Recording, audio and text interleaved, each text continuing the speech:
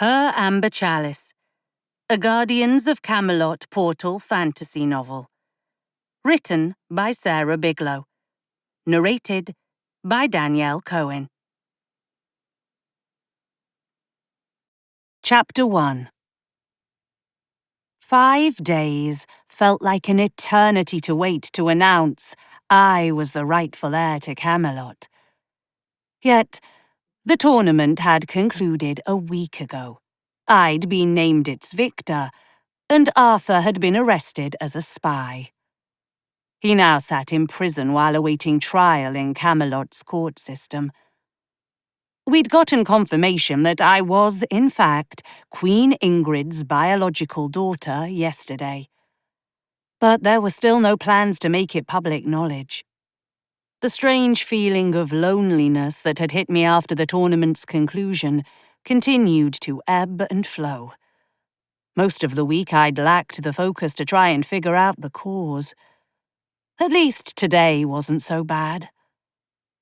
I stood in front of a mirror in the room I'd been given in the castle. It was 3 times the size of the one I'd used while staying with Emrys in her cabin. In fact, it was larger than the entire flat I'd shared with Aunt Nim back in London. Not that I was complaining, but part of me didn't know what to do with all the extra space around me. The process of moving in had been quick and painless. Just one of the many perks of having staff to handle it all for you. I also hadn't packed much in the way of belongings when Emrys and I had fled London, the night of Nim's murder. There wasn't time. Thinking about the woman who'd raised me brought tears to my eyes. I brushed the wayward drops that managed to slip down my cheeks away with my right hand. My left arm still remained bandaged and bound against my side in a sling. Compound fractures were a real bitch, even in Camelot. Still, magic was pretty amazing, and the doctors had assured me I'd only need the sling for another day or 2 before I could use my arm without restrictions. A soft knock on the door interrupted my brooding. I straightened my shirt and closed the distance to the door. I pulled it open to reveal a young woman in the royal family's purple staff uniform on the other side of the threshold. "Good morning," she greeted, her gaze focused on a point just beyond my left shoulder.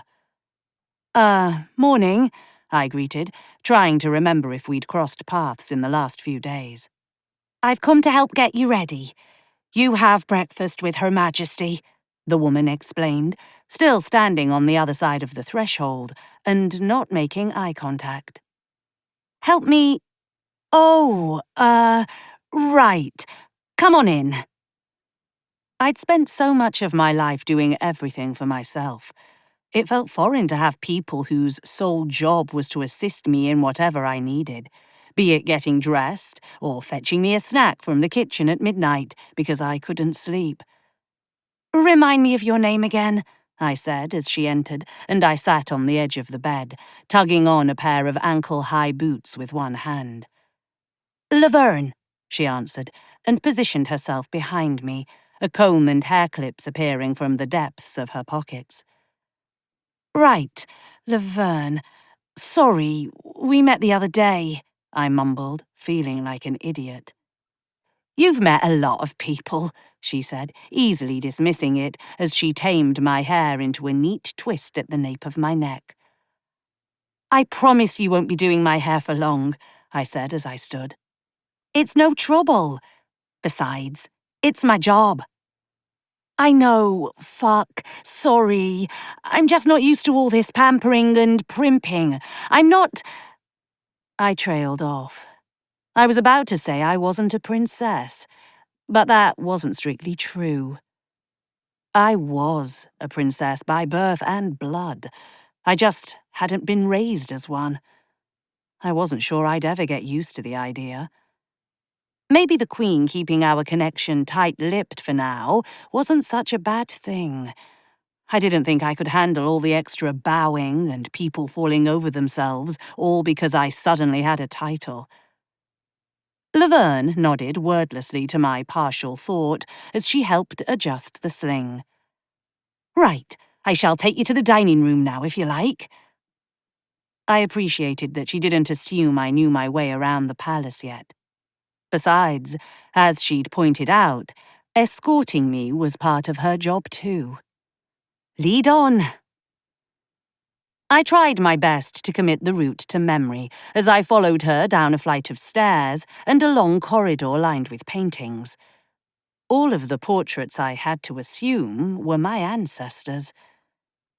We stopped at a set of double doors that opened inward. Laverne gave them a solid shove to throw them wide, revealing the Queen sitting at the head of the table. She wore a tunic, similar to the one Emrys had worn the day we'd met, over a pair of looser-fitting pants. Her hair was done up in a knot at the top of her head. She looked up at my arrival and smiled. "Good morning, Morgan. Glad you found us." Before I could ask who "us" was, I spotted two familiar faces seated on the other side of the table. Gethin was already on his feet and ushering me over to sit down before I could greet him.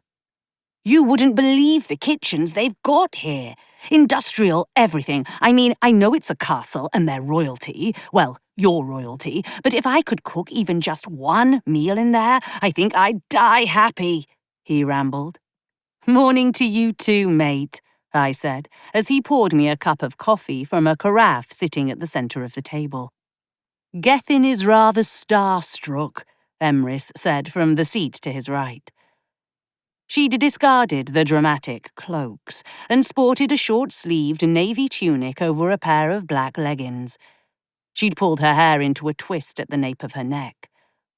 I had to admit, she looked the most relaxed I'd ever seen her. "You can't blame Gethin for being excited. He's been dreaming of this ever since he started apprenticing with you," I answered. Across the table, my mother's face clouded with sadness. All of this was just as new to her as the rest of us.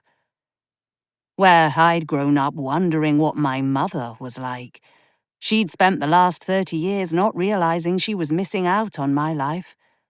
She didn't even know I existed.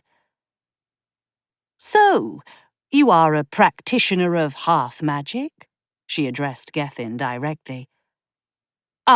Yes, I mean, I dabble," he answered, averting his gaze. "He's being modest.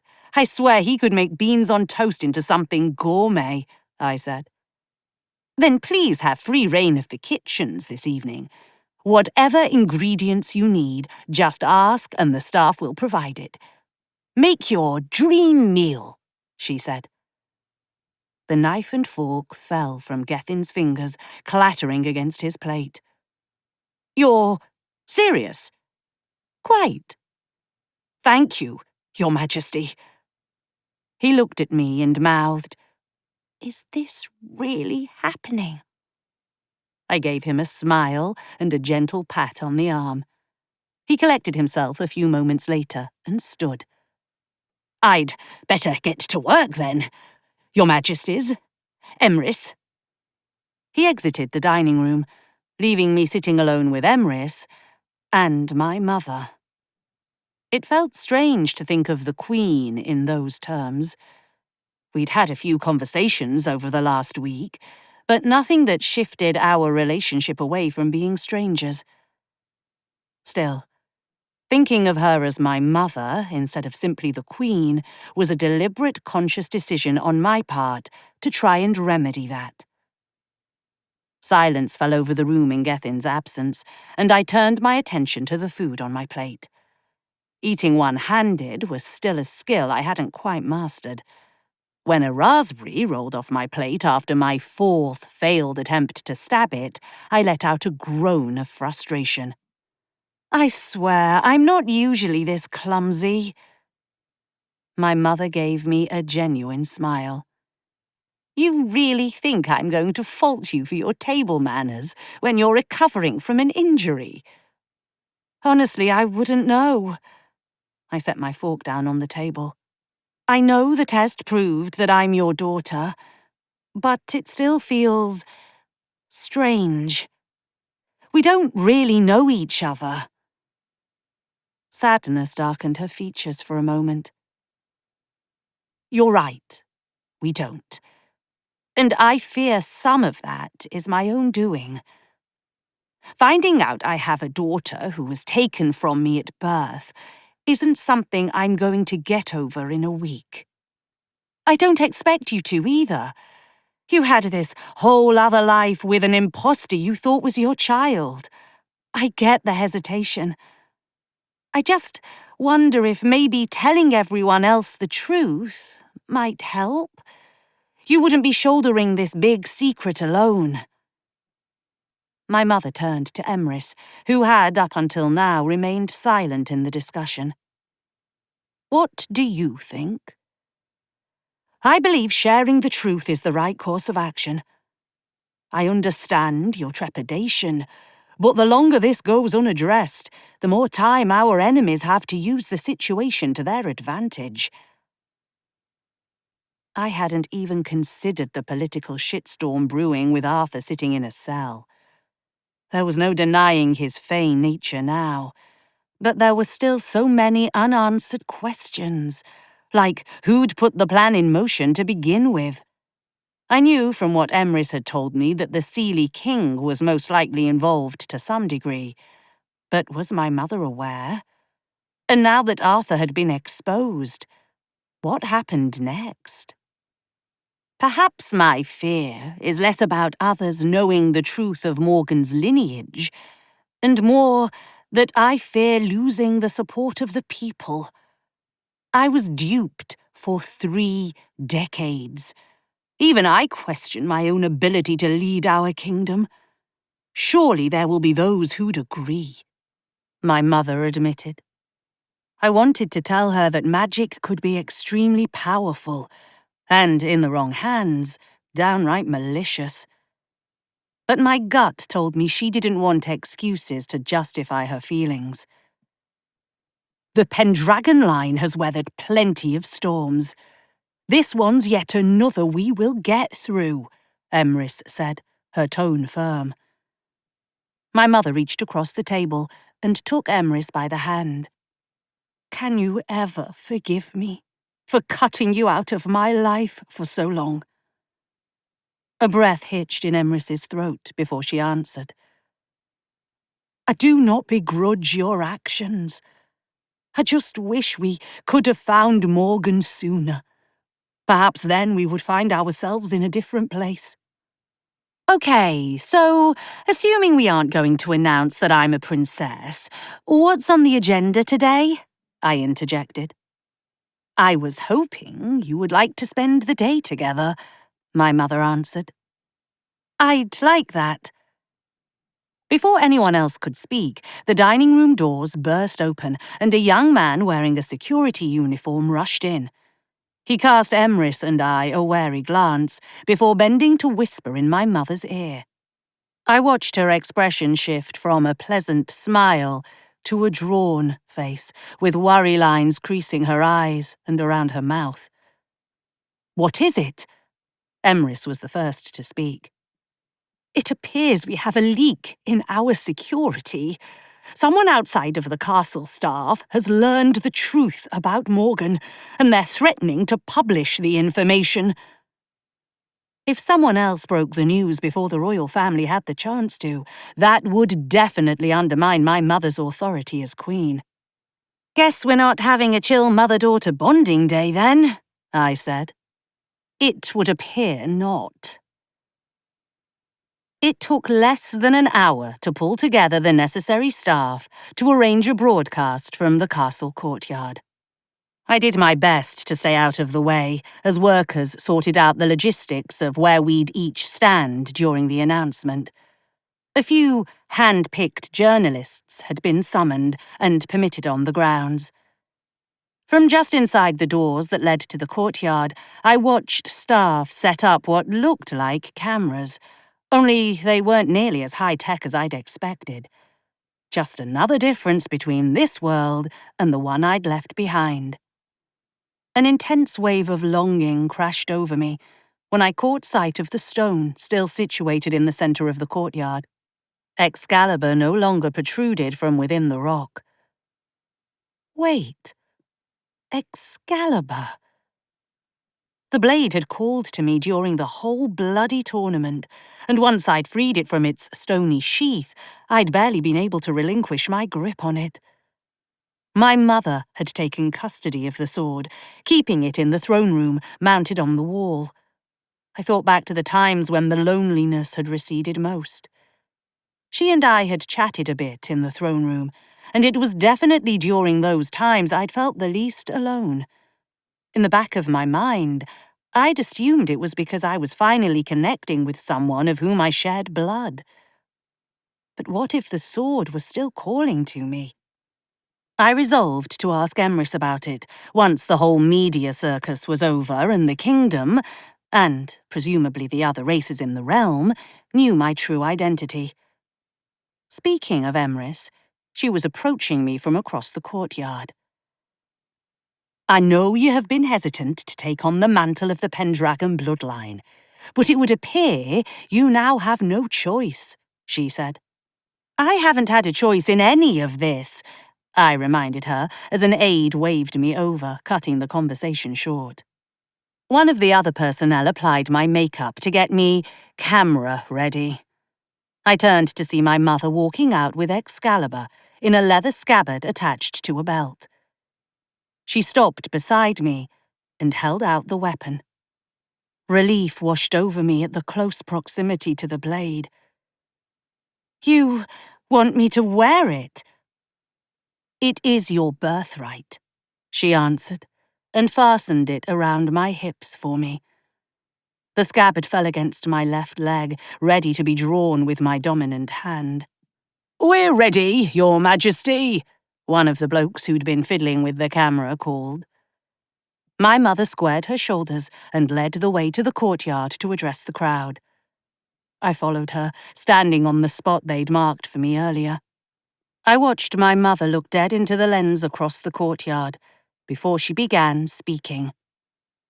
"Citizens of Camelot, I know that there have been many questions in the wake of the annual tournament's revelations. We are diligently investigating how an infiltrator could have gained access to the castle." She took a breath to compose herself. I had no idea what came next, since I wasn't privy to writing the speech. "There is one question I do wish to answer today. Testing has been conducted, and we have confirmed that the man who went by Arthur Pendragon is, in fact, Seelie. He bears no familial connection to the crown. I speak to you now as a mother. I cannot express in words the grief I have felt at the betrayal of someone I had thought of as my own flesh and blood. But there is a light at the end of this darkness." She turned to me and placed a hand on my shoulder. "We have also learned definitively that Morgan Le Fay is the rightful heir to Camelot. From this day forward, she will be known by her birth name, Morgan Pendragon." Chapter 2. I tuned out the barrage of questions the journalists shouted at my mother. There was no way I would provide any answers. I just stood stoically beside her while she spoke. Eventually, I felt a hand on my shoulder, and it was enough to shake me out of my daze. Emrys guided me back inside, and I slumped against the polished stone wall behind me, letting it keep me upright. "Please tell me this all gets easier." I wish it did, but I am afraid this is only the beginning. Now that everyone knows the truth, your anonymity evaporates. It will not be safe for you to venture beyond the castle walls unguarded. "Seriously?" I groaned. Need I remind you that we originally met thanks to 2 highly trained soldiers attempting to murder you? No, I grumbled, wanting to point out that I'd been at a disadvantage that night. My magic had been repressed for decades. Thank goodness it's better now. The front doors slammed shut, diminishing the ambient light in the entry hall. I looked at my mother. She wiped her eyes before straightening her tunic and joining me as I leaned against the wall. I am thankful that task is over with, she sighed. I know it's still morning, but I could make you a drink. I'm a bartender by trade, I offered. I don't usually condone day drinking, but I think this may be the exception. She waved me down the corridor, and I followed a half-step behind her. In my peripheral vision, I spotted 4 guards flanking us, as if they feared something might jump out and attack us at any moment. Given the fact a Seelie had been living under their noses for so long, part of me couldn't blame them for their hypervigilance. I expected Emrys to join us, but she'd disappeared the moment my mother came inside. We wound our way along a set of corridors I'd not been down yet, dispelling the illusion that I knew where anything was in this place. Somehow, we ended up at my mother's private quarters. One of the guards stepped up to open the door, putting himself between her and the interior of the room. We waited until he gave the all clear before entering. I'd expected something old-fashioned with antique chairs and a fireplace. Her quarters boasted plush lounge chairs in several hues of forest green and, surprisingly, no hint of a fireplace. However, I did spot ducts in the ceiling pumping in cool air. I spotted the bar along the far wall, or rather a counter built into the wall with a few bottles displayed and some empty glasses. I pivoted to ask what she wanted when I felt the hilt of the sword bump against my leg. I reached across my torso to try and unfasten the belt with my good arm, but had the wrong angle. You probably want this back. She held up a hand. As I said, it is your birthright. Excalibur belongs with you now. Do people really go round just sporting ceremonial weapons here? I knew the palace guards at Buckingham did, but none of them carried a mystical blade. Goodness, no. I just meant you don't have to give it back. Honestly, I believe it is safer in your possession than sitting in the throne room on display. It's going to sound crazy, but I think it wanted to be near me, too. Not that a sword has thoughts or emotions, but when I wasn't near it, I had this sort of longing I couldn't quite explain. I think I was missing Excalibur. I've felt that too, but not in a very long time. I remember it from right after it was passed to me by my mother. I stopped fiddling with the belt and pointed to the shelf. What do you fancy? I'm afraid I'm not very adventurous when it comes to my alcohol consumption, my mother noted. I do enjoy a good scotch now and again. A strangled sound caught in my throat at the mention of Nim's favourite drink. Scotch it is, I finally croaked out as I grabbed the bottle and 2 glasses. I poured some of the clear liquid into each glass and passed one over. I settled into one of the plush chairs as best I could with a sword strapped to my hip. We toasted and tossed back the contents. I still couldn't help grimacing at the taste. I take it this is not something you inherited, she said with a laugh. Nope.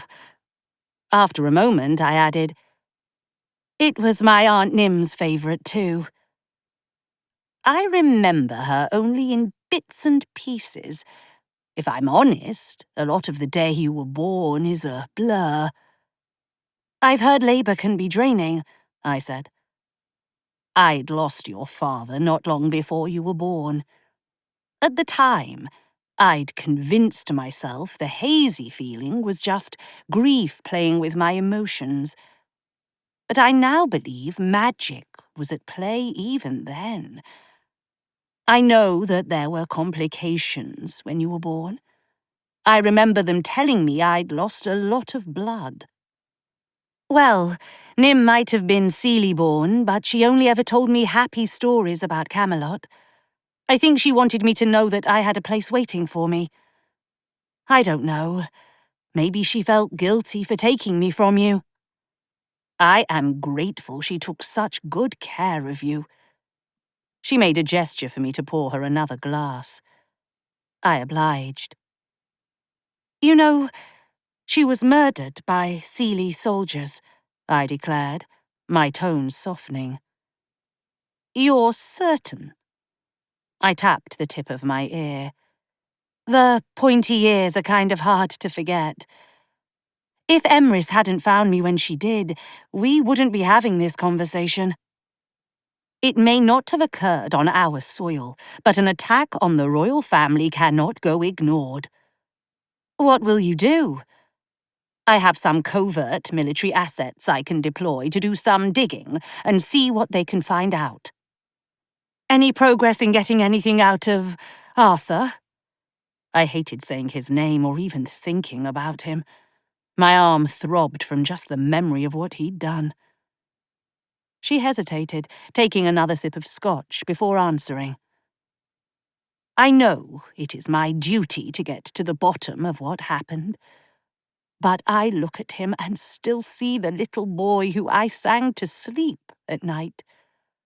The young man who showed such kindness to those less fortunate. You can't reconcile the boy you knew with the man who nearly killed me to take the crown. No.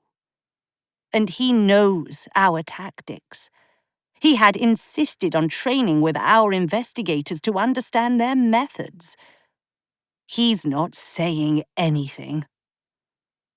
That seemed a calculated maneuver in case he ever did get caught. I could take a crack at him. While that might give you some closure, I don't think it is a good idea. Do we know who he actually is? I mean, you've got to wonder who set all of this in motion.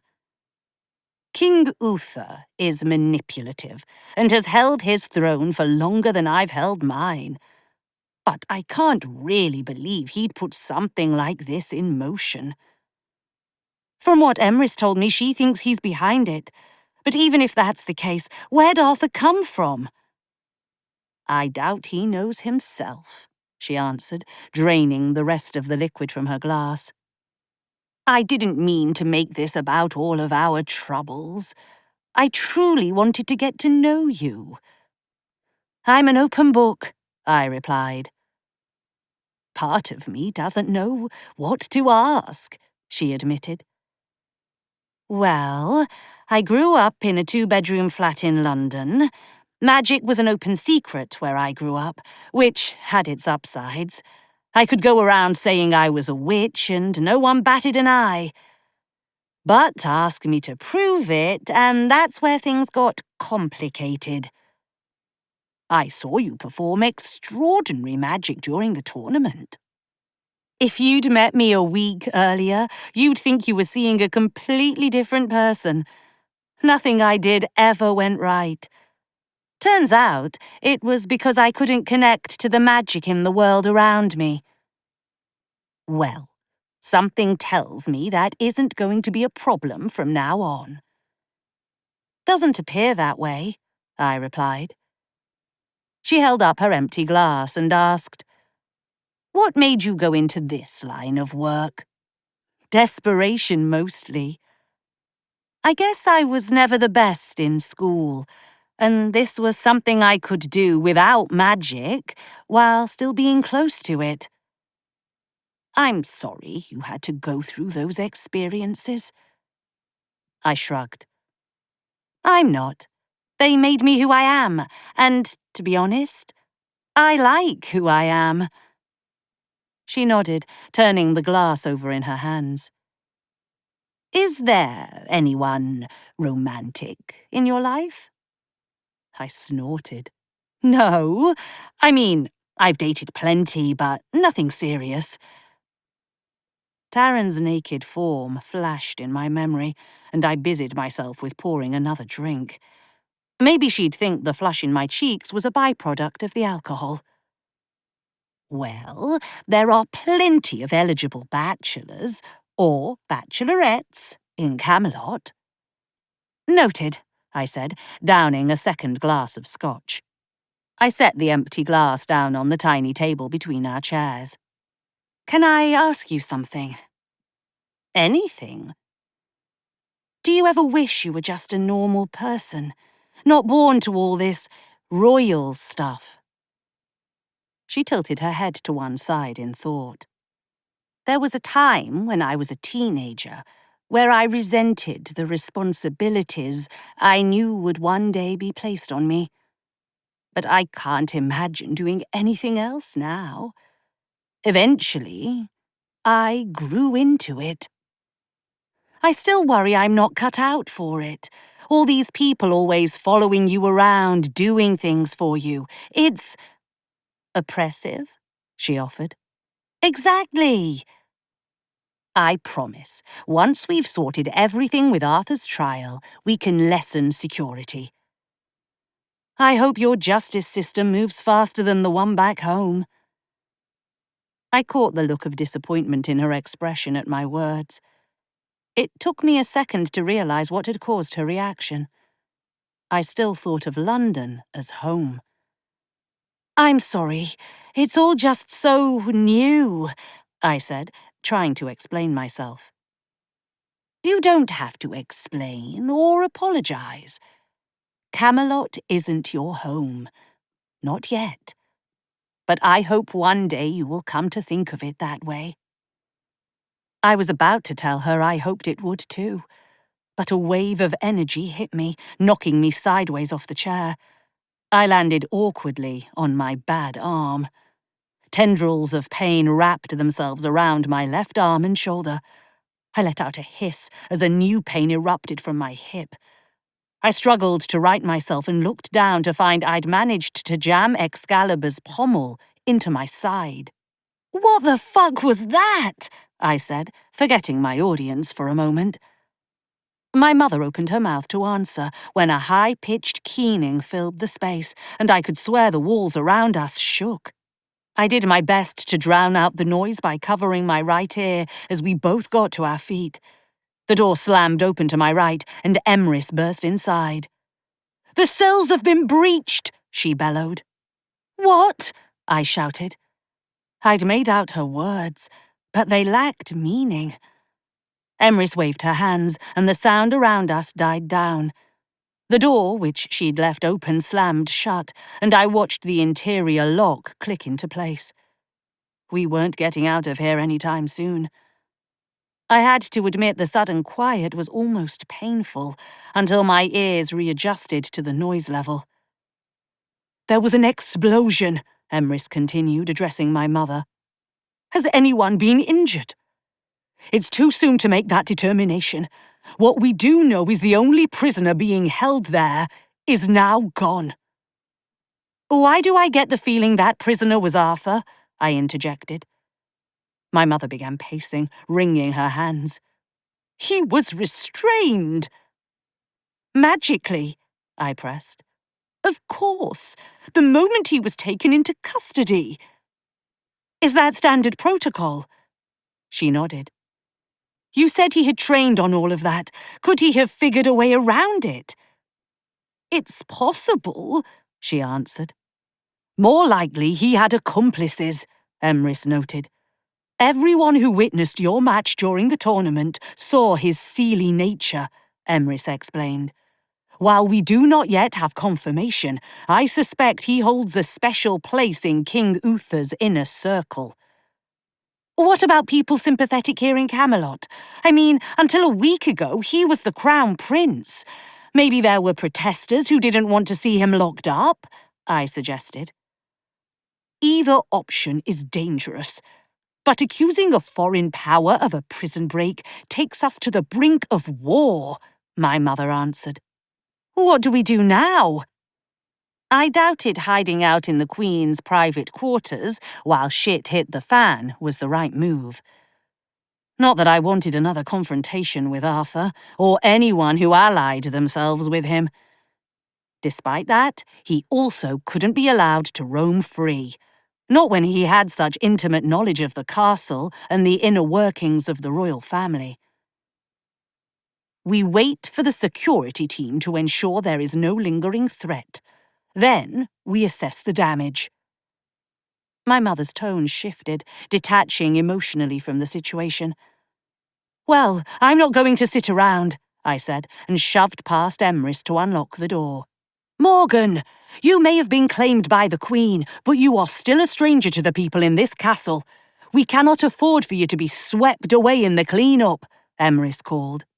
I gestured to the sword on my hip. Something tells me I'm going to be just fine. The moment I stepped out of the room, all hell broke loose around me once more. The wailing of the alarms seemed higher pitched than in the Queen's private quarters, and the energy wave pulsated on a loop. Brilliant move, Morgan, I muttered, charging off half-cocked with no fucking idea where to go. On my hip, Excalibur warmed to the point I feared it would melt through the scabbard and burn me. I managed to free the blade and held the sword in my right hand. The metal glowed blue, illuminating a path ahead of me. Who was I to argue with a magic sword? Excalibur led me down into the bowels of the castle, through a passage and out into a block of cells. They each housed a bed, sink, and metal toilet. Where the far wall should have been, now stood a pile of rubble, dust still billowing in the wind. Contrary to Emrys's concern, no one stopped me. No one even approached as I made my way to the damaged wall and climbed out. Despite the morning sunlight, the path Excalibur illuminated for me was as visible as if I'd been walking in darkness. Hurry! The blade appeared to urge me onward in my mind, and my feet picked up the pace in response.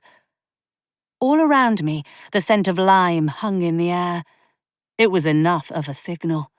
My increased speed was thanks to my magic, but I didn't feel the usual effects.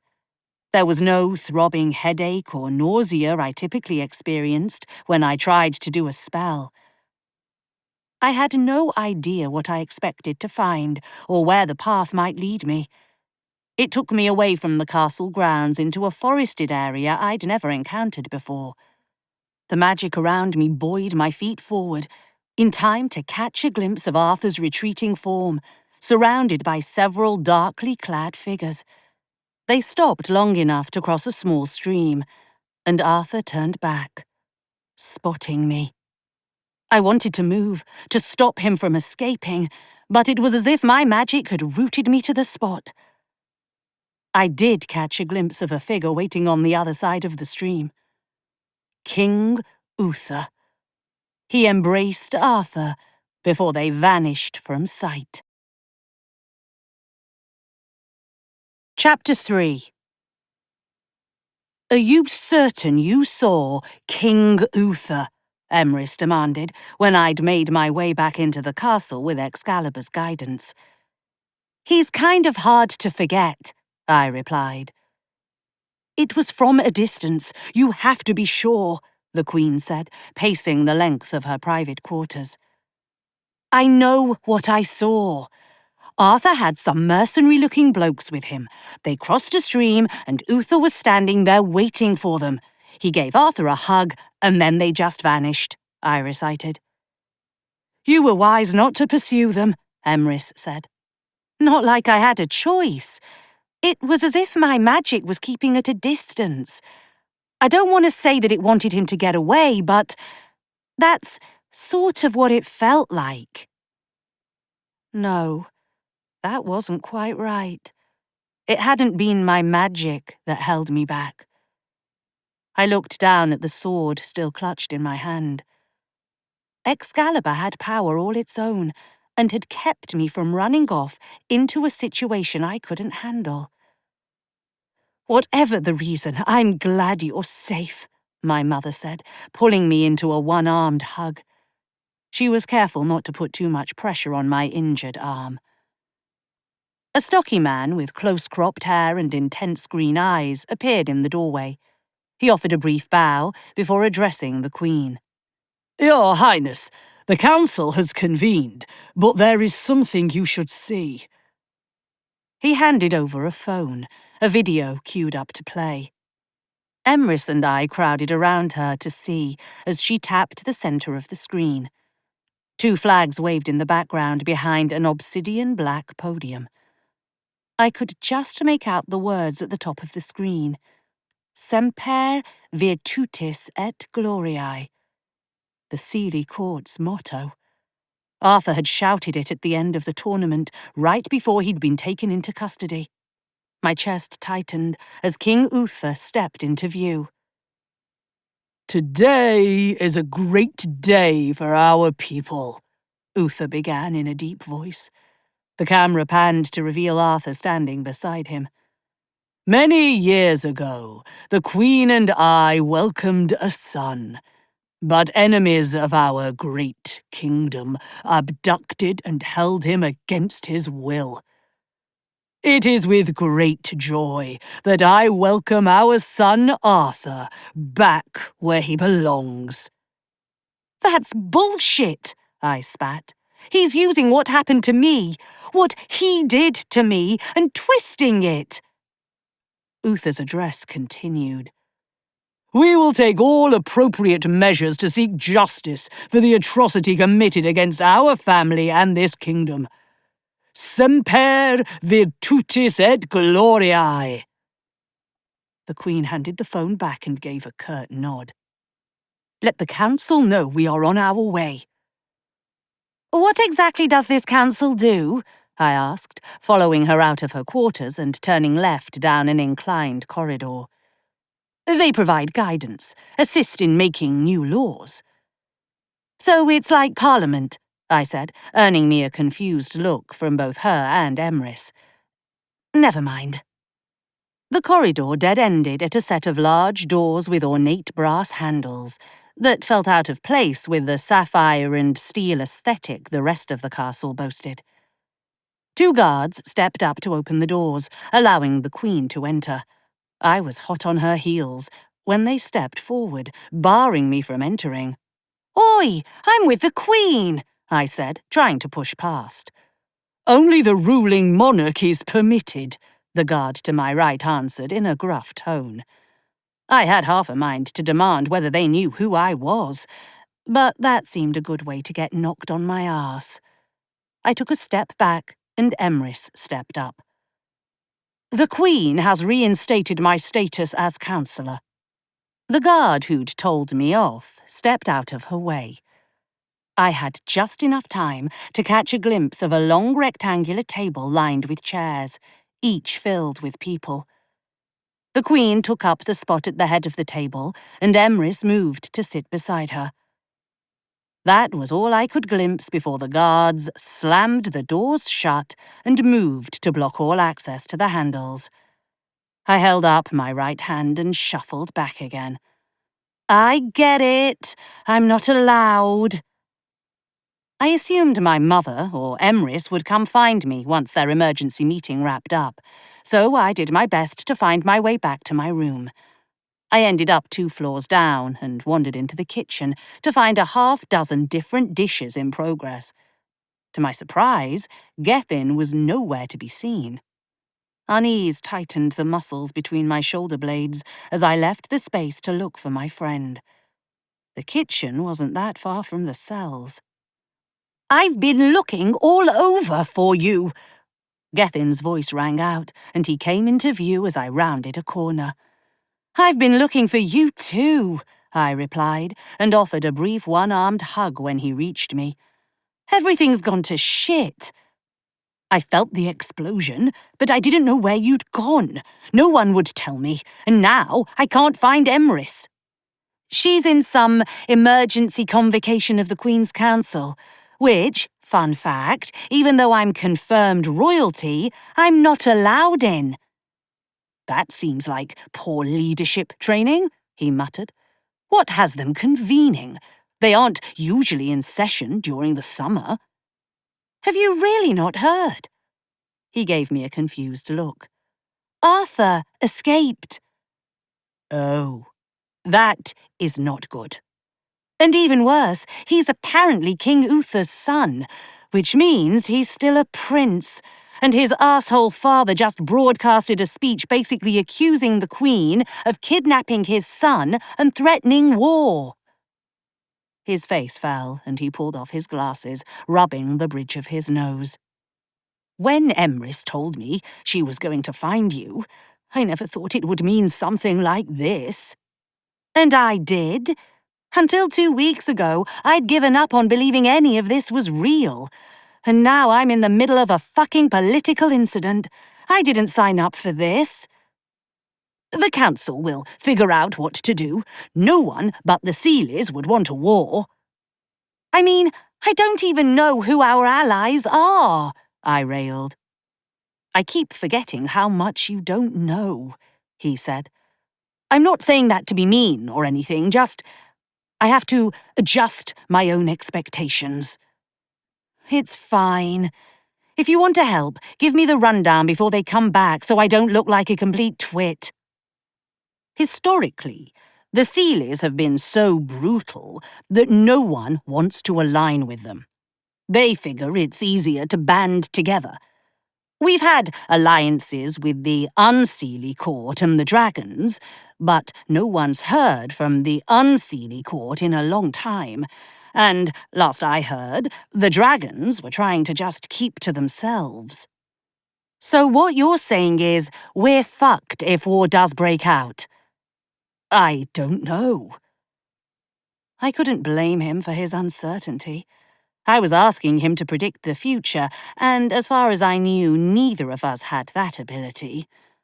I wasn't sure if anyone did. Look, even if everything goes to shit, it's not going to happen tonight, right? He looked up at me, putting his glasses back on his nose. Probably not. So let's try not to go all doom and gloom until we have to. Right. Good plan. There will be plenty of time to panic later. He offered a weak smile.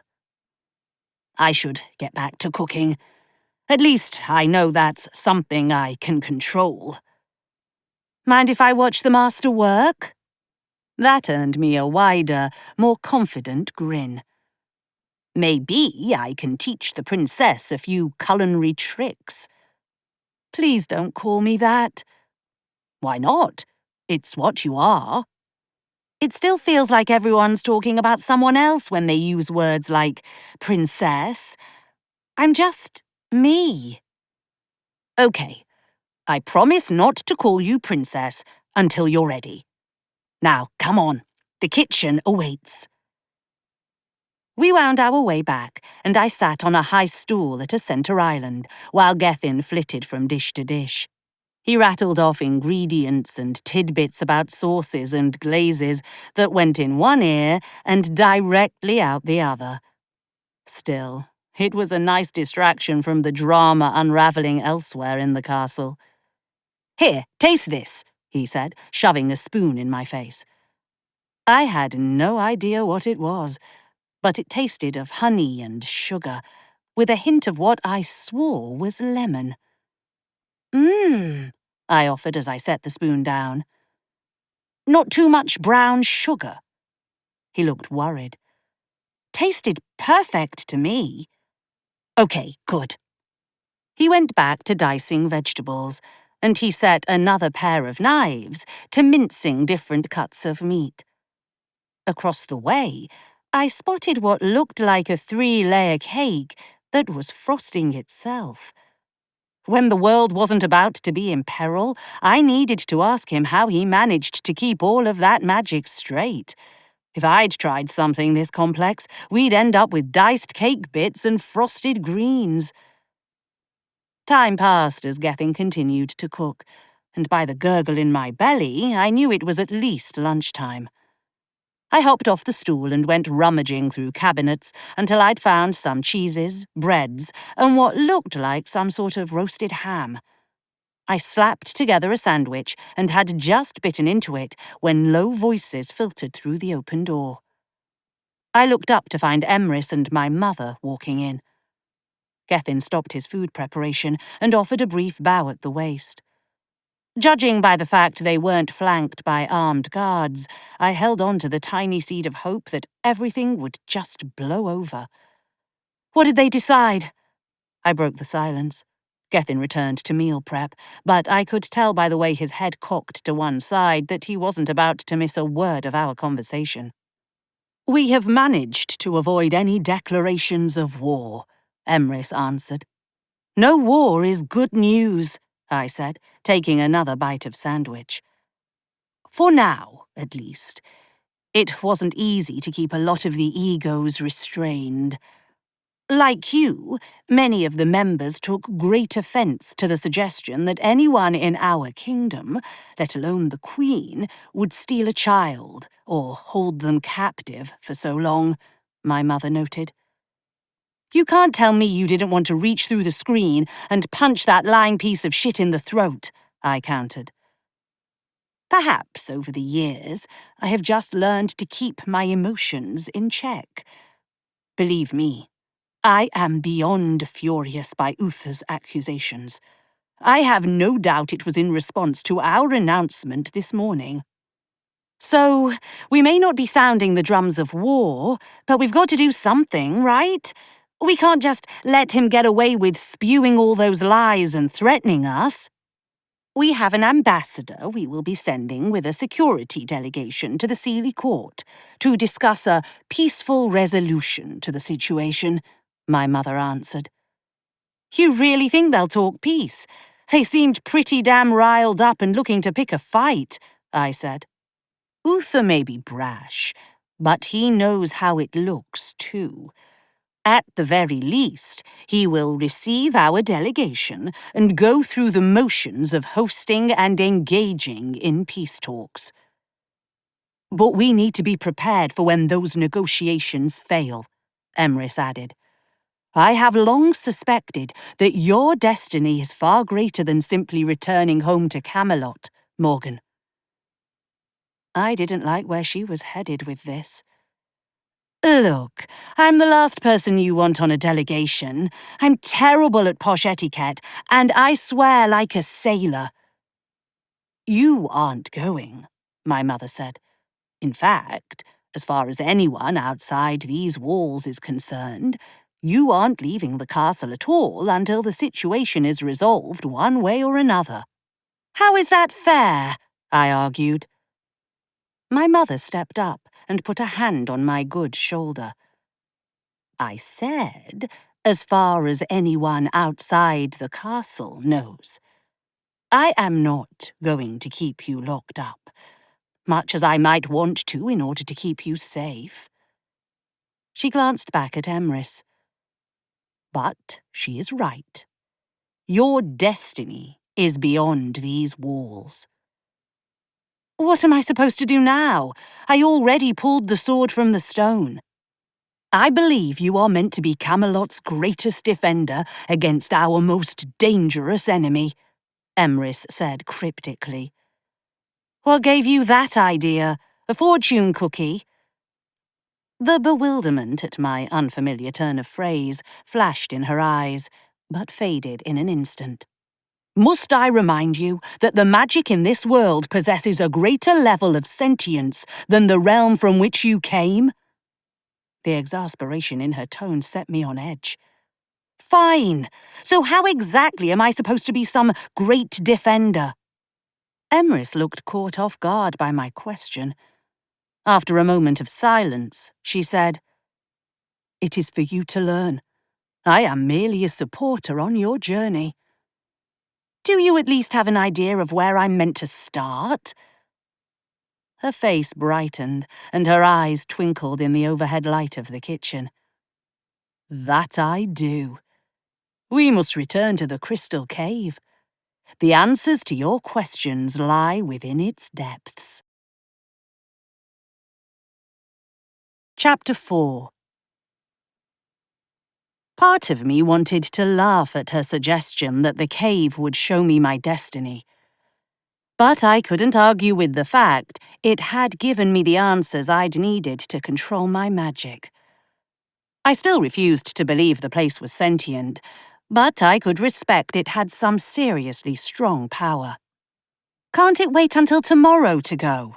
I protested, when Emrys insisted we leave immediately. Gethin's put in all this work, and it would be a shame to not get to at least try it. "Destiny kind of trumps dinner," Gethin said, sounding resigned to the fact his efforts were for naught. Almost like his skills being overlooked was a common occurrence. "Way to shoot yourself in the foot, mate." Emrys looked ready to tell me off when my mother cleared her throat, drawing attention to herself. "I understand the urgency. I do not disagree that setting Morgan on her path is important.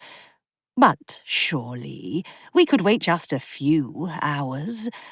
Let him have this moment." "We will leave at sundown," Emrys relented. "Great! We can eat an early supper and be on our way with full bellies," I said. Emrys turned, and it was only then that Gethin gave me an appreciative look and mouthed, "Thanks." My mother gestured to me and made a shooing motion. "I think you ought to get a little rest first. I don't know what awaits you, but more sleep can't be a bad thing."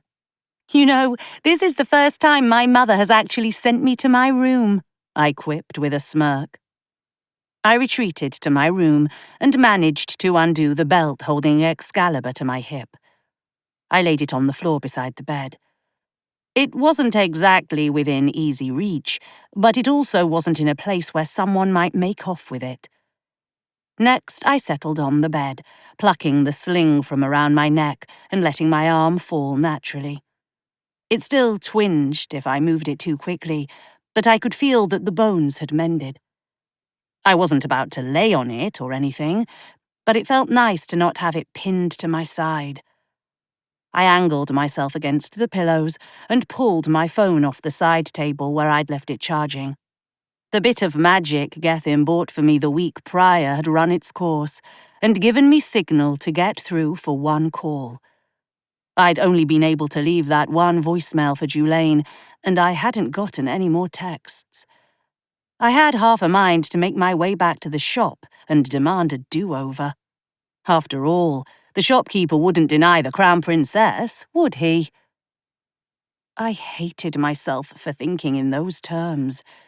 It made me feel spoiled and ridiculously privileged. Despite all of Aunt Nim's stories about Camelot and me being a princess, she hadn't raised a spoiled child. Starting to think of myself in that way dishonoured her memory, which only made me feel more like shit. I let out a frustrated groan before shutting my eyes and counting to 10 in my head. It was a trick Jules had taught me not long after our first encounter as kids. I might not be able to call my best friend, but I could still record a message to her. I might never get to send it, but at least I would know I'd tried. So, I opened our text conversation and tapped the microphone icon in the message. "Hey, Jules, it's me. I don't know if this is going to go through, but I wanted to bring you up to speed." I let out a breath that turned into a hiccup of hysterical laughter. Where to begin? Well, since the last message I left you, I found out all of Aunt Nim's stories really were true. Well, I suppose she didn't tell me about the absolutely brutal Tournament of Champions they hold every year. That's one way to scar a kid for life. Anyway, turns out that I can now access my magic, and I'm not half bad at it. I stretched out my left arm as I continued. I pulled a fucking sword out of a rock, like a real, actual Excalibur. We're sort of bonded now, I guess. Not exactly how I pictured getting bling. Oh, and I'm now recognized as the Crown Princess of Camelot. I paused to collect myself. I still can't quite wrap my head around it all, and it still isn't the same without you here. I'm getting ready to do something, I don't know what. Probably something insane and dangerous. I wish I could tell you more, but I don't have details. Maybe one day I'll come home and I can tell you all about it over a bourbon. I love you, Jules. Talk soon. I tapped the microphone again and watched as it transcribed my message. Out of habit, I hit the send button anyway. Maybe there was some bit of divine magic floating in the air that would feel my deep need to reach my last connection to my past and fulfill that desire. I couldn't bring myself to look down at the screen. Setting my phone aside, I leaned back against the pillow and closed my eyes, allowing myself to drift off into a light doze. When I woke, the sun had begun its afternoon descent toward the horizon. Grogginess clung to me as I struggled to sit up, letting out a hiss of pain when I tried to push off the bed with my left arm. "Morgan, you in there?" Gethin's voice came through the closed bedroom door. For a moment, my grogginess won out and I couldn't remember why he would come looking for me. Food. I scrambled out of bed, scooping up the belt with Excalibur, and flung it unceremoniously over my shoulder before opening the door. "I'm starving," I announced, and pushed past him into the corridor. He fell into step beside me as we made our way down to the dining room, where I'd shared breakfast with the Queen and Emrys. Gethin was oddly quiet for someone who was about to present a meal to his queen. "What's going on in that head of yours?" I said, nudging his arm with my elbow. "If you're nervous about the meal, I'm sure it'll all come out perfectly." "It's not that. I just can't help thinking, worrying, really, that now you're here, Emrys won't have time to continue my training. She's a very powerful witch. I'm sure she can handle having 2 students at once. Besides, sometimes I don't get what she's saying. You're my translator." "You're probably right. But I just have a feeling that my time is done. And part of me is glad that I'll be able to make my own way in the world. But there's another part that feels like there's so much more she could teach me." "Well, you don't have to worry, because I am not letting her get rid of you. You and I are a package deal. You were the first real friend I made here, and I don't take that lightly." He brightened at my words and adjusted his glasses, hurrying ahead of me a few paces so he could open the door. Emrys and my mother were already seated inside. Dishes heaped with delicious-smelling glazed meats and roasted vegetables were laid out along the middle of the table. Gethin pulled out my chair. He beamed at me with such excitement, I didn't have the heart to tell him I was capable of pulling out my own chair. "You might want to remove that," my mother said, gesturing to my shoulder. My cheeks burned with embarrassment as I realized I'd trekked through the castle with the sword slung over me like a wrestler brandishing their winning belt. I managed to slide it off and set it on the floor without looking too undignified. At least it was only the 4 of us in the room. "This all looks wonderful," my mother said, addressing Gethin. Before Gethin could reply, a soft knock sounded at the door. He darted from his seat and opened it to reveal a young woman in an apron holding 2 bottles and some glasses. He whispered something to her before she departed, and he returned to the table, revealing 2 bottles of wine, one red, one white. "We've 2 courses, and the wines pair with each," he explained, popping the cork from the red wine first. I took a sip after he'd poured everyone a glass, and could have melted it was that good. This was shaping up to be an excellent meal. Sneaking out of the castle after 3 glasses of wine was not the best decision I'd ever made. I might tend bar, but I've never been one to hold my liquor particularly well, and wine made me argumentative as fuck. "You've got to be quiet and keep the hood up," Emrys chided, as she and Gethin ushered me off castle grounds. "You know you can't get rid of him," I said, pointing to Gethin as if she hadn't spoken. "No one is getting rid of anyone. Now, be quiet," she replied.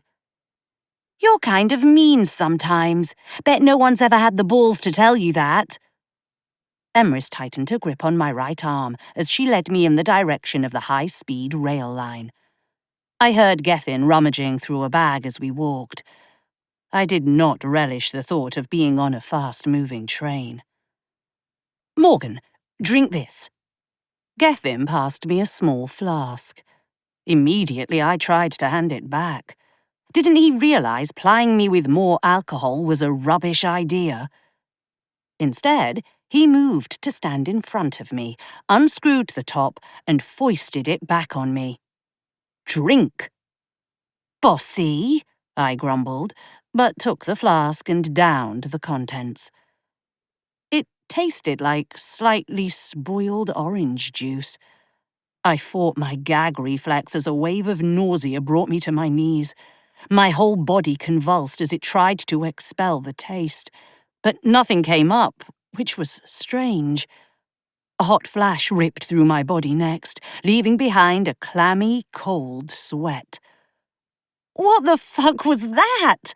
I demanded when the feeling passed. "Hangover cure," he replied, and extended a hand to pull me up. "I hate you right now," I groaned. "But I also kind of love you." "Now that we've sorted your inebriation, we need to move," Emrys urged. "Lead on, fearless leader." I gave her a hand flourish with a bow. I expected to have to sneak through the turnstiles at the station and hop on the last outgoing train. Instead, Emrys steered us away from the entrance altogether. She led us along what looked like a maintenance tunnel that let out beyond the station. She tugged the hood down over my face as she held up her hand and traced a circle in the air ahead of us. Ozone crackled and made the hairs on the back of my arms stand on end. The forest by the crystal cave was just visible through the circle. "Please tell me I'm hallucinating," I whispered to Gethin. "Nope, it's real." Without warning, Emrys shoved me through the portal. It widened to accommodate my full height, and I staggered forward, catching myself on a tree branch. Emrys and Gethin came through behind me in a more sure-footed fashion, and the portal blipped out of existence. "Have you always been able to do that?" I asked, as I turned to face the woman. She nodded wordlessly. "Then why did you make me get on a train and a ferry to get to fucking Ireland?" She tugged a necklace from beneath her tunic top. It was a tiny gold dragon with a diamond at its centre. "Portal magic is a borrowed gift. I was not certain it would work in the other realm. And it is not an infinite resource. I must conserve it for times of great need only." It was a reasonable explanation, but it didn't mitigate my annoyance. She gestured to the mouth of the cave. I walked inside, retreating to the back where I'd had a strange encounter with its magic about 2 weeks ago. The air was sweet, smelling of fresh berries as I settled on a rock and peered down into the shallow pool of water. My reflection looked up at me, wearing the same expression I did. "Okay, I'm not really sure how this works, but if you know anything about this destiny of mine and how I'm supposed to go about, fulfilling it or whatever, I'd appreciate any hints. Please?" The air inside the cave warmed, and my reflection in the water rippled, changing to reveal what looked like a grassy field. I could make out myself in the midground with Excalibur held aloft. The scene shifted rapid fire, panning over figures so quick I couldn't make out much beyond general feminine curves. Sunlight beamed down overhead, and an array of colours sparkled around me in the water, blinding me. I blinked to try and clear my vision. Slowly the image resolved to show me sitting there beside the pool. My vision finally cleared, and I tried to process what I'd seen. I was leading some sort of charge, and there appeared to be a lot of women with me. Okay, so I'm meant to what? Lead an army? Not really the military type here. Leaders aren't born. They're made, my reflection told me. You clearly haven't met me, I muttered. My reflection took on a disapproving expression. You are the Pendragon heir. You are destined for great things, but you cannot do it alone. Yeah, I gathered that from the whole cadre of women shown with me there. But what am I meant to do now? We're teetering on the edge of war already, and I've been in Albion for less than a month. The water's surface shimmered, showing what looked like a golden cup. Yet I couldn't make out anything about where it might be or why it was important. Before I could ask for clarification, my reflection returned. She reached up and touched the hollow of her collarbone. As she did so, I felt something pressed against my skin. I looked down to find a necklace with a silver locket resting against my chest. This will be your guide. My reflection flickered, returning to my mirror image, looking perplexed. I pulled the locket over my head with my good arm and fiddled with the tiny clasp, keeping it closed. The front fell open to reveal a compass, the tiny needle pointing out of the cave. Following it, I emerged and found Emrys and Gethin standing watch. Gethin was first to turn at the sound of my footsteps. Where'd that come from? Magic cave, I answered, and glanced down at the object in my hand to find the needle had shifted direction. Hope one of you is good at navigation, because it looks like we're going on a road trip. Chapter 5. I offered the necklace to Emrys. Together we stood there in the forest, surrounded by silence, as she studied the compass. She held it aloft, turning it over, and examining it for what I couldn't begin to guess. It just appeared to you? Gethin asked. It's going to sound mental, but I gave it to myself. Well, my reflection in this pool of water did, and it showed me a gold cup. Don't ask me what the hell that means, because I've got no idea. Maybe you didn't have enough hangover cure, he murmured. Morgan was not inebriated. The cave has been known to produce physical manifestations in the past. Her left hand moved absently to brush against the top of her tunic, where the golden dragon necklace lay just beneath the fabric. She passed the compass back. Did it show you anything else? I closed my eyes, trying to solidify the flashes of images I'd seen. But the only one that stood out was me leading the charge, surrounded by a bunch of women. The cave told me whatever it is I'm supposed to do, it's not alone. It showed me leading a group of women. Most of the military here are men, Gethin offered. Would have never guessed, I muttered. But I have a feeling that whatever we do next, it isn't going to be here in Camelot. I turned the compass over in my hand again, opening it up to look at the needle. It pointed dead ahead of us. But that meant...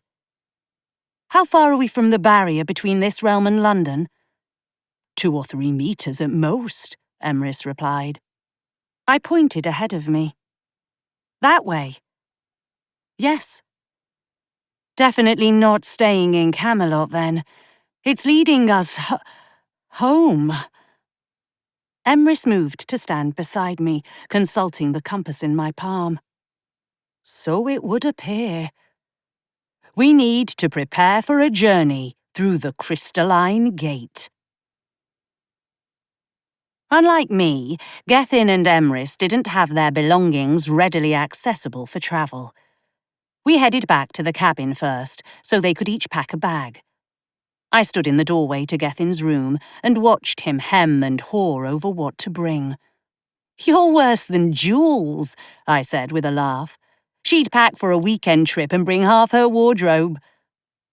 "I've never been out of Camelot before," he admitted, slumping onto the bed. "Never?" He shook his head.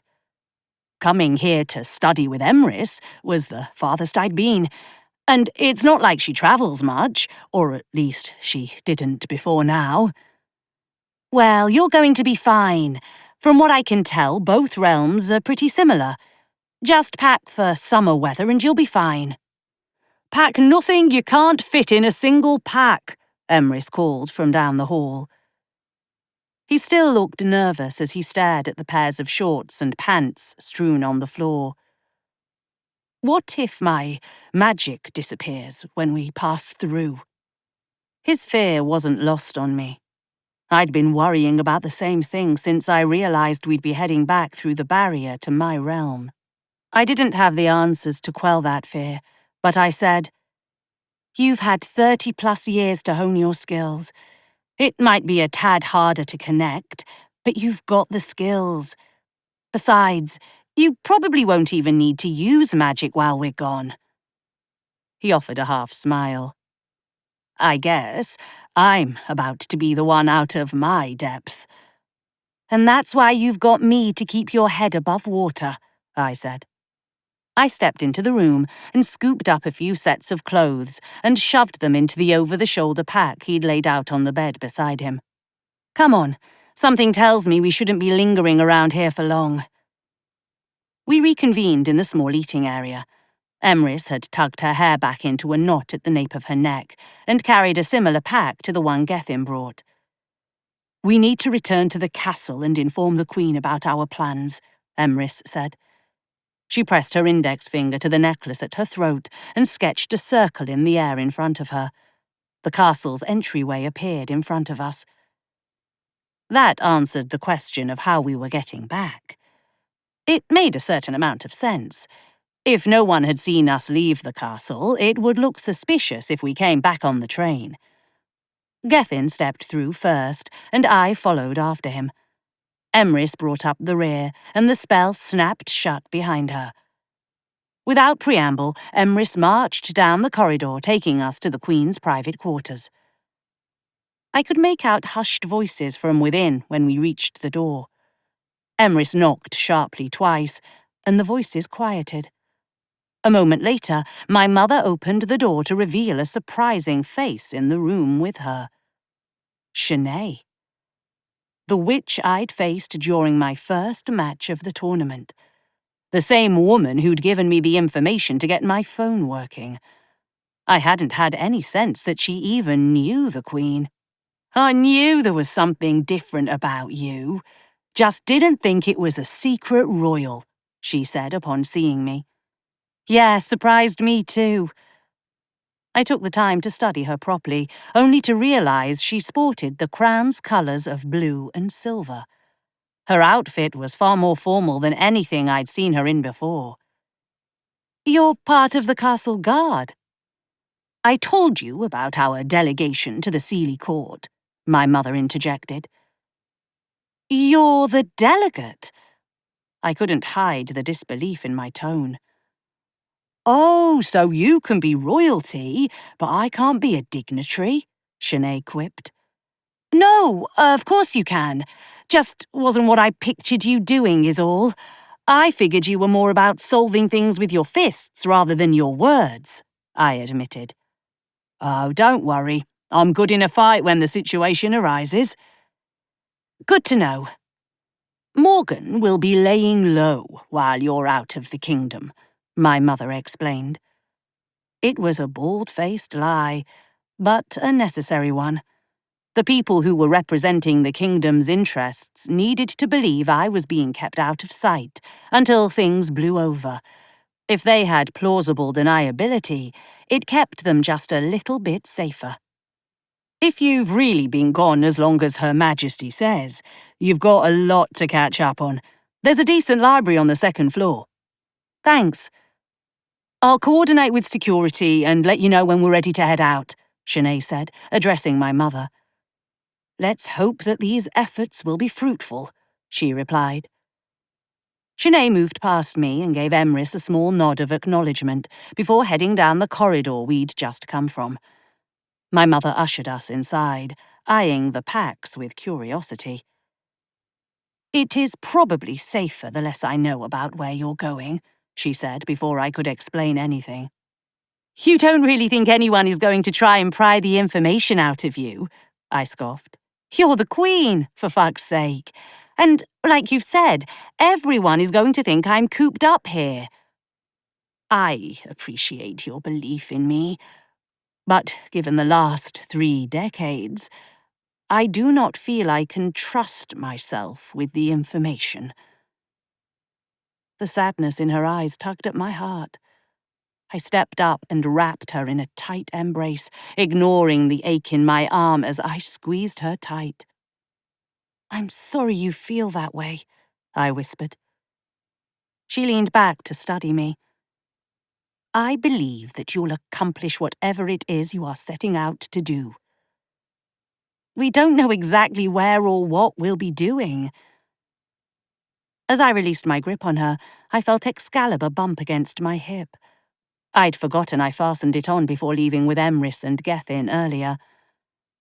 I know you don't want to know anything, but I can say that walking around with an actual sword is going to make us stand out. What about a transformation spell? Gethin suggested. Conceal it as something less conspicuous, so you don't have to leave it behind. The blade is dragon-forged. Only a dragon of considerable power would be able to perform that level of magic, Emrys noted. Would someone with, say, royal blood be strong enough? I posed. Potentially, Emrys answered, drawing out the word as she gave me side-eye. Why do I get the sense you are about to suggest someone in particular? Gethin made a strangled sound. Please don't tell me you think you can convince him to help. What am I missing? My mother interjected. She thinks, since she met Prince Taran once, that she can just ask him for a favour, Gethin answered. I wasn't aware you'd met. During the tournament, I said, fixing Gethin with a look that clearly said, keep your mouth shut. But he seemed nice and his sister was pretty cool too. Their family has been allies in the past. It is worth asking, Emrys agreed. I don't know if we have the time for official channels, my mother noted. I'm pretty sure I can go through some unofficial ones. Just give me until tomorrow. If he can't do it, then we'll figure something else out. Very well, my mother answered. Now I just had to find a way back to Emrys's cabin before tomorrow morning and hope Taran stopped by for his morning swim. Emrys provided a portal for me bright and early the next morning, with a reminder that I only had until evening to accomplish the task. I hardly slept the night before from the anticipation. It wasn't so much about whether Taran would be able to do what I asked, rather what he thought of me, knowing that I, too, was royalty now. Would he treat me any differently? Or would he refuse to speak to me for fear of igniting a diplomatic incident? I arrived at the lakeside just as the sun crested over the tree line on the opposite shore. I turned my gaze skyward, hoping to see a large, winged silhouette, but only a few wispy clouds drifted into view. I began pacing, turning my attention to the unbroken surface of the water. I had no idea how long he could hold his breath, or if dragons even needed to breathe underwater. "Are you expecting something to emerge from the depths?" a familiar voice asked from beside me. "Or perhaps someone?" I jumped, turning to find Taran, fully clothed, standing beside me. I hadn't heard him approach. I turned to try and gauge the direction he'd come. "Are all dragons bloody stealth ninjas?" "Only those of us with practice," he replied. He tugged his shirt over his head, revealing his muscular torso and arms. "Taking me up on that offer of a swim together?" Heat crept up the nape of my neck. I'd nearly forgotten about that particular offer the first day we'd met. It sounded like a lovely distraction, and I could already picture him naked, drawing me into the water. I could feel the ghost of his skin against my fingers. The vision sent a shiver through my core. "Get a grip, Morgan." I cleared my throat. "Maybe another time. I was actually hoping to ask for your help." His face fell. "That's a shame. I'd have liked to go for a swim with Camelot's crown princess." "So, you heard the news?" "It was rather difficult not to," he answered. "When a ruling monarch makes an announcement that there's a new heir to the throne, it makes the news cycle everywhere." "I'm still getting used to it all. Any tips?" "Don't change who you are to fit what other people expect you to be." "Believe me, I've been trying, but it's easier said than done. I feel like so many people are silently judging me. Like, somehow, it's my fault Arthur was an imposter." "You don't bear the responsibility for that. He was the one living a lie. Whether he knew it or not remains to be seen." "Oh, I have no doubt he knew something. Whether he knew he was actually the heir to another kingdom, well, that I'm not sure." "For what it's worth, I believe that King Uther is full of shit. I don't believe for a moment your mother would have taken a child, not if she'd known that happened to you." "Thanks for that." "You mentioned needing my help," he prompted. "If I tell you something, I need to know that you won't breathe a word of it to anyone. And don't ask me why I need it." "Assuming it's not something illegal, I'll keep it in strictest confidence." I tapped the hilt of the sword on my hip. "I need to know if there's a way to transform this into something more portable. I've heard dragons might know how to do something like that." "May I see it?" My stomach did a flip at the request. Aside from my mother, no one else had handled Excalibur since I'd freed it from the stone. But if I wanted him to do anything, he'd need to lay hands on the blade. I unsheathed it and held it out. He took it gently, laying the blade across his right palm. "Remarkable. I'd heard stories of this sword from my childhood. It had been used by your ancestors in battle, and it made their aim true. I can feel the power within it." He glanced up at me. "It feels like you." "I haven't heard that one before," I mumbled. "I just mean, I could feel the power you let loose during your match with Arthur, and this feels the same." "Guess that makes sense. It's got my blood in it, or something." "So, that's how it's managed to stay out of the wrong hands for all these centuries," he muttered to himself. "Do you think you can transform it? And have a way for me to turn it back if I need it?" "With the right tools? Yes. It is a delicate procedure, but I am willing to give it a go. For you." He cast a longing look at the water and passed the sword back to me. "But when this is over, we are going to have our swim." When what's over? I played dumb. He smiled. Don't think I can't see you've got something brewing. I won't ask what it is, because I sense it's better I not know. You're a smart man, I answered. I promise, when this is done, we're getting in that lake together. Good. He tossed his shirt to the ground. Now, how do you feel about going for a ride? Chapter 6. Whatever I might have thought going for a ride meant, I was so very wrong.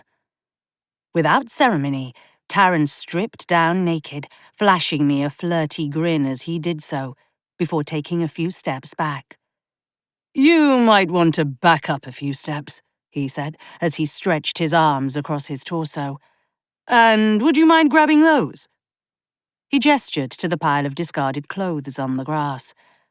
I scooped them up and took several liberal paces away from him. The air around us grew charged with static electricity as his eyes glowed the same fiery orange I'd seen Talia's do during our match. His sister's transformation had been almost like a dance.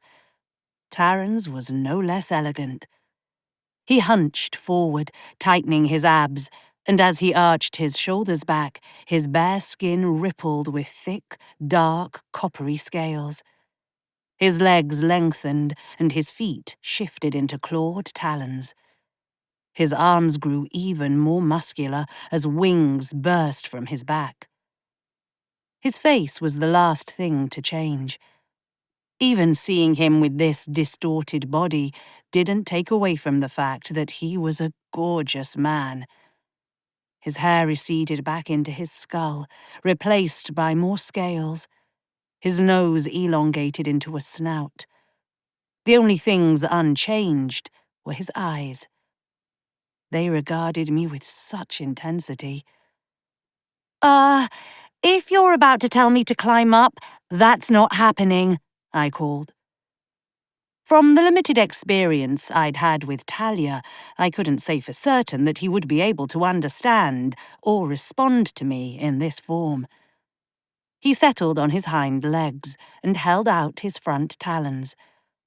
They were nearly as wide around as my torso. He waggled one talon as if to say, "Come here." I hesitated before securing Excalibur around my waist and pressing his bundle of clothes to my chest. He scooped me up into his front talons and nestled me close to his chest. I could make out the subtle difference in shading on the scales covering his belly from this distance. With a puff of air through his nostrils, Taran launched us into the sky. I let out a yelp of surprise as the ground sped away from us faster than I'd ever travelled. I expected the air to turn my lashes to icicles the higher we got, but Taran stayed low enough that the air currents remained warm, if a bit damp. It took a few minutes to feel comfortable enough to open my eyes and take in the landscape around us. I could just make out the castle in Camelot off in the distance to our left. But Taran wasn't headed that way. Instead, he turned on a dime, letting the currents buoy us in the opposite direction. The rolling hills and thick woodlands gave way to more open fields and rocky cliffs. I could feel my lips begin to chap from the wind and height as we glided over open bodies of water. In the back of my mind, as I spotted lakes and rivers below us, I couldn't help but wonder what had drawn Taran to the lake near Emrys's cabin. I filed that curiosity away for a time when I wasn't worried about going off on some insane quest. Taran veered downward, and I craned my neck to see where we were heading. From this high up, it appeared to be an outcropping of rocks on an ocean shoreline. The rock face came screaming up at us, so fast my entire body tensed and my jaw clamped shut in an effort to brace for impact. Instead, Taran's wings slowed to a lazy flap and his body arced, pushing his hind talons ahead of us. They dug into the rough surface beneath, slowing our forward momentum, but not enough to send me jolting out of his arms. He carefully lowered me to the ground, and I tumbled free of his embrace.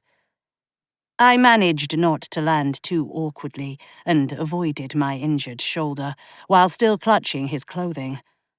Realizing he'd likely need them, I laid them between us and shuffled back as much as I could. His transition back to human state was less alluring. This time I was conscious of the sound of bones cracking and joints snapping back into proper human shape. Still, his eyes never left mine as he made the transition back. In fact, he didn't break our locked gazes while he dressed either. "So, that happened," I said dumbly. "You did remarkably well for your first time," he said, and offered me a hand. "Mind telling me where we are exactly?" "The edge of the territory between your kingdom and mine," he replied.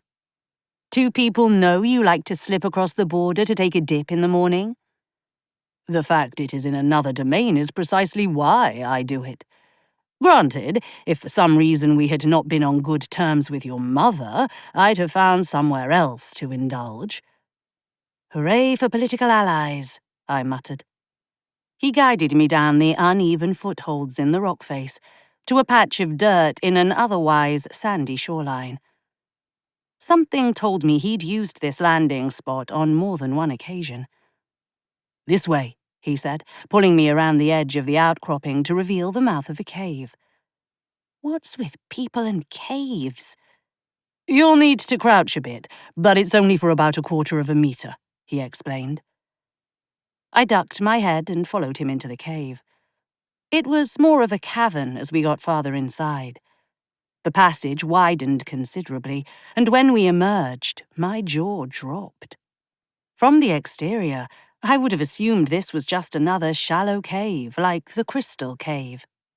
Maybe there was magic in place to make it bigger on the inside, or the cavern really was this spacious. Somehow, lights hung from various spots in the ceiling. I could trace the electrical wiring to a box on one of the far walls. There were various metal working benches laid out in neat rows within the vast space. "Holy shit," I breathed. "Welcome to my workshop," Darren said. I could hear the excitement in his tone. "How'd you get all of this in here?" "You are aware magic exists, yes?" "Stupid question, got it." I did a slow spin, taking in the rest of the space. I spotted numerous finished sculptures sitting on a table nearby and gravitated toward them. They appeared to be made of every metal imaginable, from silver and pewter to gold and steel. Gorgeous. Lives in a cave. Hoards treasure. "You really are a dragon," I said with a snort. "What is that supposed to mean?" "Don't tell me people here haven't heard stories about dragons living in caves, protecting their precious troves." I waved my hands around to signify the surroundings. "You're living the stereotype." "I do not live in a cave," he scoffed. I spotted a single bed shoved in a corner. Based on the disturbed sheets and the rumpled pillow, I begged to differ. I jabbed a finger at it. "Want to say that again?" "I never said I didn't sleep here on occasion. It's easier if I'm working late, but I do not live here." "Okay, I take it back," I said with a laugh. "So, what tools do you need to turn this into something less conspicuous?" I patted Excalibur's scabbard. "Well, I needed a forge," he replied, and ushered me to a large contraption near the back of the cave. I glanced up to see a hole had been carved into the roof. "Aren't forges used to melt things?" I asked, my voice cracking with unease. "Technically, yes." My left hand tightened on the hilt of the sword as I said, "I'm not sure I like that idea." "You want me to transform it? It needs to be malleable for me to do that. I swear it isn't going to damage the sword." I wanted to trust his word, but I was also terrified I'd mess this up and have to go slinking back to Camelot to tell the people who were counting on me that I'd let Excalibur be melted down. "Morgan, on my honor, I will not do anything to harm this blade," Taran said, his tone taking on a serious edge. My hand shook as I pulled the blade free.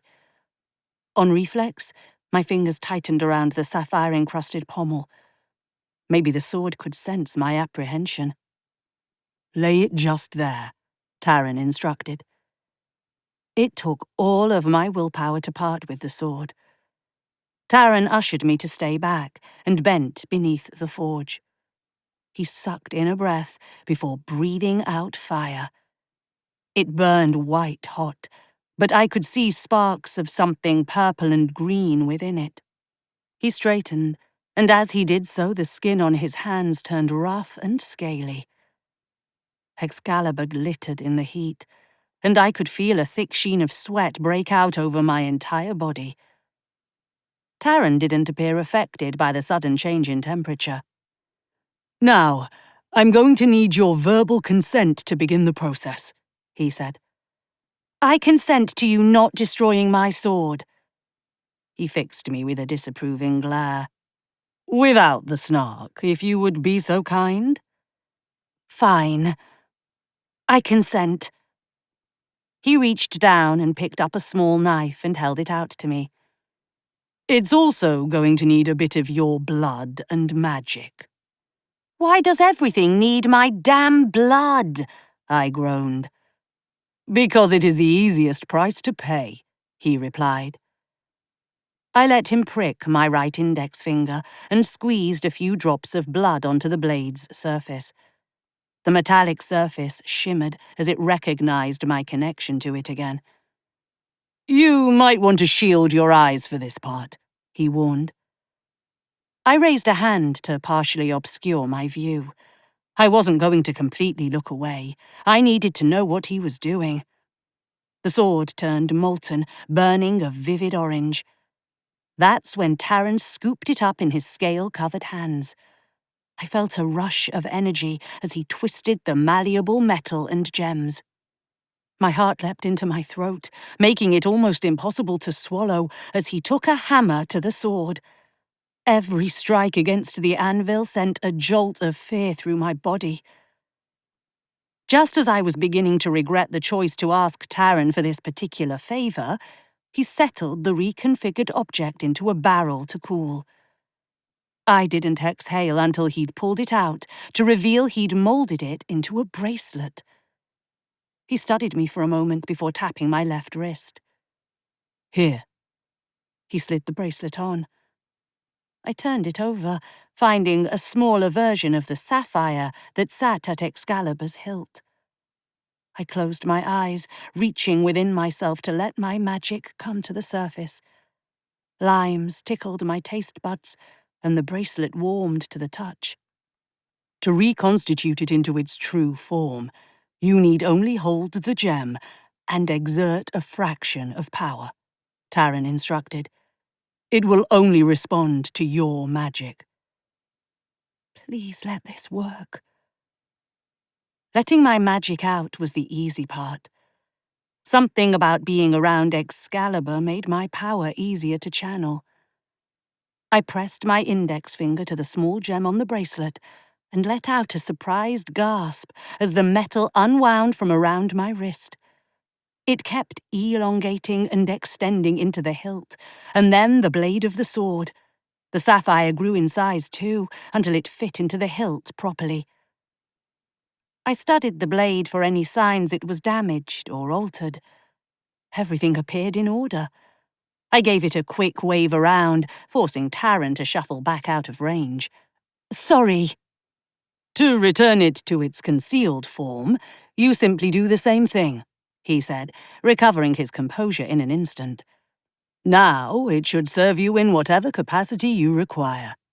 "Thank you. I'm really grateful for your help."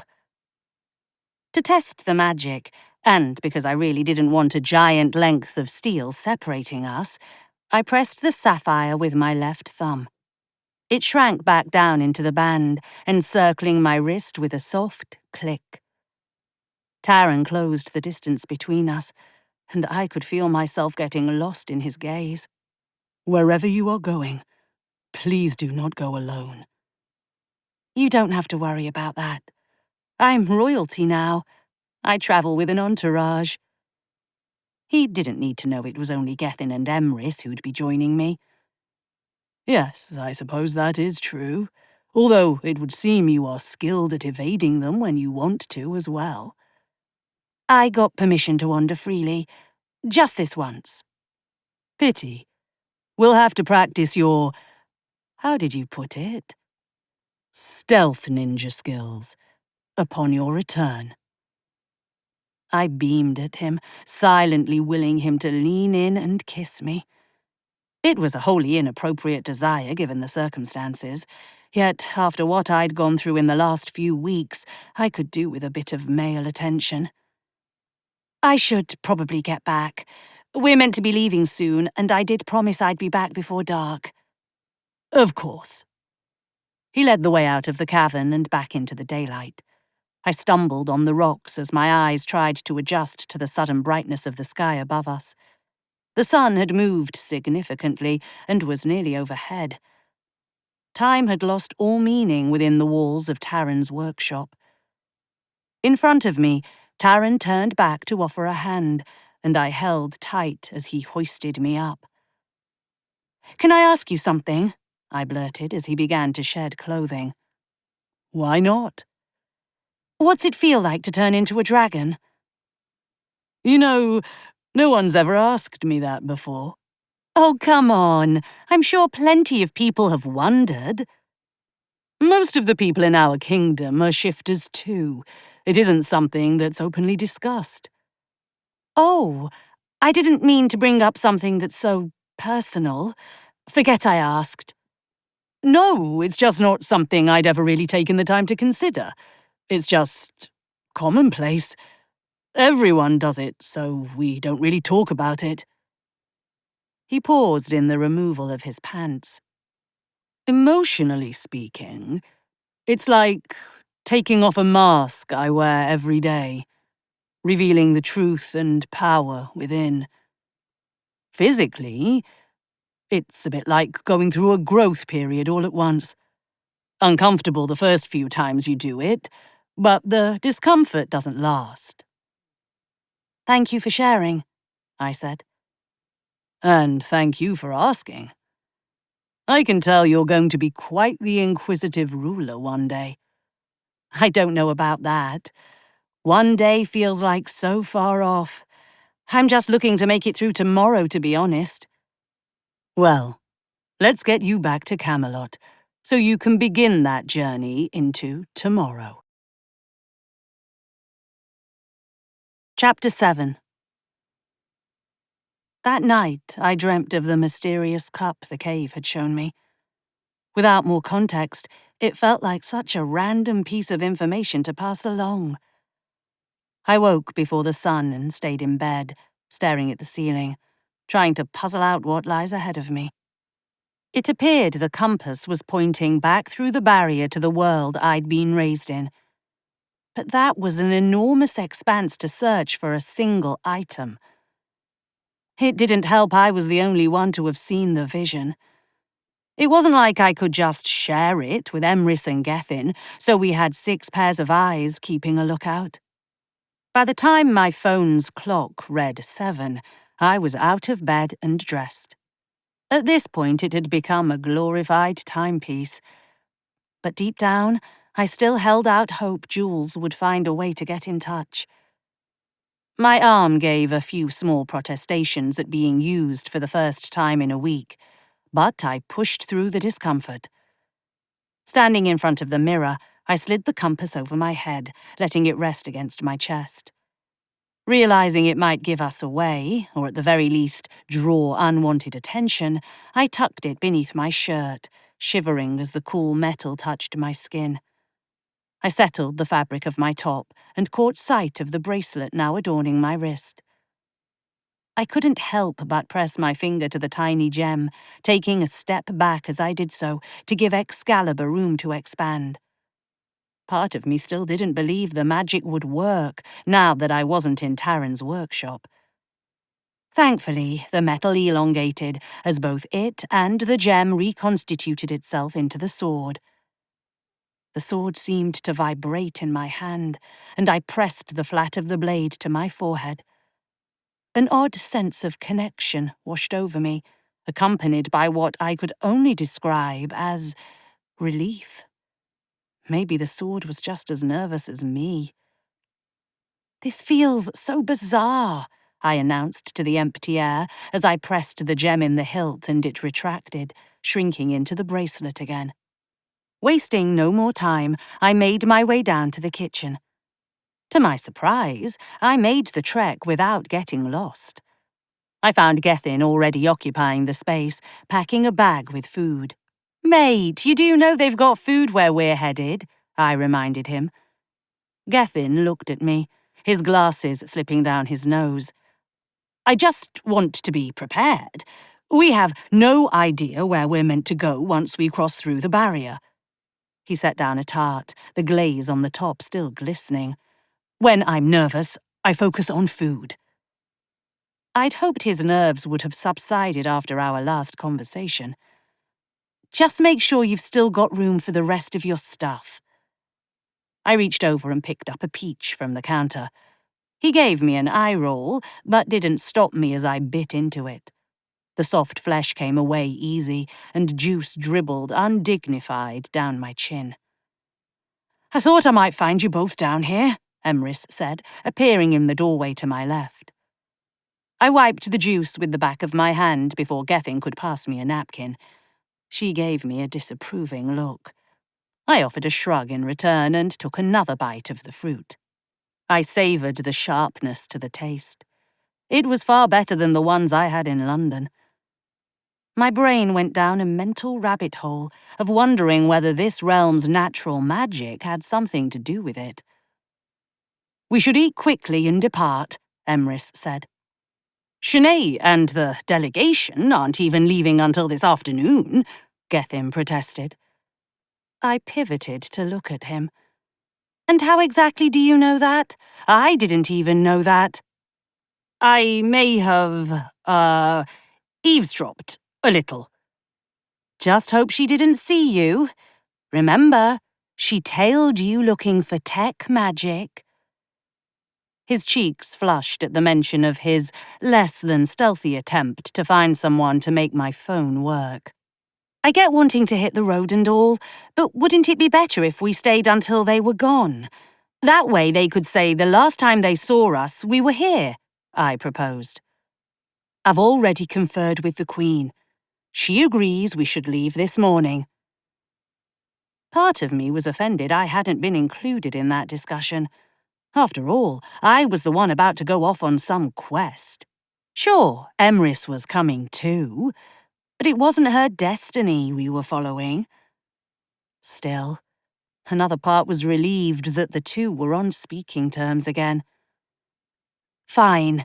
We'll head out once we've all had a chance to eat and get some decent coffee." "Is there anything else you can tell us about what you saw?" Gethin asked as he fired up the burners on the stove.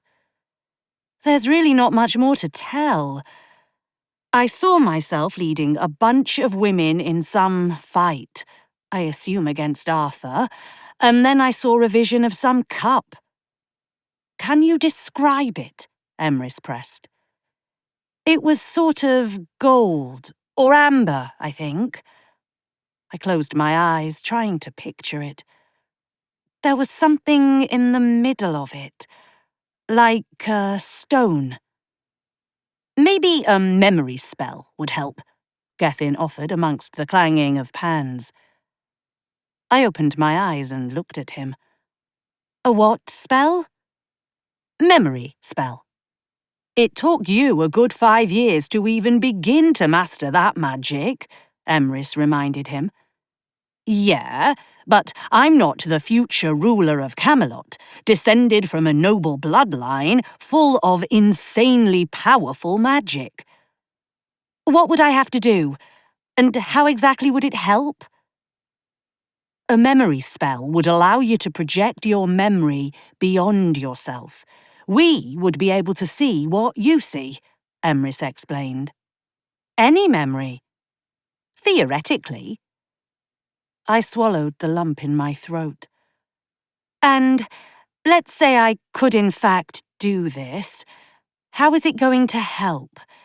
You can't exactly copy it into your memory. Wait, can she? She gave me a wry smile. I am nearly a millennium in age, Morgan. I can do a great many things you could not even begin to dream of. Right. Well, in that case, let's give it a try. I held up a finger to stop her next words. After coffee. I settled onto a stool at the centre island and watched as Gethin put together 3 delicious-smelling omelettes. Somehow, he knew exactly what to put in each. I looked around the space, only then realising that the kitchen staff weren't present. Surely they had to be preparing for the day. Did the Queen give us free rein in here or something? Yes, Emrys answered simply. She joined us at the island and made a grabbing gesture at my wrist. May I see? I held up my wrist so she could inspect the bracelet. She prodded the metal, ran her fingertip along the sapphire acting as the clasp. Beautiful craftsmanship. It was pretty intense to witness. I had a minor heart attack when I watched him melt it down. One day you will have to tell me the true origin of your acquaintance with the Dragon Prince. It's kind of a long story, I said. She interrupted his skinny dipping, Gethin blabbed. Okay, I guess it's not that long. I expected Emrys to give me another disapproving look. Instead, the smile she offered was one of amusement. I don't know how long he thought he was going to get away with that unseen. He's been seen all right, I said with a grin of my own. And I'm not going to lie, I didn't hate it. Dragons are complicated creatures. Believe me when I say that I speak from experience, Emrys said with a sly grin. Noted. Breakfast is served, Gethin announced louder than necessary, setting the plates down on the island's surface with a clatter. For a brief time, all conversation ceased as we ate. Gethin had brought over a carafe of coffee with cream and sugar. I poured myself a cup and downed half of it before I'd even eaten a bite of food. The caffeine hit my system as I was finishing the omelette. Finally, I felt like a functioning human being again. I stood, taking my dirty dishes to the sink, and began to rinse them out of habit. Not that the staff would likely care if I hadn't cleaned up after myself. I slid the plate and utensils into an industrial washer and returned to my half-empty cup of coffee. I nursed the remainder while Gethin and Emrys finished their meals. So, are you immortal? I asked. No, I am just as mortal as you. I have simply been gifted with an elongated span on this earth. And in my long life, I have been fortunate in not having suffered any grave illness. I believe it was the universe's way of ensuring that I was here to guide you on your path. And to train Gethin too, I said. Yes, and to guide his path too. She set aside her plate. Now, are you ready to begin the memory spell? Ready as I'll ever be, I suppose. Should we be doing this in the kitchen? The Queen might have given us some time in here, but that won't last forever, Gethin suggested. We should retire to my quarters, Emrys said. She led the way to a floor I hadn't explored in a tower that boasted a large circular room. She pointed to the bed. Sit. I sat, absently playing with the band around my wrist. I stopped short when my thumb was about to brush against the sapphire. I didn't think this was a situation that called for Excalibur. At least I hoped not. I stopped fidgeting, clamping both hands down on my knees. Before you even attempt to conjure the memory around us, you need to find it within yourself. Allow it to fill you up. Put yourself back in that moment, Emrys instructed. I closed my eyes, allowing my mind to take me back to the cave and the time before the gift of the compass.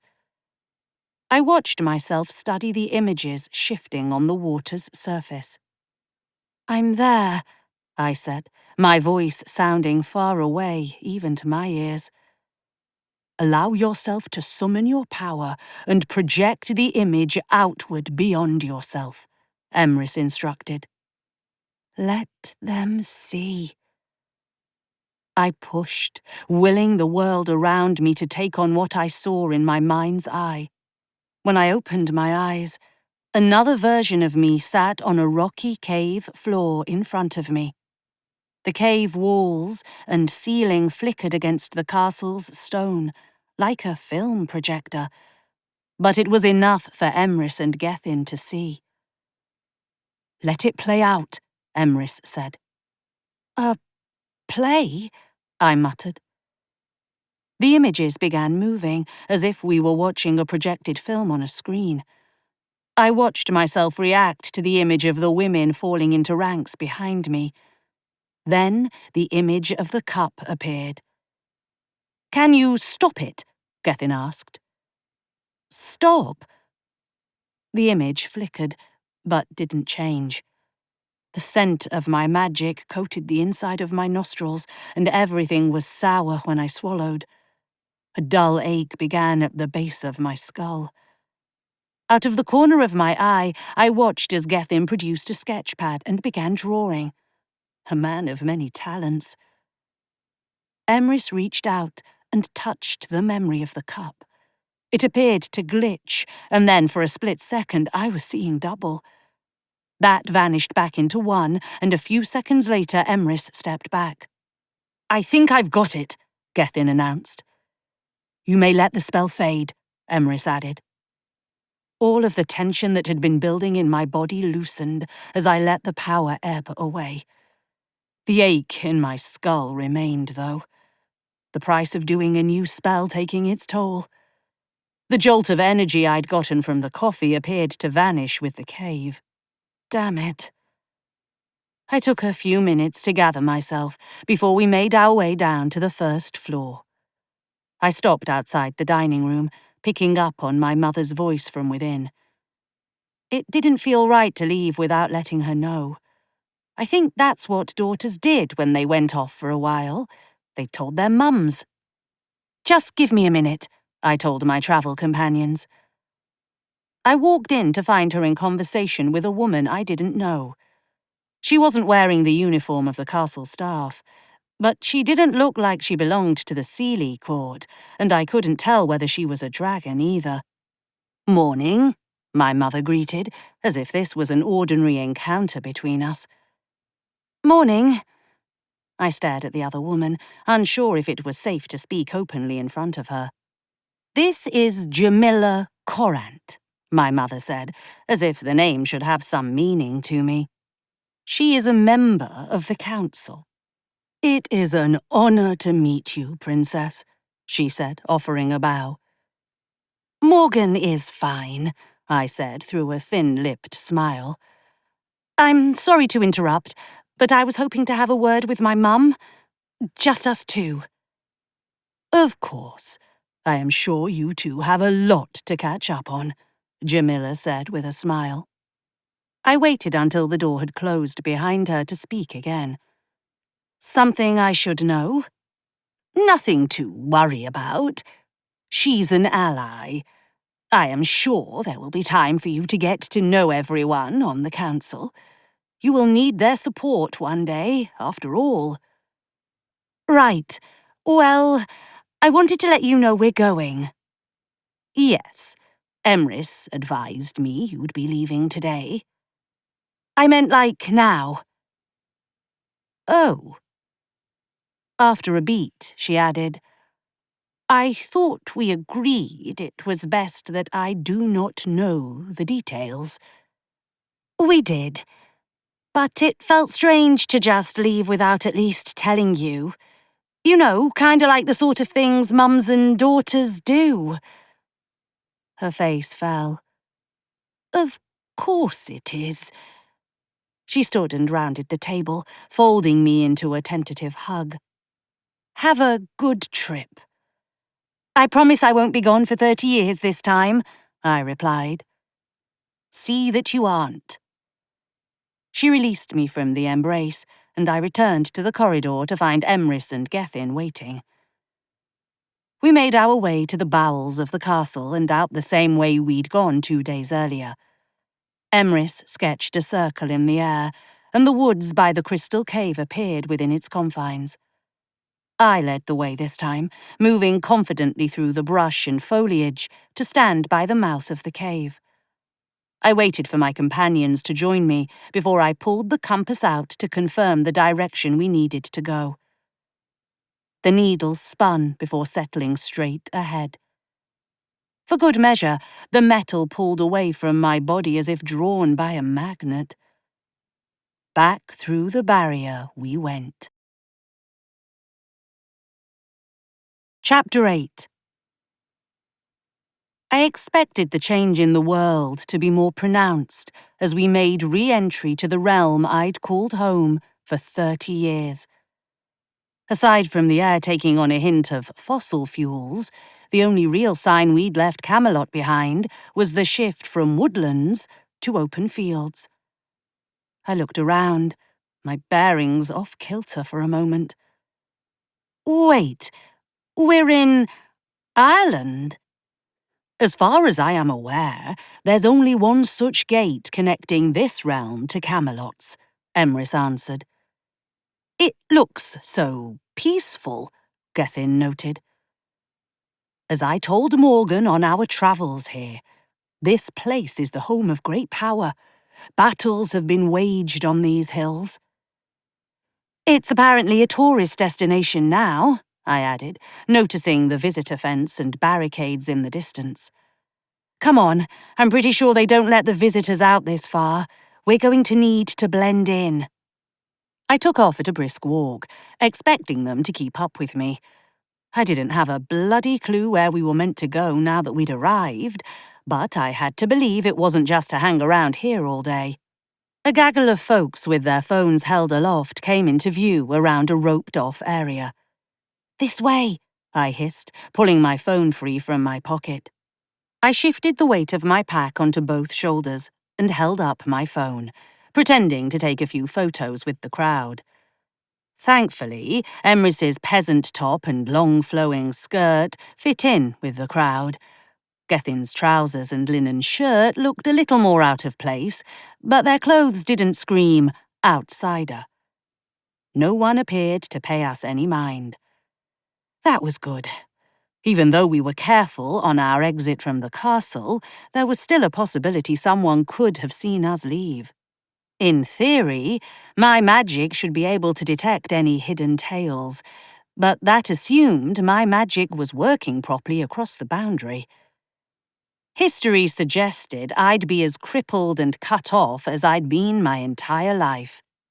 Still, I let out a bit of power and the intent to reveal any unwanted companions. To my relief, my magic jumped to attention the moment I needed it. I glanced over my right shoulder, but nothing stood out. A check over the left held a similar absence of anything nefarious. Good. As I let the magic die down, my wrist warmed, and I caught Excalibur glowing a faint pale blue. Maybe the sword had been part of what I'd been missing all along. Whatever the reason, I was glad to have full command of my magic now. We need to determine where we're meant to be searching for this cup, Emrys said in my ear. It looks more like a chalice, Gethin offered. I gave him a sideways glance. What? It's ornate, clearly well-crafted. Cup just feels so mundane a term. Whatever we call it, Emrys is right. We need to figure out where we go from here, I said. 2 pairs of eyes fell on me. Right. I'm the one leading the quest. I should probably be the one to sort out where we're headed. Consulting the compass seemed a solid first step, if an incomplete one. It could give us a direction, but that didn't really narrow it down. Still, it was worth a shot. I tugged the compass free from beneath my shirt and opened it, holding it flat in my palm. The needle, which had been pointing west before, now indicated more southwest. Only moderately useful. I reached up to close the compass, and the moment my other hand touched the metal, my head filled with a flurry of images. A clock tower, a smear of colours, maybe purple or blue, on a sign, a bell above a shop door, a shelf of books. The only thing that looked remotely familiar was the clock tower, but I couldn't be entirely certain I knew where it was. But I knew someone who might. What just happened? Gethin's voice drew me back to our surroundings. I think the compass was giving me some clues of where we need to head. He looked at me expectantly. It was all a blur, and they didn't really make sense. None of it seemed particularly clear. But we're not far from London, and my mate Jules is brilliant at puzzles. If anyone can help us riddle this out, it's her. Besides, I couldn't not see her now that we were back in the area. I had to assuage my guilt about leaving her behind the first time. Our quest was about to become a party of 4. Come on, your powers got you to London last time. Put those ancient skills to good use, I complained as we waited for the ferry that would take us across to Liverpool. I have used the portal's magic far too much in recent days. It requires time to recharge, Emrys said. I wanted to call her on her bullshit. It hadn't looked like it needed a charge any of the times she'd used it. You were the one who insisted we leave so damn early. We're wasting time waiting for the bloody ferry. And what, a train next? It felt counterproductive to waste a whole day on travel, not to mention the fact I was rapidly running out of money and didn't want to charge the expenses, not when I had no idea when or if I'd ever be back to pay the bill. I cannot create a portal. End of discussion, Emrys answered sharply. I'm going to check our departure time. I leaned over to Gethin and said, It can't be that hard. You've seen her do it loads of times, right? Please don't, he sighed. I've honestly never seen her use it this much, and I couldn't even begin to tell you the mechanics of the magic, how it works to get you where you need to be, especially when you've never been there before. Weren't you saying earlier that I'm from a supremely powerful bloodline destined to rule? Yes, but then why can't I do it? Because you're not her. No, I wasn't. All right, fine, I said in a huff. I pulled my phone from my pocket, only to realize it was dead. Apparently, the change in realms hadn't done it any favors yet again. I couldn't even let Jules know we were coming. Emrys returned and pointed out that our ride had finally arrived. The salt air did nothing to improve my mood as we crossed back to England's shore. The sun began its descent by the time we reached the dock in Liverpool. Look, I'm running out of money. I don't know if I've got enough to get us 3 train tickets back to London. If you don't want to do the portal thing, then let me try, I proposed, once we were clear of any potential eavesdroppers. Emrys opened her mouth, and the determined look in her eyes told me she was about to argue. After a moment, her expression turned to one of resignation. It is ancient magic, far older than either of us. I cannot hope to teach you to control it in a matter of years, let alone minutes or hours. However, if you insist on attempting it, I will give you instructions, if only to prove that you are not yet ready to learn this. Great, let's give it a go then. I led our trio away from the train depot to a more secluded area that appeared to be used for loading cargo train cars. It would do. I shook my hands out, momentarily wondering if actually holding Excalibur would be a good move. Then I realized we were still in a public place, and waving around a sword was not a smart move. Before you begin, you must first envision your destination. Picture it clearly in your mind, Emrys said. Okay, that seemed simple enough. I wanted to get to Julaine, so I pictured the hall in front of her flat. At this time of day, most of her neighbours would be at work, leaving us the ability to pop in unseen. I knew for a fact none of the building's interior had cameras. The landlord was too cheap for that sort of security measure. Got it, I said softly. Now you must create the portal. It must be a perfect circle, Emrys continued. That felt oddly specific, and probably just an attempt to see if it would trip me up. I hadn't been paying much attention to whether her portals were perfectly round and symmetrical. I was no artist, but even I could manage a circle. I started at the 12 position on a clock face and traced my way past the 3, 6, and 9 before coming back to the top again. She hadn't specifically said to pour power into it, but that part seemed obvious. When I opened my eyes, I found a weak shimmer of a circle in front of me. Nothing like the vibrant doorways she'd created.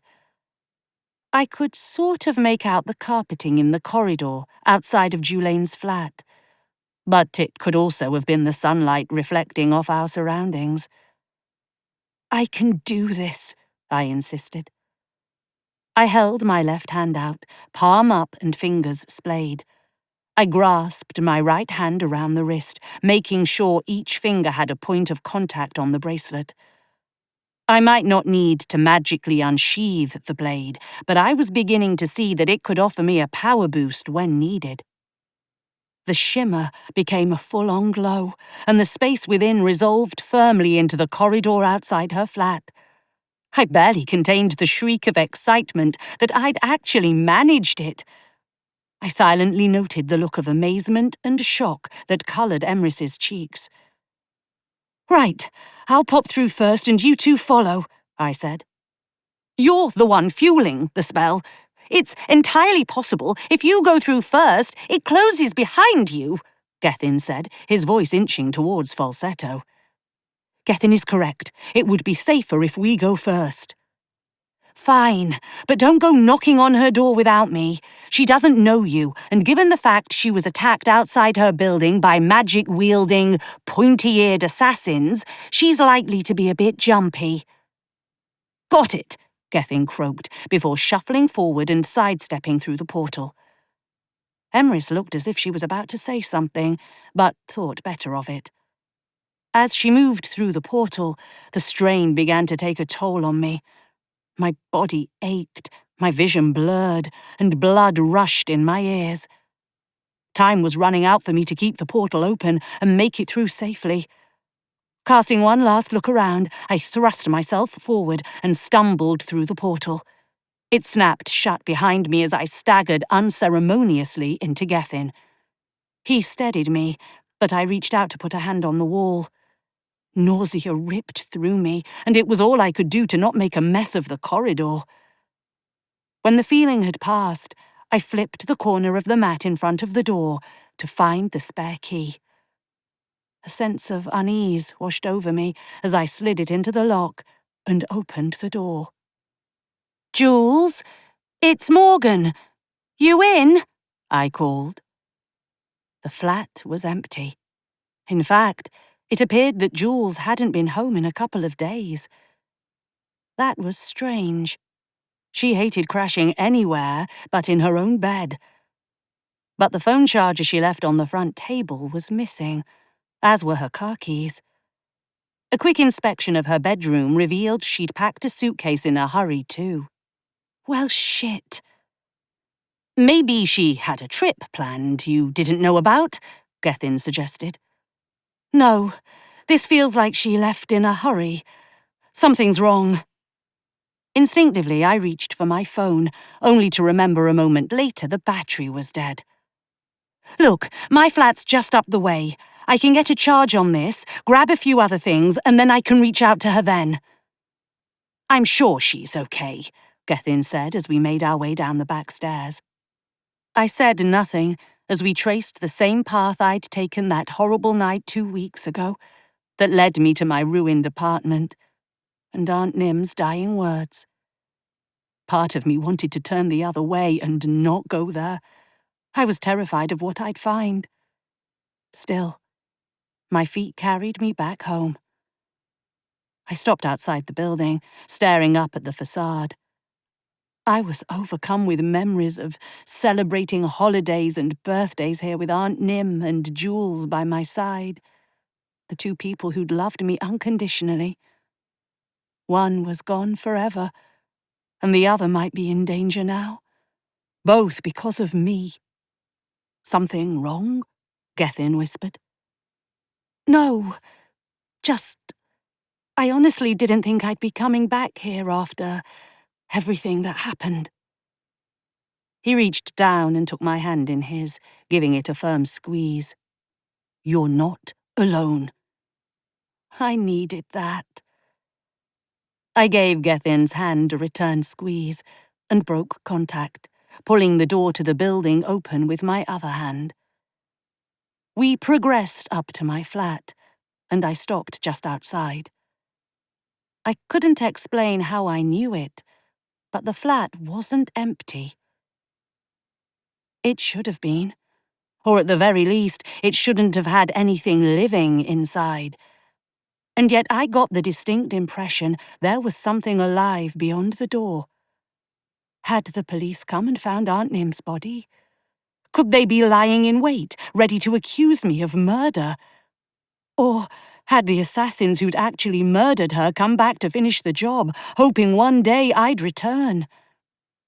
There was only one way to find out. I turned the handle, and the door swung inward. I made it into the entryway of the flat, leading to the kitchen, when a violent roar erupted from what had been Aunt Nim's bedroom.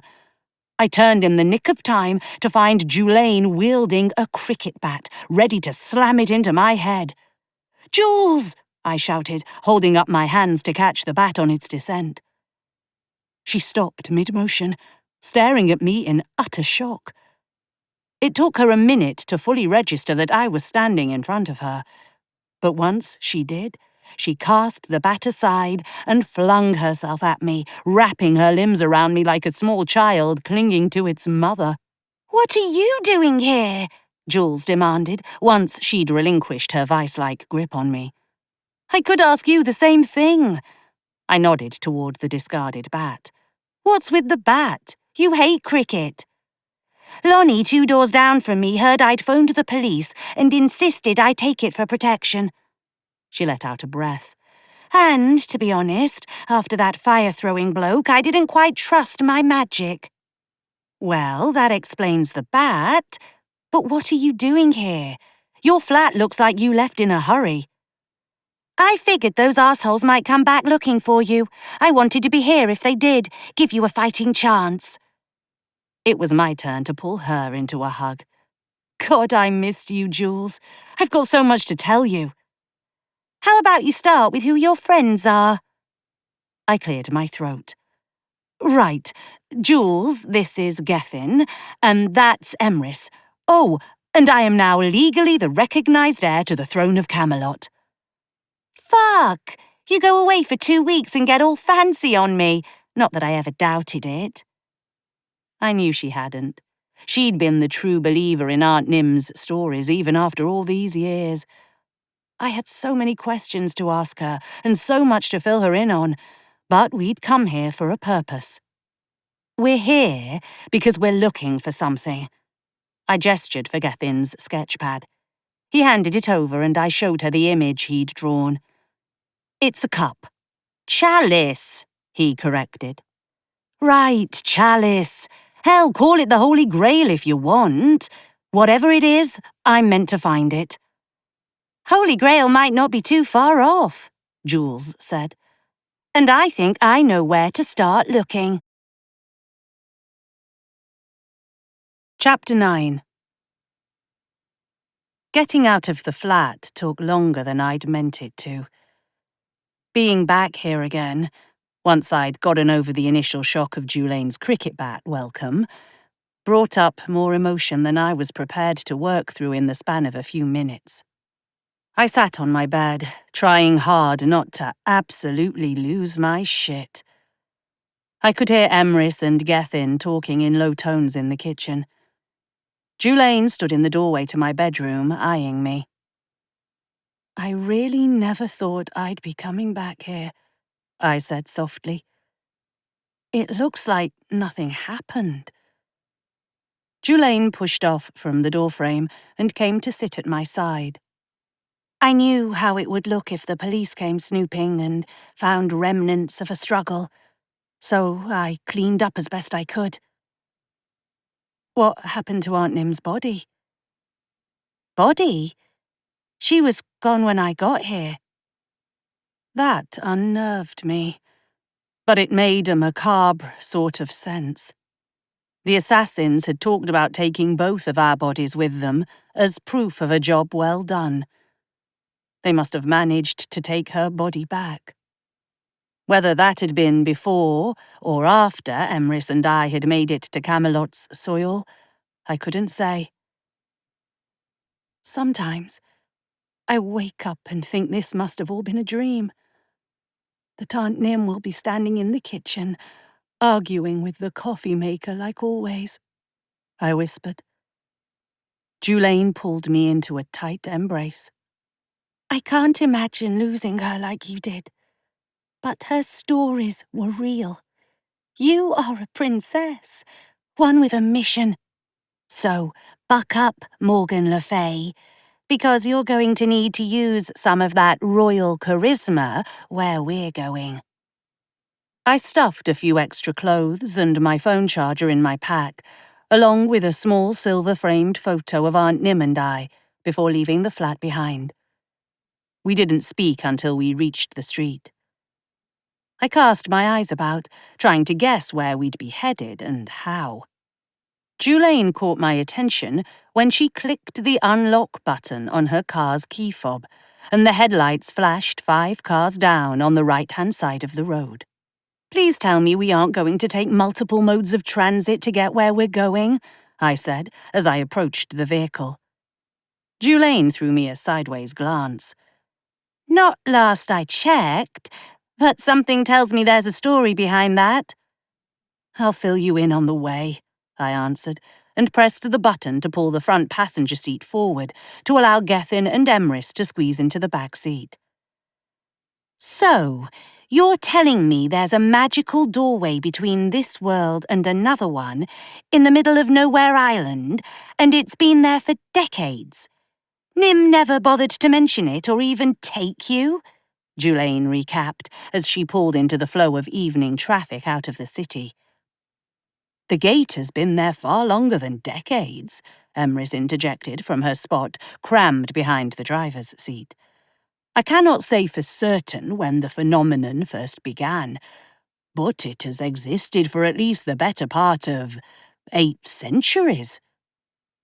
Julane let out a snort. 800 years? And you just happen to know this because… what? You were there? I caught the stern look on Emrys's face in the rear-view mirror. Yes, I was. She's not joking, I added, to stave off Julane's protest about Emrys being full of shit. Remind me to ask you about your beauty regimen. I want to look that good when I'm old. Living for centuries has its downsides, Emrys murmured, before turning her attention to the world passing us by through the window. As to why my Aunt Nim never brought me, I don't know. I would guess she didn't think it was safe to bring me back as a child, or maybe her magic wasn't strong enough to get us back. The moment Julaine shifted the car from the smooth paved city streets to the less maintained dirt and gravel of the country, I realized our destination. I let out a groan. Jules, you can't be serious. You can't really think they'd help us. Why not? She countered. You want to find something old as dirt? Talk to the people who are old as dirt. She turned to look at Emrys for a split second. No offence. Who are you talking about?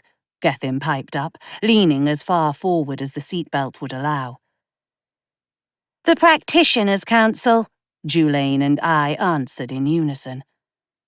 They're a bunch of crusty old magic blowhards who've been around for ages. They like to tell everyone what to do and how to use their magic, I explained. They also have an impressive amount of magical history and texts on the occult that you can't find in your everyday library, Julaine added. If there's going to be anything useful about the Grail, it's going to be there. But they're going to want to get involved, I pointed out. You let me handle the stuffy snobs, Jules said with a grin.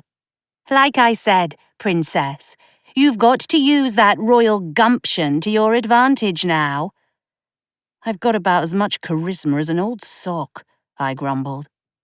While I was growing up, Aunt Nim had been openly distrustful of the council. I'd asked her why when I was old enough to understand the concept of a governing body. She'd insisted she disliked the centralization of knowledge. She felt they guarded magic's secrets too strictly. To her, magic should be practiced openly and without fear. The council had been more restrictive in my youth. Now, I wondered whether she had feared them finding out she wasn't from this world. It would have raised more questions. Did the council know about Camelot and the realm beyond the crystalline gate? If they found out Aunt Nim's true nature, would they have allowed her to raise me? Or would the only parental figure I'd ever known have been snatched away from me, leaving me abandoned and orphaned? Unsurprisingly, I'd adopted her dislike of the council. Besides, growing up, no one but Jules had ever believed I was meant to rule some far-off kingdom. You may not be a leader yet, but you were born for it, Gethin offered from behind me. I know you're trying to be encouraging, but it really isn't helping, I replied, and rested my head against the window. The dirt and gravel crunched beneath the tires as Julaine manoeuvred the car along the path leading to the large manor house that served as the council's headquarters. Another reason I wasn't fond of them. They insisted on keeping their primary residence in the middle of fucking nowhere. The people they governed might have magic, but portals weren't a thing here. So, if anyone needed them, you either had to pay for petrol or a rideshare to get all the way out here.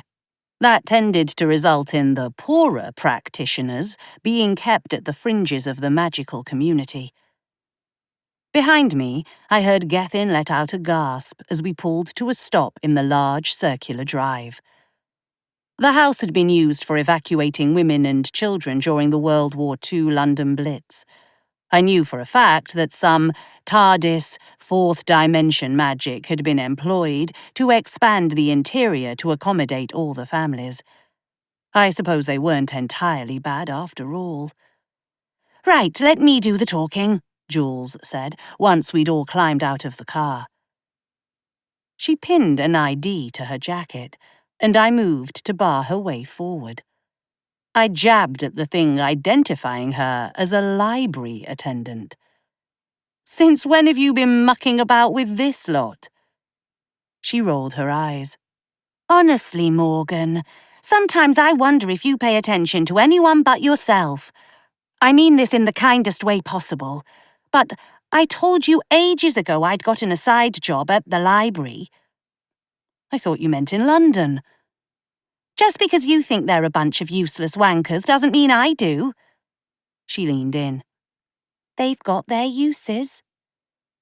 I held up my hands in a gesture of surrender and moved to fall in line with her as we walked to the door. She flashed the badge to a uniformed officer at the front door. "They're with me," she said, waving her hand to encompass the rest of us. "Nature of your visit?" the officer asked in a gruff voice. "Unless I'm mistaken, anyone with magic has a right to come here and access the facilities," I answered, stepping up so I was toe-to-toe with him. "My name is Morgan Le Fay. Check your records and you'll see I've every right to be here." He pulled up a tablet and tapped at the screen, glancing at Jules again and then back to me. "Yeah, all right." "Thank you," Julaine said, and held the door open. "And you said you didn't have any gumption," she added as I passed her. The interior of the building was decorated with portraits of past council members, dating back at least 100 years. Most of the photos in the entryway were black and white. I caught Gethin studying the tiny placards on some of the frames. "This says this person's family has been on the council since the year 1907. Is that right?" "Oh, yeah, it's all hereditary bullshit," I replied. "Until a family dies out, they're in control." "So, like a monarchy, then," he noted. Damn it.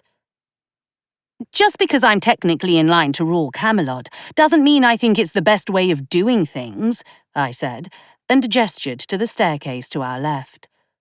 "Come on, the library's upstairs." I marched up the stairs to the 4th floor. Whoever thought to put the library this far up clearly had better stamina than the common man. Or, well, me. Jules brought up the rear of our quartet. "Head to the archives in the back," she called. The archives were restricted, unless you had an ID to get in. Jules, I could kiss you. Jules must have been preparing for this eventuality. She'd known that one day I might need access to the restricted historical materials, and she'd positioned herself here as part of a contingency plan. The library was chilly in the evening air as we walked in. The lights overhead were dim, although the lamps positioned on tables were vibrant, dotting the space much like will-o'-the-wisps, the lights directing us to where we needed to go. Jules hurried ahead of me and tapped her badge on an electronic doorpad when we reached the archives. She shouldered the heavy wooden door inward and led us through into the darkness. Waving her hand in the air triggered the overhead lights, flooding the space with a soft orange glow. I was about to ask her where to go when she made a beeline for a far table with a computer terminal. "I thought we might have some sort of quest on our hands after you went off," she began. "So, I've been logging everything I can on references to Camelot since then." "You're bloody brilliant, Jules." "Silly as it sounds, believing your destiny came true gave me something to strive for. Nim never told you, but even after you stopped listening to the stories, I had insisted she keep telling me. I wanted to know everything I could. It's what made me interested in history, in all of this stuff." It was almost like the universe was positioning her at my side for a reason. Like a knight. No, that was silly, wasn't it? I pushed the thought from my mind and gestured to the computer. "What have you found so far?" "Unsurprisingly, not a lot. A couple of vague references to fairies and wild magic, but nothing concrete. Enough to make the connection that there was another realm, but nothing specific to Camelot." "What if you search for the Grail? I mean, that's been a myth in this world for ages," I replied. She logged onto the computer and typed in the word Grail. She pivoted in her seat and held out her hand toward Gethin. "Can I see that sketch?" He hurriedly tugged the notepad from his pack and handed it over. She scanned it in and added it to her search of the archives. I held my breath as I watched the percentage of the search creep towards 100%. Part of me expected the results to find nothing. Instead, what appeared to be a journal entry popped up. Julaine zoomed in on the handwritten bit of text that also showed a rudimentary drawing that oddly looked enough like Gethin's sketch to be something. I was surprised I was able to read the cramped script. I, Gaius de Bern, Knight to His Majesty King Malachi of the Realm of Albion, have pledged to remain and protect the blessed chalice from our foes. It is my solemn duty to guard it with my last breath. I pointed to the word Albion on the screen. That's got to be a veiled Camelot reference. Do we have a sense of how old this is? Best guess looks to be about 800 years ago, Julaine answered, gesturing to a tiny note showing the age of the actual document based on carbon dating. I turned to Emrys to ask if she recognized any of the names, and saw a look of sadness and heartache etched into her usually stoic features. You know something? She swallowed, as if to find her voice.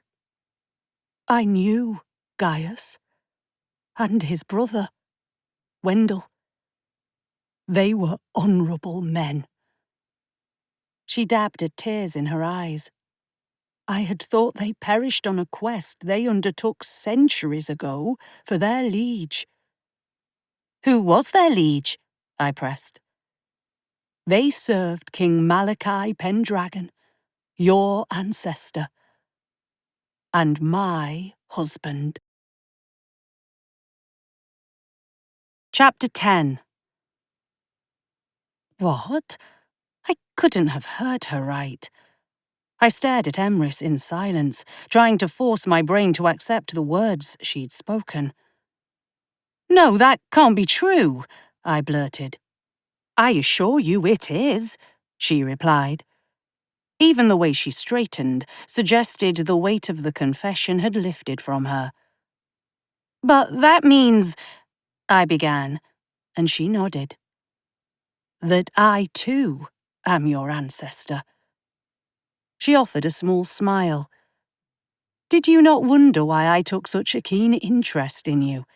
Why I spent so long finding a way to get to you and bring you home? Sure, but I didn't think it was because you were literally my ancestor, I answered, shaking my head. I spun to face Gethin. Did you know any of this? He pushed his glasses up his nose and shook his head. No, I swear. I mean, I knew she was long-lived and had some sort of special relationship to the royal family, but to be part of it, that's news to me. So, how come you're still here and everyone else is dead? Jules interjected. Emrys's fingers plucked the chain from around her neck, revealing the tiny gold dragon with its diamond at the centre. I was called to Camelot for a purpose. For many years, I did not understand that purpose. It was not until my dear Malachi had passed that I was gifted with the magic to keep me young. And it was not until your birth I understood that I would be needed to protect my kingdom once more. Wait, you had plenty of chances to tell me this when we first met, I yelled, anger increasing the volume of my voice. You didn't think that information might help me trust you? I am truly sorry for keeping it from you, Morgan, she answered, not meeting my gaze. Does my mother know who you really are? She knows I hold a revered position in the court, but it has been centuries since my descendants knew the truth of my identity. Again, that same hint of sadness at hearing Gaius's name washed over her face. I never believed my kin would know me for who I truly am again. I sunk into one of the chairs near the computer, where Julaine still sat. This was too much, and yet it made sense in a strange way. I couldn't really expect some all-powerful stranger to give a shit about my life. But a blood relation, no matter how far back she went, was another matter altogether. You said you were called to Camelot, and that you passed through the barrier to get there. That means you're not really from there. You came from this world? I posed. Yes. But if I'm related to you and you're from this world, how come my magic was always shit before now? As I told you when we first met, your magic was not born of this realm. My magic, yes, but it has been so intertwined with Albion's power for so long that I have adapted. You were never meant to be raised in this place. Her magic's fixed now, though, right? Jules said, sounding hopeful. She's brilliant, Gethin gushed. She even created a portal to get us here. I knew you had it in you, love, she said, giving me an affectionate punch in the arm. Silence fell over our group, and I studied Emrys with the benefit of this new information. I recognized the slope of her nose, and that we shared some of the same colouring. But the red hair must have been weeded out genetically over the centuries. Not that I want to cut this family reunion short, but we do have the Grail to find, Jules said after a beat. Gethin moved to peer over her shoulder, pointing to a spot on the screen. Does that look like the page is torn? I scooted my chair to be in line with Jules and leaned in close to see what he was talking about. He was right. The scanned-in entry appeared to have been part of a larger page. Good eye, mate, I said. I turned back to look at Emrys. Would Gaius have actually stayed behind if he went on a quest with the king? Times were different in those days. While I was Malachai's equal in magic, I was not privy to all of his duties with his knights. But if he had a good reason to request one of his knights remain behind, then yes, Gaius would have been first to volunteer. I know it's been a while, but you don't remember anything about him mentioning going off to secret away the Holy Grail, I prodded. Emrys closed her eyes and took several deep breaths. I felt, more than saw, her magic envelop her. The air around her rippled, and the tiny gem on her pendant sparkled in the ambient light as she continued to hold tight to the necklace. When she opened her eyes, all of the colour had drained from her irises, and the whites had overtaken her pupils. There was a quest Malachai undertook shortly after the birth of our daughter, Matilda. He would not speak of where the quest would take him, but I recall a distinct sadness upon his return. Is there any reason they'd want to leave the Grail here? Gaius's note says he had to protect the blessed Chalice, I interrupted. The colour returned to Emrys's eyes, and the rippling effect faded. I wish I could recall. Hang on, I remember something, Gethin said, excitement infusing his tone. When I was a kid, I was kind of obsessed with historical magical artifacts. A long time ago, there was rumoured to be a goblet forged by dragons and imbued with human magic. It was said to be immensely powerful, and if it fell into the wrong hands, it could be disastrous. That sounds much like the stories we've got here about the Grail, I said. And I don't need to imagine what sort of shit the Sealies could get up to with that kind of power. Is there a way to see if we can find more of this writing, or this journal? Gethin directed us back to the screen. The name is pretty distinct, so if there are any other references, Julaine answered, her fingers flying over the keyboard. A historical reference populated the screen. It appeared to be some sort of ledger with dates. While I'd been able to make out Gaius's writings, I couldn't make heads nor tails of the ledger.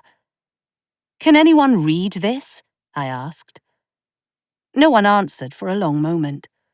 Jules snapped a picture with her phone. "There's an internal reference. Come on!" She abandoned the computer and dove into the shelves that lined the far wall of the archives. She trailed her fingers along the spines of dusty-looking texts, past artfully folded maps and unbound manuscripts to the very last row. Jules handed me her phone while she tugged a thick volume from the shelf. She flipped it open to the title page, and I let out a gasp. "Records for magical practitioners imprisoned in the Tower of London," I read aloud. Jules propped the ledger against the edge of the shelf and gently turned the pages, periodically checking the image on her phone to find the right place. The text wasn't any more legible in person either. Damn it. The bracelet on my left wrist warmed, and the sapphire glowed a pale blue, as if it had a mind of its own, and guided my hand toward the page. I didn't fight it as my finger trailed down the page Julaine had turned to. Slowly, the text beneath the pad of my finger glowed the same hue as the gem on my wrist. Somehow, the text shifted, becoming readable. Gaius de Bern, imprisoned from 1297 to 1307 for the crimes of employing dark magics against the crown, I read aloud. "Except he was serving a different crown," Gethin muttered. It made me wonder what sort of magic would be considered dark magic back then. He wouldn't have brought the Grail with him to prison. They'd have taken it off him before throwing him in the tower, I noted. Jules set the book down and turned to Emrys. "You said he had a brother?" "Yes, Wendell. Had thought them both lost on the same quest. Perhaps they both remained behind to guard the Grail, and only Gaius was apprehended," Emrys replied. "So, the Grail probably isn't at the tower, but maybe the rest of that note from Gaius is there," I suggested. "Is this tower a place we could enter? If it was used for imprisonment, would the common people normally be permitted to enter?" Emrys asked. "They do guided tours," I answered. "It's not actually used for keeping people locked up anymore." "Then I suppose we know where we're headed next," Jules said, closing the book and reshelving it. It was too late to go there now. Instead, we'd have to catch the very first tour in the morning. The thought of trying to sneak in after hours crossed my mind, but my magic still wasn't that honed, and I didn't need the four of us ending up in prison ourselves. "We're going to need to crash somewhere tonight," I announced as Jules led us to the archives exit. She fell into step beside me. "So, what's with the glowing bracelet?" I paused before we reached the door, looking around and checking to ensure we didn't have any prying eyes. I still couldn't quite shake the thought that we had a tail all the way from Ireland. I called my magic to the surface, and the taste of lime coated my tongue as I did my best to conceal us from any potential magical intrusion. "Well, it turns out magic swords are real, and dragon magic is pretty bloody cool because it can turn one into this." I pressed my finger to the sapphire, and a trickle of lime wafted off my skin. I took a step back as the bracelet unwound itself, twisting and reforming until I held Excalibur in my right hand. "Holy shit," Julaine breathed. Weird as it is to say, it feels like part of the reason my magic was such crap before was because I didn't have this to channel my power, I explained, returning the blade to its less conspicuous form. Magic is a weird and wondrous thing, Jules offered. I dropped the concealment spell and pushed the ache in my temples away. Stepping back into the regular part of the council library was blinding. It took a minute for my eyes to adjust to the relative brightness of the space. As we headed down the stairs, I couldn't help but feel a sense of excitement wash over me. I was descended from a long line of magic practitioners who went on literal quests back in the day. This felt a little bit like I got to live their stories. Now I just had to hope I wasn't utter rubbish at putting the pieces together in my own quest. The four of us spent the night crammed into Julane's flat. If anyone had followed us, they would expect us to end up back at mine and Nim's place. Plus, if Jules was going to come with us, and I had every confidence she would, she needed to pack. She and I squeezed in together on her bed while Gethin took the floor in the living room and Emrys curled up on the couch. "I'm really glad you're coming with us," I whispered as the clock ticked over to 5 in the morning. "You know I'd go wherever you do, Morgan. We're a package deal, remember?" Jules answered through a yawn. "I wish you could have been there for the tournament. I got to fight an actual dragon," I said, rolling over to face her in the darkness. "I bet you were magnificent," she praised. "Yeah, I was pretty good," I agreed with a sheepish laugh. "What do you think the Grail actually does?" she murmured. "Something important enough that they wanted to keep it out of Seelie hands," I replied. "Maybe it grants immortality, or it gives you a bigger army, or it just makes everything taste like your favourite drink," I rambled. Chalices were basically cups and used for drinking after all. "You'll be bringing it home too," she pointed out. The gravity of her words hit me, and I sat up. King Malachi hid it away in this world for a reason nearly a millennium ago. What if I'm not meant to bring it back? "Things would have changed since then. Maybe whatever threat he was worried about has passed," she suggested. "Sealies live a long fucking time, Jules. Something tells me someone out there remembers the Grail." "Well, we just have to find it first," she noted, and pushed herself out of bed. "Come on, we've got a prison to search." We roused Emrys and Gethin, and after a quick breakfast of coffee with cheap scones, the look on Gethin's face was priceless, we headed into the city. We bought tickets for the first hour the tower opened. While a guided tour would have given us more coverage within a group setting, the guides were keen to keep an eye on their group members. We needed to be able to slip away if needed. "How exactly do you think we're going to find where they held Gaius?" Gethin asked, as he fell into step beside me and we queued to be let in. "If we're meant to be here and find whatever he might have left behind, I have to believe that my magic is strong enough to lead us." I waved my left hand to show off the bracelet. "Excalibur helped translate the ledger's text. I'm hoping it will give me the assistance I need to find and get us into his cell." I caught movement out of the corner of my eye and turned to see more people filling out the line behind us, clustered in little groups. That sense of being followed hit me again. Logically, I knew that my magic worked here, but I still doubted it would be enough to guide us to the Grail and keep any potential unwanted guests from following us. "I can't help but feel like someone's followed us," I hissed in Gethin's ear. Somehow, to his credit, Gethin remained calm. I turned slowly, so he faced the back of the line of people. I watched him stretch out his right hand, splaying his fingers. He was searching for any hostile magic. A slow wave of magic washed over me, and I felt it relax the tension in my shoulders a bit. Something deep inside me recognized his magic as friendly and catalogued it away for later. I suspected my magic would do the same for Emrys and Jules, too. Tiny beads of sweat prickled along his brow the longer we stood there. When he finally let out an exhale, his cheeks were flushed from the effort.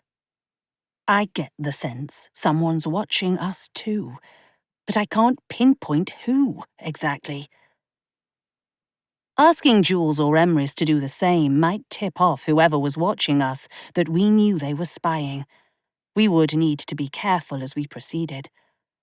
I motioned for Emrys and Jules to move closer. Someone's watching us. I can't tell who, but we're definitely not alone, I said in a low tone. Should we split up? If there's only one of them, they can't follow all of us, Jules suggested. I shook my head. No, we stick together for now. Emrys and Gethin don't know the city, and I'm not going to put them in danger if I can help it. A wise decision, Emrys agreed. Behind us, the doors to the tower opened, and security began letting people in, checking bags and screening them for illicit contraband. We passed through security and into the first level of the tower. Let the search begin. Chapter 11. Stepping further into the tower sent shivers down my spine. Even without the knowledge that these walls once held a practitioner from another realm, the tower's residents were legendary. Jules, Gethin, and Emrys clustered close behind me as I accepted a couple of tourist guide brochures. So, any idea where they would have imprisoned Gaius? Gethin asked in a hushed tone. I caught him casting furtive glances over his shoulder as a group of schoolchildren passed us by. It's not like they put occupants' names on cells, Jules retorted. No, but I suspect he was unique enough to get a mention in here, I noted, and held up the brochure. At least, I hoped he was notable enough. Excuse me, you're going to need to move along, a female attendant said. You're clogging up the entrance. Sorry, I said, and we moved toward the stairs. I flipped through the guide as we went, trying to find any mention of Gaius. Nothing about him in the first few pages, when he would have been imprisoned, but there were entire pages devoted to Mary, Queen of Scots' stay prior to her death. They actually imprisoned another ruler, Gethin scoffed. Mary was a threat to the British throne, I explained. You've got Sealies. We had mad monarchs of our own. We'd never be that brazen, Gethin murmured. A foreign power tried to murder me at birth and installed his own son as a fake heir, I reminded him. Good point. Let's just take it floor by floor and hope something becomes obvious, I said, and moved off the first landing. I think I found something, Jules said, holding up the brochure she'd taken from me as we made our way up 2 more flights of stairs. We moved off to the side as one of the tour groups passed. For a brief moment, I could swear one of the young girls stared at me as if she recognized me. I arched a brow at her. She blinked and turned her attention back to the tour guide, lecturing them on the tower's history. Did you feel that? Gethin whispered in my ear. Feel what? Magic, when those kids walked by. It wasn't strong, but it was there. No, I hadn't. But it could explain why we'd both felt power in the queue. We couldn't be the only ones interested in the magical prisoners the tower boasted housing over the years. For all we knew, they were all kids with magic. The unease that had been tying itself in knots inside my gut loosened a little. Even still, I waited for the girl to disappear from view before giving Jules the go-ahead to share what she'd found. There was a man dubbed Madman Byrne, held for attempting to perform dark magic on the king. The guards gave him the moniker after he was observed holding conversations with apparitions that could not be seen by others. I wouldn't blame him for losing his mind in this place, I said. Does it say if he was ever released? Julaine flipped through a few more pages. Looks like eventually, after about 10 years, the Crown decided to release him after an anonymous benefactor paid a hefty fee. He did not die within these walls. The relief in Emrys's tone was evident. Now we know who to ask for, I said, and went in search of a staff member. We had to climb 2 more flights before I found someone who looked like they worked here. Excuse me, I said, drawing the young man's attention. Can I help you? He replied, as if on autopilot. Yes, we were hoping to see the cell where they held Madman Byrne, I said. The attendant blinked, clearly surprised by the request. If I had to wager, I'd say he was expecting a question about where Mary Queen of Scots had been locked up. He cleared his throat, as if having to go through a mental catalogue to recall the proper response. 1 floor down. But why would you want to see his cell? She's just really into the occult, Jules answered, and dragged me away before he could ask more questions. We retraced our steps to the floor below and stepped off the landing out of the flow of foot traffic. Our quartet stood there in silence, unsure of what our next step should be. Maybe it was time for a little magic. I inhaled, drawing my magic close. There was a small part of me that sighed with relief every time I went to do a spell now in this world, and it went right. The world's ambient magic perked up as I gathered my power around me, listening keenly to my intent and desire. Show me the way. I opened my eyes to find pale blue boot prints disappearing down the corridor. No one else appeared to take notice of them. I took off at a leisurely pace, and my companions fell into a tight knot behind me. The footprints turned, vanishing into one of the cells on the right. I think this is it, I whispered. What now? Jules asked, peering around my shoulder into the room. I don't see anything that would suggest magic. Maybe it was the fact I was still fueling the spell, but I could feel an odd energy emanating from the room. I could almost swear I picked up on the stench of unwashed bodies and human filth from within.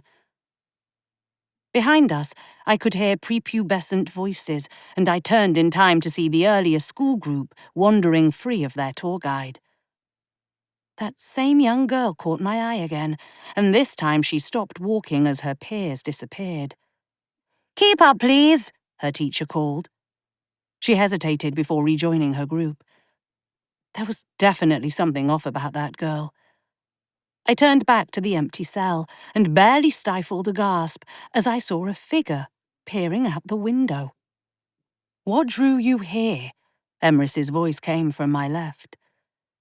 Didn't you see the magic illuminating our way? She shook her head. I think perhaps you ought to go inside. If this was indeed his cell, there may be a clue left behind only for you to find. The world shifted around me as I crossed the threshold. I turned to find the cell door firmly locked behind me. I peered through the small slits between the bars, but the hustle and bustle of tours had vanished. What the fuck just happened? How have you come? A deep male voice asked from behind me. I spun to find a man in a simple tunic and trousers standing by the window. He looked only mildly concerned by my sudden appearance. He had a tanned complexion, a few shades lighter than Taran and Talia. Please, tell me how you have come to be here, he repeated. I promise I'll answer your question, but I need you to answer mine first. Are you Gaius de Byrne, Knight of Camelot and comrade to King Malachi Pendragon? His demeanor shifted, and any amicability he'd shown me vanished. He raised his hands. "How dare you speak those names? You have come to take what is not yours. I will not give it to thee." "No, please. I'm King Malachi's descendant. I know it sounds mad, but truly I am," I said, holding my hands out in a placating gesture. "Words a Seelie spy would speak to gain my trust," he spat. "I am not a Seelie spy," I said, trying to find something that would prove my identity. I had no bloody clue what might convince him. I took a step to my left, and the sunlight coming in from behind him struck the tiny sapphire, keeping the bracelet around my wrist secure. I hadn't had time to ask Emrys for specifics on how the family came to be in possession of Excalibur, but if I was lucky, then he knew about the sword's unique link to the Pendragon bloodline. "If I were a spy, could I wield the king's sword?" "The dragon-forged blade. Only a Pendragon by blood can lay hands on the sword," he answered. I pressed my right forefinger to the sapphire, and the blade reformed in my hand. I held it out for him to inspect. His brow furrowed, and he ran a tentative hand over the blade. "This blade has seen battle. It had been newly forged when we left. But I have not been parted from my king so long. I am telling you the truth. I am his descendant. I am on a quest of my own, seeking the Grail you brought to this realm from Camelot." He took a shuffling step back, as if he still didn't quite believe me. "His heirs would not seek it." "I'm not interested in whatever it does. To be honest, I don't even know why I'm meant to find it. I just know that I am, because it's supposed to help me in some big battle against the Seelies." I laid the sword down on the ground between us and pressed my hands to his arm. His skin shifted beneath my touch, turning rough and scaly.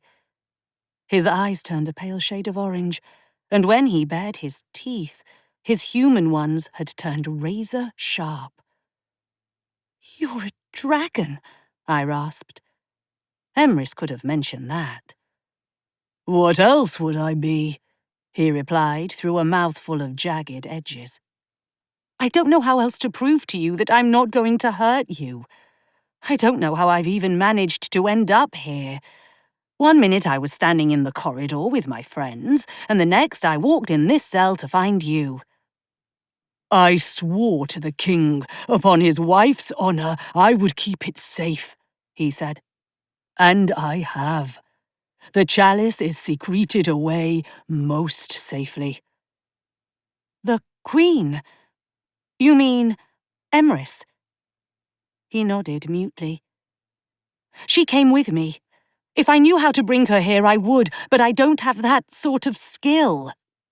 He stepped over the blade laying between us on the ground, his visage shifting back toward human. He tapped a finger against the lump under my shirt, where the compass hung. "Show me what you hide, girl." I resented being called girl, but I tugged the compass free of the fabric. He clasped it gently between his thumb and forefinger, tracing a tiny etching I hadn't noticed before in the surface. "This is Lord Amon's work." "Who?" "A skilled craftsman and metalworker from my kingdom. I would know it, sure as I know my own magic. If he has gifted this to you, then you must speak the truth." I didn't have the heart, or the patience, to tell him it came from a mystical cave. If he was willing to trust me now, I must use whatever time I had left to find out what he could tell me. "Then you know that I have reason to seek the Grail." He shook his head. "Words can be overheard. It is safer this way." Before I could ask what he was talking about, I heard the jangle of keys in the corridor. I ducked out of sight, bending low to scoop up the sword. It molded itself back into the jewelry around my wrist. "Mad, aren't we, Byrne?" one of the men on the other side of the heavy door called. "Talking to himself, railing on about spies." The guards laughed before sliding a tray of food through the door and slamming it shut again. Gaius rushed forward, and I thought he was making a beeline for the meagre rations on the tray. Instead, he grabbed and shoved me at the closed door. I braced for an impact that never came. Alternatively, I stumbled and bumped into Emrys and Jules. I blinked, and the cell in front of me turned empty and clean.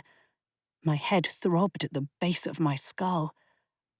I need some air," I managed before taking off down the stairs 2 at a time. I barreled past other patrons and tour groups, earning a few annoyed huffs as I shoved past people. I was only vaguely aware of Jules calling out apologies for my rush as she tried to keep pace with me. I skidded to a stop outside the tower and past the queue still filled with people waiting for their tours. "What happened up there?" Jules asked as she caught up to me. "I was there with him," I said, as Emrys and Gethin joined us. "I think I was the reason they called him mad." "Morgan, you think you time-travelled?" Jules sounded incredulous. "Maybe. I don't know exactly. But I talked to him. He thought I was a Seelie spy." "He would have been distrustful of anyone appearing in a cell without announcement," Emrys agreed. I tapped the compass. "He seemed to believe me when he saw this. Said someone named Eamon made it." I pointed a finger at Emrys. "You could have told me he was a dragon." It did not seem relevant at the time. In Malachi's time, there was far more intermixing between the kingdoms. It was not uncommon to find a dragon knight serving a mortal king, or even an unseelie family living outside of their kingdom. What about the Seelies? They would be the one constant throughout our history, always at odds with the rest of the realm and thinking themselves above the rest. I tucked the compass back beneath my shirt. Anyway, just when I got him to trust me, he said he couldn't tell me anything. And then I was back here. "You must have gotten something," Gethin insisted. "Nothing. He said he hid the chalice and was keeping it safe, but gave me no clues where it might be. Even if he had, that was hundreds of years ago. For all we know, he hid it somewhere that doesn't exist anymore, because it got bombed in the Blitz," I railed, starting to pace. Out of habit, I shoved my hands into my pockets and stopped mid-step when I felt something in my pocket. I withdrew my right hand to find a folded piece of parchment, one edge clearly jagged and torn. I unfolded it to find a mess of gibberish I didn't recognize, and symbols. Beside me, Jules pulled out her phone and brought up the image of the piece of paper with Gaius's name on it. I held up the piece. It certainly looked like it had come from the same parchment. "It appears he did impart his wisdom on you after all," Emrys said. I stowed it back in my pocket, suddenly feeling very exposed. Magic worked in mysterious ways. I definitely hadn't had the note when we entered the tower. I could get lost in the weeds about how it had ended up in my possession later, but only when we were far from here and somewhere safe. "It looked like some sort of map," Jules said, excitement creeping back into her voice. "A map we couldn't read and penned by a dragon who'd lived centuries ago. What could possibly go wrong?" Chapter 12. We made it half a block from the tower before I stopped walking, realizing I had no sense of where we were heading or how the hell we were supposed to decipher Gaius's 800-year-old scribbles. "We need to go somewhere private, but easily accessible," Jules suggested. "Back to your flat?" Gethin offered, gesturing to me. "No." That young girl's intense gaze flashed in my head again, and for some reason I couldn't shake that there was something really off about her. Jules is right. We need a place where we can get lost in the crowd. I rubbed at the base of my skull, trying to think where we might be able to go. I glanced at Jules and we said, Guildhall, in unison. It's perfect, Jules agreed. For those of us who have no idea what you're talking about, mind explaining? Gethin asked. It was one of my Aunt Nim's favourite places. Come on, we can take the tube. I caught him mouth the word tube to Emrys, who offered him a confused shrug of her own as I set off down the road. Jules looped her arm through mine as we walked, and I couldn't help but rest my head on her shoulder. What was it like meeting a dragon? Jules asked in a conversational tone. Less exciting than the first time I met one, I answered with a snicker. I'm going to need more than that, Missy, she chided. Turns out, the first time I met one, he walked out of a lake, stark naked. It was glorious, I answered. He was in human form at the time, I quickly clarified. I better get to meet this dragon someday. He's a prince too, I added. Do I detect a royal romance? She teased. No. Maybe. Oh, I don't know. I checked the street signs as we walked to Tower Hill Station on the District line. Anyway, back to the tower. Like I said, I spent most of the time talking to Gaius, trying to convince him I was the Pendragon heir. We walked on in silence for a moment before I asked, What did it look like from where you were standing? You went in and just sort of froze for a bit. Then you stumbled backwards and we left. You couldn't hear me talking to him at all? Nope. Her description felt like it gave more credence to the fact I'd somehow time-travelled. Clearly, I was the reason Gaius had earned his mad moniker amongst the tower guards. We reached the station and set about getting us all through and onto the train. Thankfully, the trip was a brief 3 stops to Mansion House. I studied Gethin as he took in every sight and sound of the city.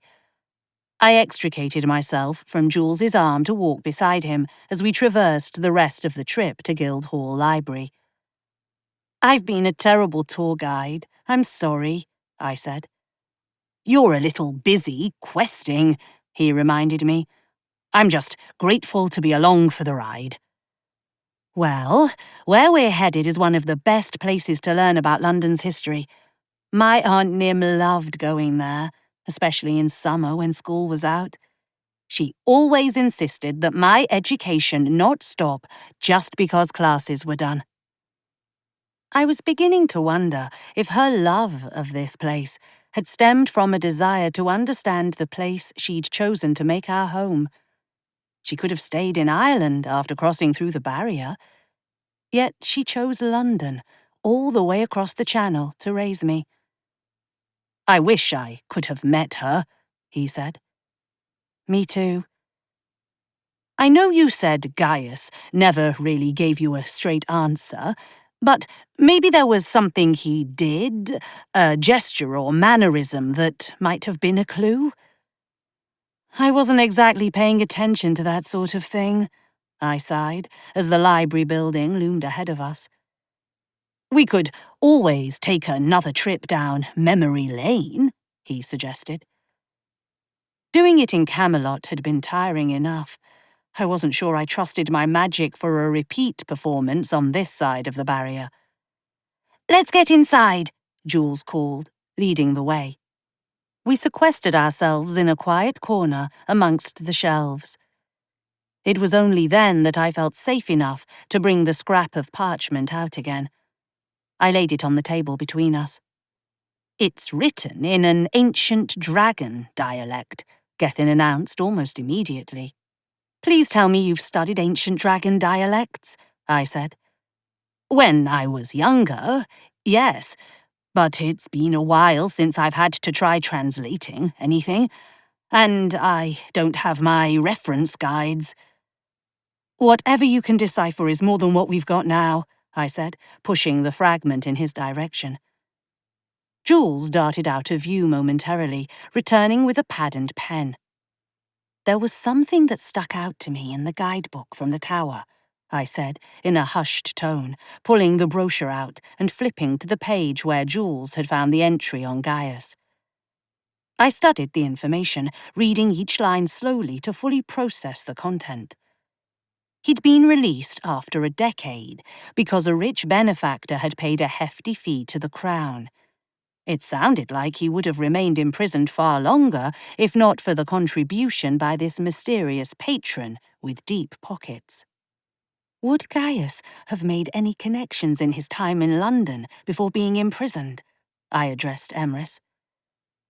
If Malachi tasked him and Wendell with protecting the Grail in this realm, I would imagine they would have been instructed to blend in as best they could. That would have taken some level of trust with the locals. Clearly someone didn't trust him since he was locked up, I muttered. I doubted he'd actually tried to act against the King of England. But then again, he'd appeared rather paranoid during our brief encounter. Maybe he'd feared they were in the midst of Seelie spies and reacted poorly. If they were going to trust anyone, it would have been those they would have believed incorruptible by magical influence, Emrys continued. Clergy, perhaps? Or possibly mundanes. I hated to tell her that being a member of the clergy didn't exempt someone from being corrupt, but I held my tongue. We needed answers, not arguments.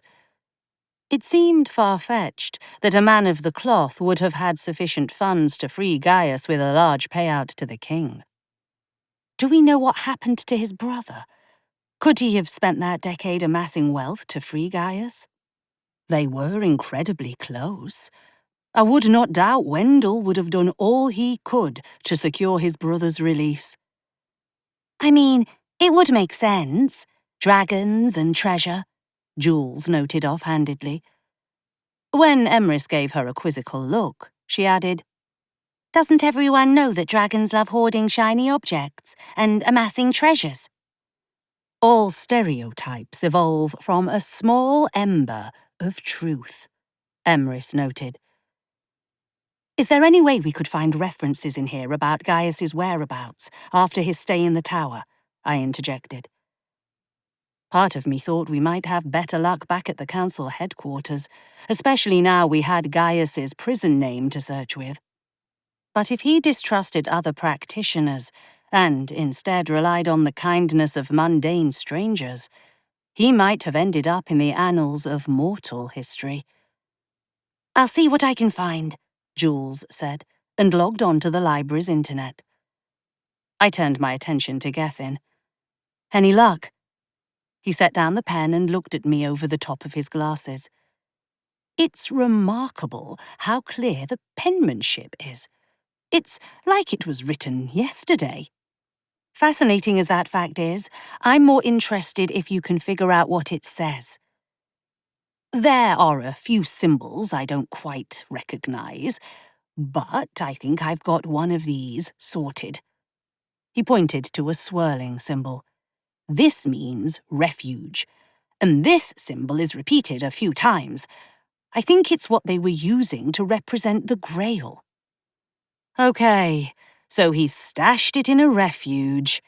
Helpful, I groaned. Like I told you, I don't have my translation guides, and it's been years since I've had to do any proper translating. I did notice something else, though. I waited for him to explain, but he stayed quiet. Well, what is it? It might be nothing, but I think the people who wrote the two parts of this note were different people. I don't follow. The part that was written in English tilts a bit to the right, so probably written by someone who is right-handed. but parts of the map tilt the opposite direction. Could it just be that the two languages require different ways of writing? Perhaps, but I think we're looking at two different scribes. So what? You think that Gaius didn't draw the map? It's possible, and even if he did, why would he have penned the initial part in the first place? Why confess to being a knight of Camelot? Maybe they tortured it out of him, I answered with a shrug. Perhaps the more pressing question is why he held the map on his person, whether others could decipher it or not. Surely the guards would have searched him, Emrys interjected. Yeah, but I doubt they'd have denied him access to a priest if he asked, Jules said, looking up from her phone. Looks like there was a brother Jericho who was said to have left his wealthy family to follow his faith. He found Gaius's plight interesting and, after a decade, managed to secure Gaius's freedom. Any idea where they might have gone after they freed him? Looks like he was associated with a place called Lesness Abbey, she replied. But it shut down in the 1500s. It's a ruin now. I plucked the phone from Julane's hand and studied the images she'd found of the abbey. If someone else had written the map for Gaius to follow, they'd have to use markers he'd recognize at the time. I managed to find an image of the Lesness Abbey in its prime, and compared it to the symbols Gethin didn't recognize, next to the one he'd identified as signifying refuge. It wasn't an exact match, but it was close. I think you're both onto something. Someone must have passed him the map ahead of his release, so he'd know where to look later, and for him to know that the Grail was safe. And if Wendell was still out there, and they were as close as you say, maybe he found this brother Jericho, and he convinced him to take up his brother's cause. Jericho wouldn't have needed to know what the map said. He'd just need to know where to take Gaius when he was released, Julane agreed. And who would deny a man entry to a house of worship, especially if he claimed he was seeking penance and sanctuary? This all sounds good in theory, but Julane just said this place is in ruins now, Gethin pointed out.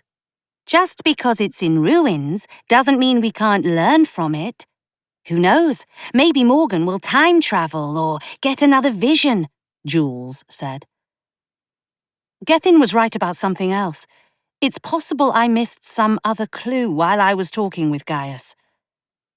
I know you're worried about it, but I think you can do the memory spell again. Your power seems to be working just fine here, Gethin nudged. Using the memory spell too frequently can have deleterious effects on one's psyche, Emrys warned. What does the spell require? Jules asked. It isn't hard to do exactly, just draining. What if you had a magic boost? I could give you some extra power just so you didn't have to rely on your own so much. It's worth a shot. I scooted around the table, so we sat side by side and grasped her hands. I pictured the cell as I had seen it when I'd crossed the threshold, and concentrated on projecting it so Jules and the others could see it too. The library disappeared, replaced by the rough stone of the cell. The sunlight streaming through the window hit me in the eyes, and I had to blink black spots from my vision. The image faltered as the trip down memory lane pulled on my magical reserves. The comforting feel of Jules's magic bumped against mine as if to say, I'm here, let me in. I tightened my grip on her hand and urged my own power to accept the assistance. Gaius materialized in front of us. I didn't need words to know that Jules could see him too. We watched in silence as Gaius conversed with the memory version of me. I tried to pay attention to his hands and the way he held himself for clues that might have been hidden during our first encounter. Nothing stuck out, though. Did you see that? Jules asked. She waved a hand, and the moment froze, then grew bigger as she took control of the spell to zoom in. See what? I tried to see what had caught her attention. She jabbed a finger at the compass around my neck. It's just the compass. It's what led us back here. No! Did you see what it did when he touched it? Clearly not, I muttered. I willed the memory to rewind, and even managed to get it to play at half speed. I focused on the object around my neck. His hands, when he touched the compass, were still covered in scales and claws. Except, when they brushed the metal, something sparked. Tiny designs flared to life for a brief moment. It looked like the symbols from the map. But that shouldn't be possible, I murmured. You're following clues left by a dragon centuries ago. Anything's possible. Instinctively, my left hand reached up to find the compass lying against my breastbone, beneath the fabric of my shirt. The object had brought me back home to Jules and to London. I had to trust that it would lead us to where we were meant to go next. We follow the compass, I announced to the people seated around the table as the memory faded. And if it seems to be leading us to the Lesness Abbey, then that's our next stop. I'll keep trying to decipher the rest of the map, to see if it gives us any other clues, Gethin said, stowing his notes and the parchment piece in his pack. With any luck, my magic would make things clear when we arrived at the Abbey. As we left the library behind, the sense of being watched washed over me again. Maybe heading straight to the Abbey wasn't the best course of action. I had to remind myself that soldiers had come through the barrier and nearly snuffed out my life once before. We had been careful on our exit from Albion, but there was every chance that King Uther had spies monitoring the barrier. We needed to be smarter about covering our tracks. We had a tale to lose. Chapter 13. Losing the tail turned out to be harder than I'd anticipated, and not because I was bad at it either. The moment I started going any direction that wouldn't set us on the path to the Abbey, the compass grew scalding hot against my skin. I finally tugged it over my head and held it as far from my body as I could. "Morgan, what's going on?" Jules asked, taking the compass from me. I am almost certain we were being followed at the tower. I was trying to lose whoever it was, but this damn thing won't let me. Is that even possible? This compass has that sort of power.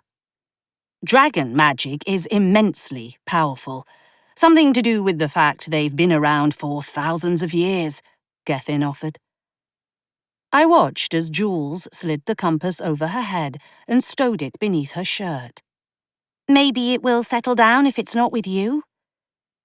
It was worth a shot. Besides, the time was heading toward lunch, and my stomach gurgled with a reminder that surely people on quests were meant to eat and keep up their strength. I took a few steps in the opposite direction the compass had been leading us, and kept my eye on Julaine. She followed me, and, to my surprise, it didn't pull her back the way we'd been going. This just might work after all. So, if we aren't heading directly to the Abbey, where are we going? Gethin asked. Lunch. I wrapped my arm around his shoulders. It's time you enjoyed some proper London food. We ended up at a small pub about a half a mile's walk from the Tower of London. We crowded around a table outside, where I could sit with my back to the restaurant and people watch.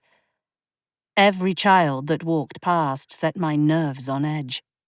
I was vaguely aware of Jules ordering 4 plates of fish and chips. Okay, this is better than it has any right to be just looking at it, Gethin said, drawing me back to our group around the table. Yeah, that sounds about right for most British food, Jules agreed, tossing a chip into her mouth and munching. Our gazes met, and she reached across the table, squeezing my right hand tight. Everything's going to be fine. I just can't shake the feeling someone's following us. Could the Queen have sent someone just to ensure we were safe? Gethin asked between bites of breaded fish. That is not in Ingrid's nature, Emrys replied. Or at least it did not used to be. It would contradict her stated desire to remain ignorant of your whereabouts. If there is in fact a spy trailing us, I must believe it is Uther's doing. I didn't see anyone suspicious at the tower, Jules said. There was this girl in one of the school tour groups. I saw her at least 3 times. Something just felt off about her, I insisted. Have you seen her since we left the premises? Emrys leaned forward, looking up and down the street. No, but what if Arthur wasn't the only one living a lie in Camelot? Someone had to know the truth and help him. Someone could have been sent along to keep tabs on me for all we know. We're being careful, Jules said in a reassuring tone. If someone really was watching us, they'd assume our next move would happen now. So, let's throw them off and go tonight, after dark. Jules, you're suggesting we break into a historical site? I balked. Can you really break into anything if it's already in ruins? Yes, Gethin and I replied in unison. It may not be legal, but it would help obscure our intentions. Emrys gave Jules an approving nod. I have spent the better part of my adult life avoiding brushes with the law, thank you very much. I wasn't keen to start a life of crime now. We need to go to the Abbey. We also need to lose this tail. Going at night would throw them off. And it isn't like you'd be going alone. We've 4 very magical people. Between us, we should be able to manage to stay hidden, Jules said, taking a prolonged sip from her coffee mug. I hated this plan. Sure, I wanted to be rid of any prying eyes and ears, but risking our freedom felt like a foolish way to do it. Still, I couldn't bring myself to argue with them. I was still reeling from my little jaunt into the past. I wish I could have asked Gaius more questions about the realm he'd left behind. Why would he have volunteered to stay behind and risk his own life for the Grail? Was it really that special? What if we look him up? Gethin blurted, disrupting my internal turmoil. Look who up? Gaius, he said flatly, as if it should have been the most obvious thing in the world. You don't seriously think he's still around? I scoffed. He did say dragons have been around for a really long time, Jules pointed out. So what? We just look him up in the phone book? Jules offered a shrug in response. Even if we could, he probably changed his name every few decades to keep himself hidden. I would have if I were him. It is an avenue worth pursuing, Emrys noted. Probably safer to do research from the flat, I sighed. At least we would have secure Wi-Fi. And it might give the impression we were just out sightseeing with friends for the day. By nightfall, I was practically crawling out of my skin in anticipation. Gethin and Jules's internet searches for Gaius had come up empty. I couldn't help pacing the length of the kitchen as we waited for the sky to turn from a hazy purple to a deep navy. We shouldn't drive, I announced as my phone read nearly 7 o'clock. Most of the trains won't be running now, Jules reminded me. How else do you expect us to get there? We can portal in. I've done it before. It's how we got from Liverpool to your flat. That nearly wiped you out, Gethin interjected. No offence. I looked at Emrys. I'm not the only one who can do it. A portal, in this instance, would be the right choice.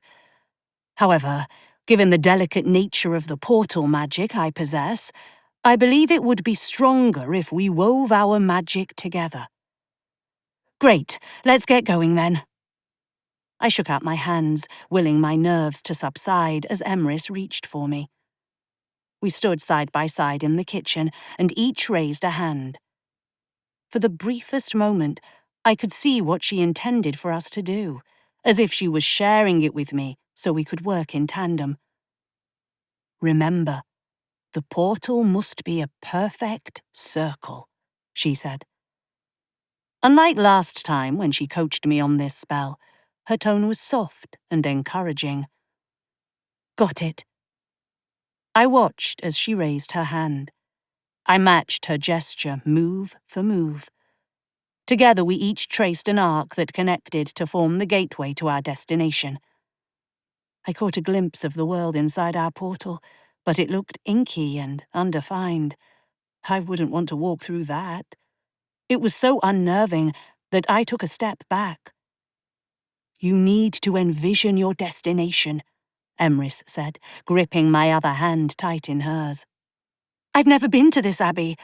I've got no idea what it looks like," I replied as panic tightened my chest. Jules rushed forward, holding up her phone and flipping through images she'd found online of the Lesness Abbey. Somehow, she'd even found a few taken at dusk. I focused on the archway at the centre of the structure, holding up the largest portion of wall. Power erupted from within me, and when I looked through the portal again, it had filled with the night sky over the stone ruins of Lesness Abbey. "Holy shit, that worked!" I couldn't hide the surprise in my tone. "I would advise moving quickly," Emrys urged. Gethin shouldered his pack and offered Jules a hand as they stepped through the portal together. I looked at Emrys and tugged lightly on her hand. "Together, then." "Together." We leapt through and staggered forward until my hand brushed the rough stone of what was left of the abbey. I turned just in time to see the portal snap shut and out of existence. "Okay, we're here. Now what are we supposed to do?" Jules removed the compass chain from around her neck and handed it back. "I think this might have answers." I accepted the chain and slid it back over my head. Holding it in my right hand, I watched as the tiny symbols glowed blue. Popping the top open, the tiny needle pointed straight ahead of us. I took a moment to take in the abbey ruins, shrouded in darkness. "We should have brought torches," I mumbled.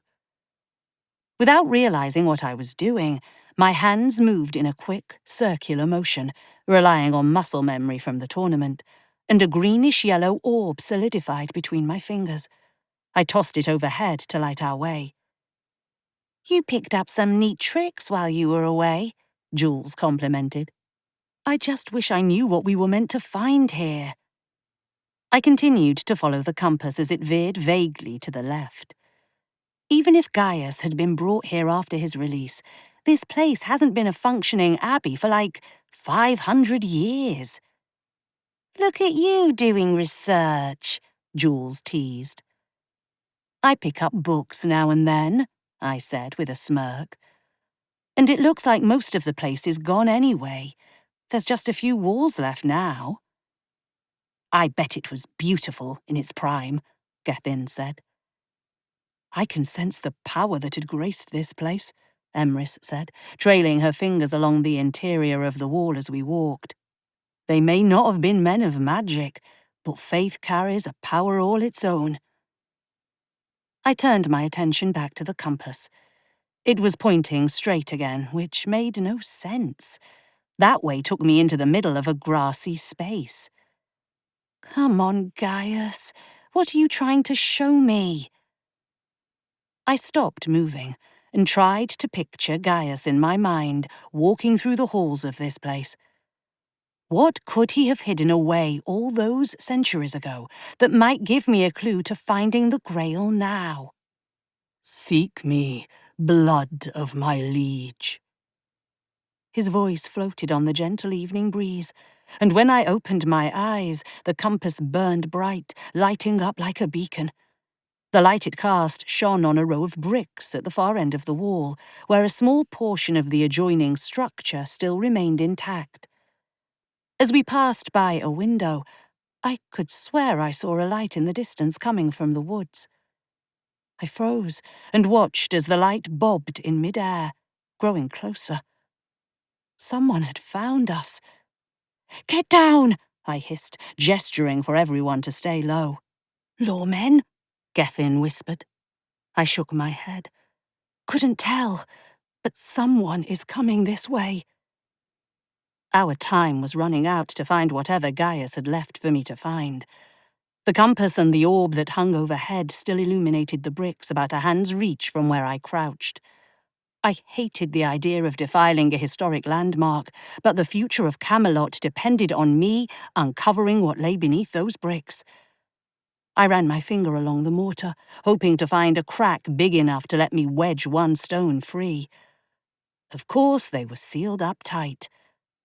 But in the bluish glow from the compass, I could see that the mortar in the area directly in front of me was far less aged than the stones around it. "Anyone bring a chisel?" No one answered.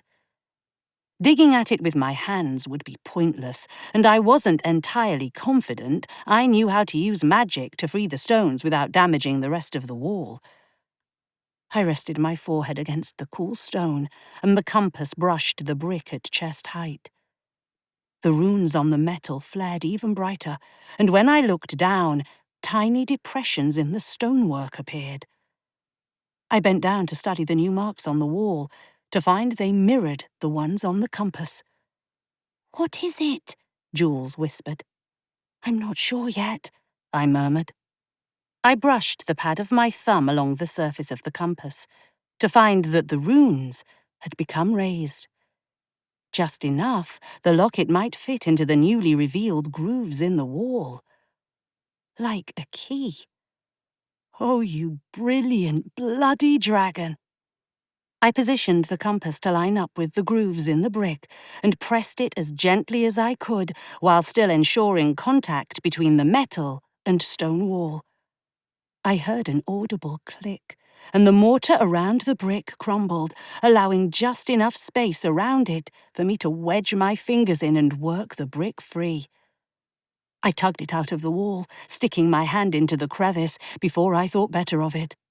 I felt around until my fingers brushed something grimy, but flat and slender. I removed my hand to find an envelope with something written in the dragon dialect. "Any idea what it says?" I held it up to Gethin in the light of the compass. "If I remember my phonetic alphabet correctly, it says MORGAN.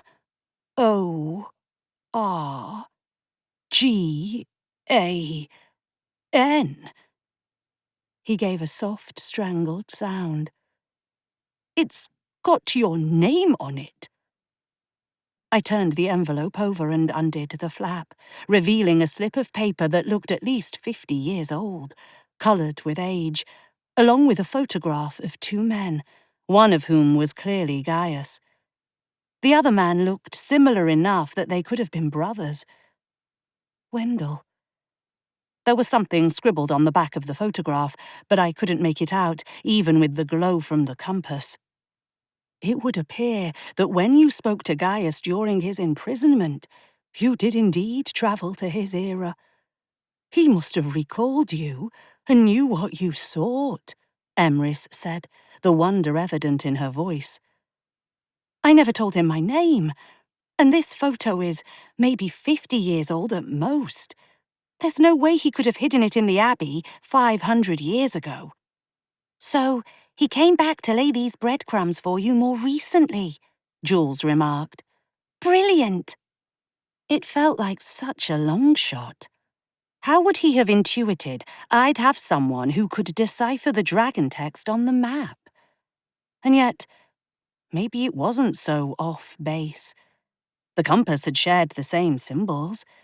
Perhaps it had worked in the same way Excalibur had allowed me to read the ledger of the tower's prisoners. The compass could have let me decipher the directions to the Abbey. There was so much about dragon magic, and the magic from Albion in general, I still didn't fully understand.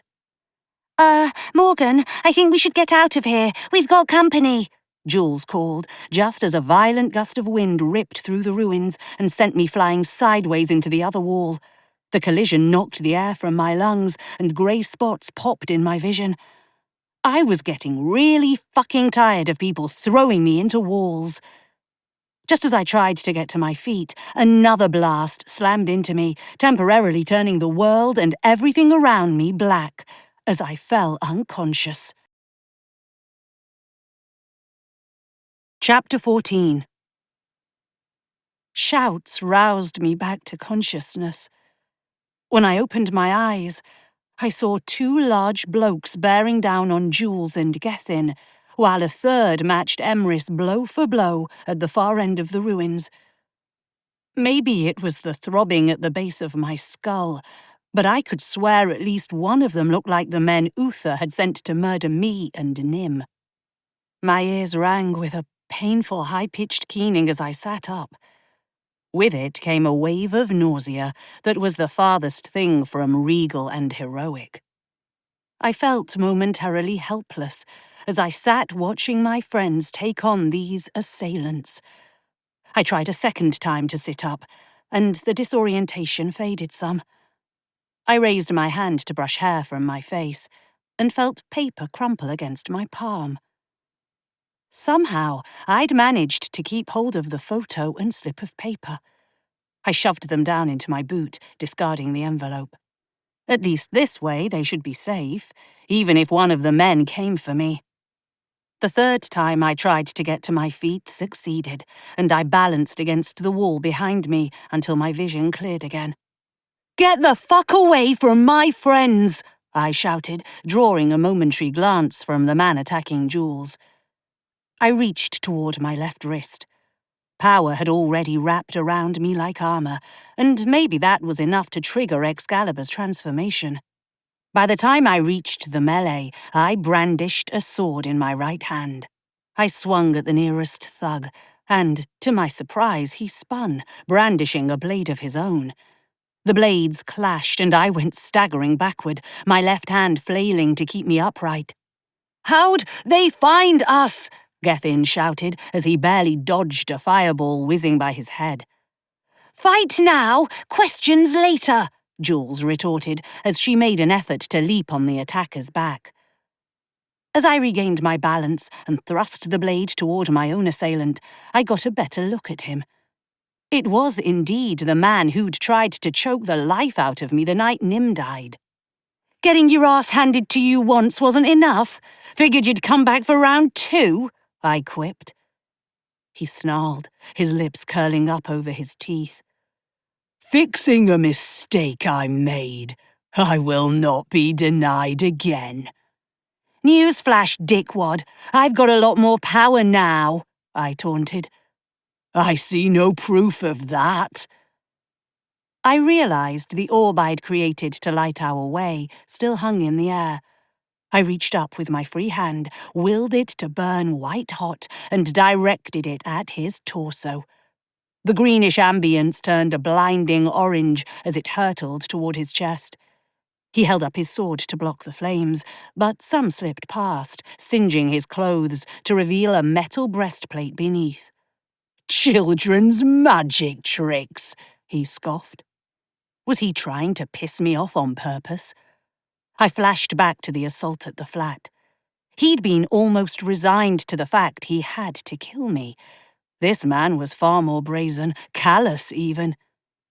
"You felt bad about having to kill me before. I remember you showed remorse. What happened?" My question caught him off guard. While I would have liked to know the answer, I used the momentary distraction to switch Excalibur to my left hand and land a punch to his angular jaw. In hindsight, it might have been a better idea to magically punch him rather than use my actual hand. My hand ached, and I'd broken the skin on several knuckles from the impact. He recovered faster than I would have anticipated and spat a bit of blood into the grass. "You were feeble, powerless before. You were worthless. That's why I felt sorry for having to kill you," he said, his lips stained crimson with fresh blood. Nah, you weren't this much of a dick last time, I argued foolishly as I shook out the pain from my right hand. I think you're showing off for your mates, or your boss ripped you a new one. Anger flashed across his face, contorting his angular features. It only made him look that much more savage and vicious. In that moment, I believed every part of him was razor-sharp and could have shredded my flesh if I got too close. "Oh, that's it," I said with a laugh. "You had to go slinking back to Uther and admit you couldn't even kill some powerless woman. Bet that went over well." "You know nothing of our king," he spat. "I know he tried to murder an innocent newborn, all because he's fucking crazy and abandoned his own kid in someone else's land for 30 years. All because he thought it might one day get him more power. Dad of the year, that one." He recovered the blade he'd produced before and came at me, slashing wildly in front of him. There was no reason I should have been able to defend against his attacks. I wasn't a swordswoman. Yet at every blow, Excalibur moved to block the advance, pushing my opponent back step by step until he was backed against the wall. "Hate to tell you, but you're going to have to go crawling back to him again, because I'm not going to let you hurt me or my friends." In my peripheral vision, I spotted the brute Gethin and Jules had been tangling with as he slammed a foot into Gethin's solar plexus, knocking him flat on his back. He'd lost his glasses somewhere in the brawl, and he sported a cut under one of his eyes. I waited for him to get up, but he laid still. I could see his chest rising and falling, so if anything, he'd just been knocked out. The sky lit up with plumes of turquoise smoke as Emrys and her adversary traded spells at such speed I couldn't even tell where one spell ended and the other began. But their spell battle lit up the sky, a beacon to let anyone else know where we were. Magical fights are not the best move for a covert mission. My own adversary recovered from being backed into the wall and tossed his sword aside. Instead, he lunged for me around the middle. Somehow I avoided his grasp. When I looked down, I found the blade in my hand slick with blood. For a split second I feared I'd run him through, but when I glanced his way, I saw I'd only managed to slice a thin gash along one of his arms. "Get away from him!" Jules bellowed as the third Seelie advanced on the still prone Gethin on the grass. She waved her hands in an intricate gesture, and the grass leapt up to twine around his feet, slowing his progress. He started to rip the makeshift bindings with his hands, freeing himself in moments. Jules mimed tying a series of knots, and the grass obeyed her command, tightening. Still, it wasn't enough to hold him. "Their magic is tied to nature," I shouted at Jules, but she didn't acknowledge hearing me. Leaving my soldier to bleed, I raced to Gethin's defense. I swung Excalibur toward the brute's midsection, hoping to distract him from dismantling Jules's magic. He dodged, pulling free from the roots in one fluid motion, and I narrowly avoided slicing Jules in half. It gave the thug just enough time to rip Gethin's pack from his shoulder, rummaging through the contents. "No!" I shouted and threw my hand out. I wasn't sure what I expected to happen.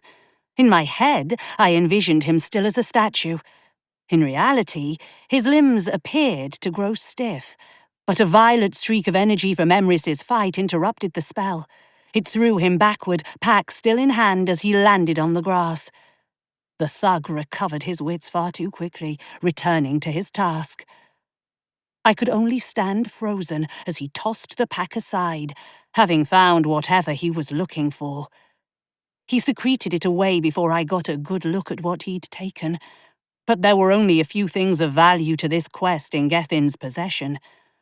I was about to take another swing at the bastard when a high-pitched whistle echoed through the air. I bent double, sure my eardrums were about to rupture. Covering my ears only seemed to make the sound echo more painfully in my skull.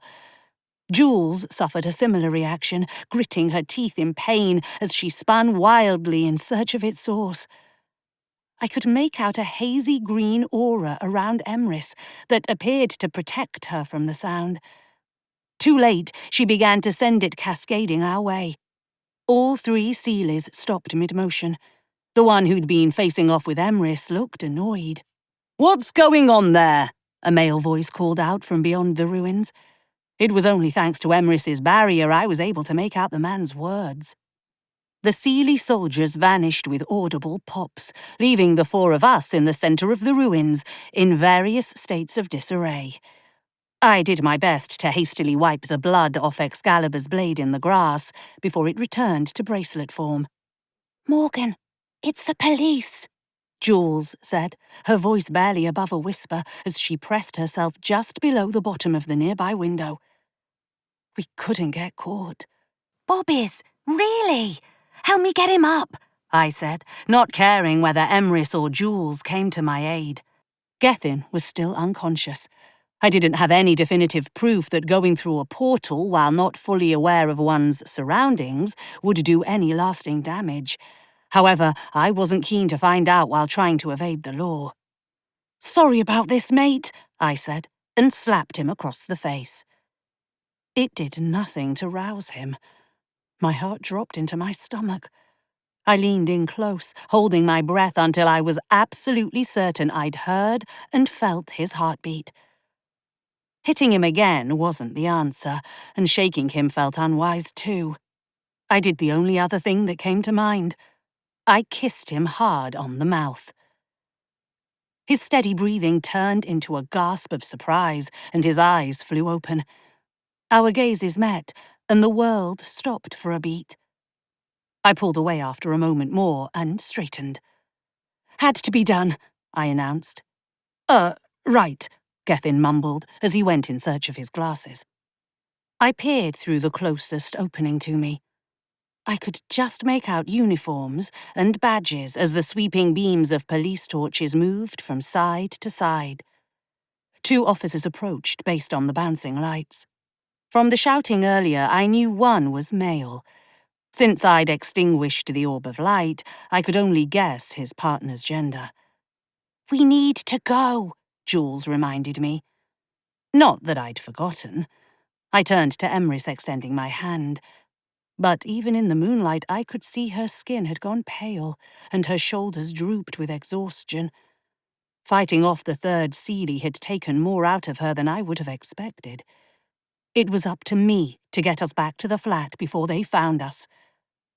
"You can do this, Morgan." I blew out a breath and raised my hands, tracing the circumference of a circle in mid-air. The edges of the spell sparkled and sputtered as I poured as much power as I could muster into it. I tried to picture the kitchen in the flat I'd shared with my Aunt Nim. The image within the spell's boundary flickered, finally solidifying into the image I'd intended. "You're going to need to move quick. I don't know how long I can hold this," I said, already feeling the strain of sustaining the magic. The torch beams grew closer and spread out as the police closed in. Beads of sweat prickled along the nape of my neck and bloomed beneath my arms. Gethin stumbled through first. I watched him skid to a halt against the sink. "Jules, go," I said. "You'll be right behind me, yeah?" "Always," I answered. She leapt through, far more gracefully than Gethin, and landed squarely on the tile floor. I nodded for Emrys to pass through the barrier, but her gaze was fixed on a point over my right shoulder. I turned my head just enough to see that we were out of time. Even if she made it through in the next 20 seconds, there would be no way I'd get through without them seeing something. And while magic wasn't exactly a secret, it didn't mean these particular officers were privy to the details. I didn't need mundane cops seeing me vanish into thin air and having a coronary. Time slowed as I lowered my hands. I pulled back on my magic, willing it to recede into my body and tamp down. The portal in front of me winked out of existence between one breath and the next. The beams of light rounded the wall, and the 2 officers, the second now confirmed as a woman, stepped around the wall. The torchlight temporarily blinded me. "Stop right there," the male officer ordered. "We're not moving," I called. "Hands up," the female officer barked. I held my hands high, praying that Emrys would follow suit. My vision cleared a moment later, and the female officer approached, a pair of cuffs dangling from her hand. I instantly distrusted her. The smug look on her face just rubbed me the wrong way. But I'd expended enough magic today that I wasn't going to be able to tell whether she was a magical or mundane threat. "You two are trespassing on government property," she said. There was a note of glee in her tone. This was probably the most action she'd seen on the night shift in ages. I bit back a snarky retort and kept silent.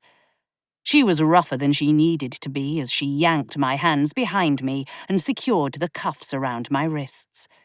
Within the span of 5 minutes, they marched us to their waiting vehicle and crammed us into the back. Well, shit. Chapter 15. It felt as though we'd been driving for ages. The female officer drove, and I caught glimpses of the male officer's eyes as he glanced at us in the rearview mirror. He'd been far gentler with Emrys when he'd cuffed her than his partner was with me. "Want to tell us why you two were coming to blows in a historic site in the middle of the night?" His tone was more curious than accusatory. "We were not," Emrys began, but I cut her off. "It was a dare. We'd heard the Brotherhood that used to reside there liked to hide things in the walls. Some friends of ours bet us £200 that we wouldn't go in after hours and see what we could find." "Those rumours pan out?" I watched his reflection in the mirror, and his eyebrows arched. "Nah, just a bunch of old stones. Nothing secreted away, wasn't worth the money." "Seems you two need some better mates," he noted. "And the, bloody knuckles?" He held his hand up to shoulder height and wiggled his fingers. "Didn't think the plan through. She forgot a chisel. Stupid me tried to punch the bricks," I lied. The clock on the dash read nearly 10:30 by the time we pulled into the police station. I expected them to separate us and question us individually. Instead, they ushered us into lockup, which was, to my surprise, empty. A bored man with a hooked nose and watery eyes sat at a nearby desk, flipping through a newspaper. "Ruthless Ruth actually bagged one?" he asked, with mild interest, as the female officer undid the cuffs around my wrists with more force than necessary. "Wonders never cease." "Shut it, McDougal," she spat. "Caught these two trespassing on government property. Defaced it too." That was enough for McDougal to set his paper down. "These two?" "Allegedly," I answered. "Come on, Franco, we've got paperwork to fill out," the female officer said, securing the cuffs back onto her belt. Franco trailed after her, looking resigned to his evening of forms. I sunk onto one of the benches bolted to the wall and rested my head against the concrete slabs behind me. "I told you this was a bad idea," I finally said, eyes closed. "I told you I couldn't afford to get caught."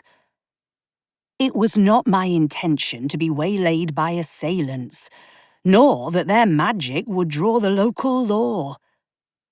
"We could have gone in the morning, blended in with tourists," I hissed. "It would have been safer." "If you must be upset with me, fine. Get your anger out. But we do not have time for such childish emotions." "Childish?" I spat, my eyes snapping wide open to look at the woman who stood on the other side of the cell. "I told you it was dangerous, and you pushed to do it anyway." I cast a quick glance toward McDougal, who'd gone back to reading his paper. "You may have come from this world, but that was a long fucking time ago. Things aren't the same way you left them." "You are correct. They are not as I left them. But I have learned to live in the modern world, and this place is not so different from Camelot. I think you've spent too long without being around people, I muttered. I began to pace, frustration bubbling to the surface. Explain something to me. You're supposed to be this super powerful witch. I've seen you do epic shit, but fighting off that bloke tonight wore you out. How? What's going on? He was more powerful than the 2 soldiers I dispatched upon my arrival here weeks ago. And my magic has adapted to Camelot. It is a strain to work it in this realm, much like you've experienced. The way she didn't meet my gaze suggested there was more to the story. But in the time I had known her, and I'd admit it was a very short time, Emrys had never been an open book. It had taken 3 weeks for her even to tell me we were related. As that thought crossed my mind, the frustration ebbed, replaced by a helping of guilt. She'd come to teach and protect me on this search, and here I was yelling at her because she wasn't magical enough. How hypocritical of me. Look, I'm sorry. I'm just panicking a little. We're stuck here overnight, and we have no idea if Jules and Gethin are okay, or if they'll even be able to find us here. I have to trust that they will come for us, Emrys said softly. This almost felt like we were set up to lead the Sealies right to the Abbey, I said, resuming my pacing. They should not have been able to track us, given the way we arrived, Emrys agreed. You said you felt we had been watched from the beginning. Could they have followed us to the library and overheard our discussion about the Abbey? It's possible, but that still doesn't explain how they got there right after us. They couldn't have just gone and waited all day. There could have been other clues we were following. Then it stands to reason they trailed us from Camelot. I still don't get how, though. We left from the castle and went straight to the forest. We are not the only ones who are aware of the barrier. We weren't going to puzzle out how they'd found us at the Abbey, not while sitting here in this damn cell. As I pivoted to begin tracing the grout in the floor, something poked my ankle, and I let out a soft hiss of surprise. I bent down and tugged at my boot, finding the slip of paper and photograph I'd stashed there. Thankfully, Ruthless Ruth hadn't deemed it fitting to frisk me upon arrival. She'd forced me to turn over my phone, but she hadn't confiscated the compass or the papers I'd stowed. I checked to ensure MacDougall was still occupied with his newspaper before I settled back on the bench and gestured for Emrys to join me. She sat, and we both turned as much as we could to block his view of the items I now held in my hand. Emrys took the photograph from me, and I saw her face fall, with unshed tears sparkling in her eyes. Based on the uniforms, it looks like World War II, I explained, realizing an instant later that she likely had no idea what I was talking about. Basically, about 70 years ago, there was a big war between us with our allies and some people who honestly would probably get on grand with the Sealies. There was a lot of devastation. She tapped the man on the left in the medic uniform. That is Wendell. Did he have any medical skills? Healing? Basic training in how to treat field injuries, but nothing beyond that. Dragons typically are not gifted with such magic. Well, it looks like he signed up to help wherever he could. I pointed to Gaius in a military uniform. Looks like someone found a new crown to fight for. I'm not sure, but it looks like he could have been a pilot. One way to take back to the skies, Emrys murmured. They both lived long after I thought them dead. I turned the photograph over, to find an address scrawled on the back in penmanship that looked similar to the note Gaius had penned all those centuries ago upon his imprisonment. It's an address. If I'd had my phone, I could have looked it up. We could have been one step closer to finding where Gaius was sending us next. Which will have to wait until we get out of here. What is this? She plucked the slip of paper from my hand. In the light of the holding cell, I could see that it appeared to be a handwritten receipt. There was no header on it to identify a shop, and given that it was in the same envelope with a 70-year-old photograph, I didn't expect it to have a working telephone number either. The script was neater than the address on the back of the photo, but it still looked to be Gaius's penmanship. Remit to holder. Jericho Spirits. 25 Nov. Wares of Kings. Valuation pending. Honor et praesidium aeternum. Upon request. This makes no sense, I groaned. Was he not freed by a man called Jericho? Emrys pointed out. Yeah, and we assumed if Gaius survived, he would have taken on other names as time passed. Maybe he took inspiration from the man who set him free? What do you make of this? She said, pointing to the number on the first line. Looks like a date, the 25th of November, but there's no year. What's this gibberish at the bottom here? I pointed to the third line of text. Emrys smiled. Honour and protection eternal. It is on the coat of arms for the dragon royal family. So he didn't forget where he came from? Perhaps. That left the middle line. The answer felt like it was staring us in the face, and yet the late hour and the exertion from the scuffle with the Sealies had turned my brain to mush. Let's get some sleep. Maybe this will make more sense in the morning, I said, barely stifling a yawn. Yes, get what rest you can. I stowed the photo and slip of paper back in my boot before I tried to curl up on the bench. There wasn't enough space for both of us to lie down. I felt bad for taking up most of the room, but Emrys just sat there. She patted her lap, and I laid my head on her legs. She wound her fingers lightly through my loose locks of hair in a calming motion.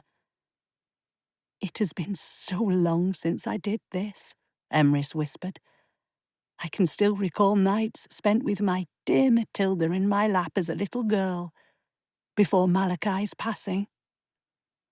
What was she like, your daughter? I asked through another yawn. Fiery, contrary, as I suppose most daughters are meant to be. But in her day, she resented me for not allowing her to take the throne when she thought she should. I knew she was not yet ready for the responsibility. Everyone thinks they know better than their parents. It was getting harder to keep my eyes open. Yes, that is a truth that transcends the ages. But she did take her place as queen, and she was magnificent. And I could finally step back into the shadows, advising my kin, keeping hold to them, but not so tight as to stifle their journeys. In that moment, I realized that she must have watched so many of her descendants die. It must have been so lonely, seeing everyone you loved grow old and die. Yes, there was a sadness as I lived on, but I also received the gift of sharing time with those I would not have otherwise. How'd you end up with that gift? Her fingers wound through my hair some more, brushing lightly in places against my scalp. A tale for another night. Sleep now. It didn't take long for the weight of the day to catch up with me, pressing me firmly into slumber. Oi, Lafay! a gruff voice called, jolting me awake. Pendragon! I sat up, a pain in my neck from the angle I'd fallen asleep. Emrys was already standing as I got my bearings. I wiped the sleep from my eyes and scrambled to my feet to see Officer McDougal standing on the other side of the door, keys in hand. Looks like you're getting off easy, he said as he turned the key, releasing the lock and letting the door swing toward him. What? Apparently you've got a guardian angel looking out for you. No charges are being filed. You're getting off with a warning. This time. You can collect your belongings at the front desk. Right. Thanks, officer. I darted past him out of the holding cell. I promise you won't see us again. As Emrys and I left the holding area behind, I could swear I heard him say, Seriously? LeFay? Pendragon? What a bunch of made-up nonsense. Whether he believed our names or not, I was just grateful someone had managed to keep Ruthless Ruth off our case. The details of why there were no charges pressed piqued my curiosity. For a brief moment, I thought about doubling back to ask Officer McHugh for details, but we needed to get out of here before anyone changed their minds. Hopefully, Jules and Gethin had stayed put in the flat. We needed to get back to them and strategize our plan of attack. With any luck, maybe they'd managed to figure out how the Sealies had tracked us to the Abbey. We made our way to the front of the station, and the desk sergeant handed over my phone in a clear baggie. He looked perplexed when Emrys assured him she had no belongings to claim. I emptied the bag, handed it back to him, and hit the power button on my phone. But nothing happened. Damn battery. I turned back to the desk. Sorry, would I be able to borrow your phone to make a call? We need a ride. Yeah, all right, he answered, and turned the desk phone around so I could reach the keypad and receiver. Morgan! Julane's voice rang out before I could pick up the phone. I pivoted toward the front door to find Jules and Gethin standing there. They looked like they'd had about as good of a night as we did. At least Gethin's injuries were far less noticeable now. I threw myself at my friends, holding tight to the pair of them. Oh, thank God you're okay. This is the 6th station we've tried this morning. We just kept calling until someone finally told us you were here, Jules said in my ear. I'm sorry we didn't get here sooner. Somehow we got lucky, and they aren't pressing charges, I said, as I released my grip on the two of them and let them lead us out to the street. That would be us, Gethin said. Julane contacted the council and convinced them to intervene on your behalf. She was very persuasive. The admiration was clear in his voice. They won't even see any damage when they go back there to check. Not that you really did much damage, but there was considerably more blood than I thought, Jules said brightly. I didn't question whether that would risk more magic exposure in the long run. After all, I'd admitted to doing damage to the wall of the Abbey. But I wasn't going to look this particular gift horse in the mouth. Whatever my hang-ups with the council, in this instance they were definitely not as bad as Aunt Nim had made them out to be. We need to go somewhere busy and out in the open, where even if the Sealies find us, they won't be as inclined to attack us. We have a lot to talk about. Chapter 16. The moment we walked away from the station, my stomach gurgled a reminder that I hadn't eaten in ages. I spotted a cafe up the road and made a beeline for it. The rest of my party kept pace, and we managed to get a table in the back corner. Once seated, the server stopped by with menus and a pot of coffee. Well, I know why we look like shit, I said once I'd poured my second cup of coffee. Why do you two look like you haven't slept all night? Because we spent most of the night trying to track you down, Gethin answered. Like I said, the council was instrumental in making sure you didn't get charged. I looked at Julaine. They really came through for me. They don't necessarily believe you're heir to some mystical realm or anything, but I impressed upon them that you were someone who should be taken seriously. As soon as the portal closed behind us without you, I knew we didn't have a lot of time to act, she explained. The server came back, pen poised over paper to take our orders. After a little menu shuffling, we'd placed our orders and the server left us in peace. I turned my attention back to Jules. Do you have any idea how they found us?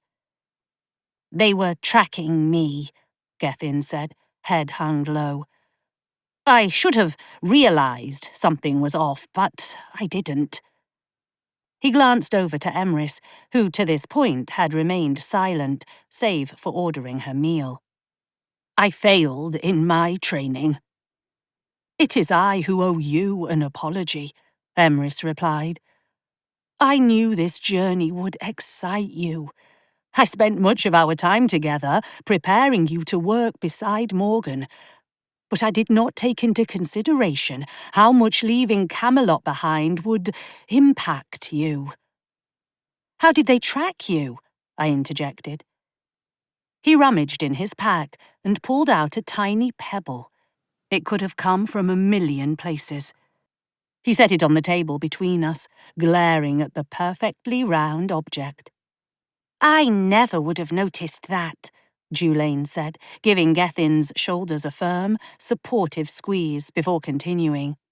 It's been neutralized now. At least, we're mostly certain it has been. Another assist from the council? I barely hid my skepticism. Conrad, Jules answered. I nearly spit my coffee across the table. You two had an actual conversation. We are adults, Morgan. We are perfectly capable of keeping things professional. Who is Conrad? Emrys interjected. Julaine's ex-boyfriend, I noted. Horrible breakup, because he's a gutless wanker who cheated on her. For months after she dumped him, all they did was glare at each other whenever they crossed paths. I knew I didn't like him, Gethin muttered. Like I said, we're adults and far more mature than when that happened, Jules said, brushing her hair back over her shoulder. It was 6 months ago, I stated flatly. Anyway, it looks like Seelie magic.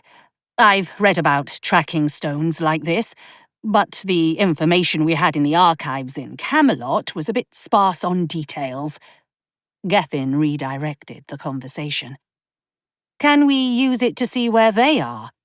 I picked up the tiny stone, turning it over in my palm. Seelie magic is far more temperamental than most, Emrys explained.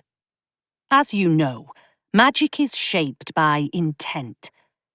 Seelies believe themselves superior to others, and would never permit their magic to be so easily turned against them. Do we think they slipped this in at the tower? I set the stone back on the table. I couldn't explain the strange vibe I got from the young girl on the tour. For all I knew, they'd offered her money to slip it into Gethin's bag while we were distracted. Or maybe one of the soldiers had used an illusion like Arthur had done. It's possible. It definitely would have given away the fact we'd gone to the Abbey, Jules agreed. And clearly they have transportation magic of their own. I took my coffee cup and pressed it down as hard as I could on the stone, waiting to hear a soft crack. I ground it into the table, just to be sure, and swept it on the floor. Now they definitely can't track us. The server chose that moment to appear with our food. My stomach gave another audible growl as she set my plate in front of me. I caught Gethin eyeing his identical plate, digging in with vigour. Silence fell over the table as we occupied ourselves with the meal. 10 minutes later, I set my utensils down on my now empty plate and let out a soft, contented sigh. The soldiers who accosted us took something from Gethin's pack, Emrys said, setting down her own coffee cup. They got my notes and the piece of parchment with the map from Gaius, Gethin admitted. Were you able to decipher any of the rest of it before they got their hands on it? My voice came out sounding hopeful. No, I'm sorry, Morgan. Perhaps our discoveries will make up for it. Emrys nudged me in the ribs. For a split second, I wanted to ask what she meant, until it dawned on me. I shifted in my seat to pull the photo and slip of paper from my boot. I laid both on the table between us. This is Gaius and his brother, I explained. Looks like a few hundred years changes a man's willingness to serve a different crown, Gethin murmured. Looks like they were just trying to help the people they'd chosen to live with, Jules countered. Seems very honourable and noble of them. Besides, the Second World War was brutal here. Air raids, gas attacks, genocide. Helping those less fortunate is a quality Malachi admired in his knights. These two were no exception, Emrys confirmed. I turned over the photo to reveal the address written on the back. My phone's dead, or I would have looked it up already. Jules snatched the photo from the table and turned her attention to her phone. Meanwhile, Gethin studied the slip of paper.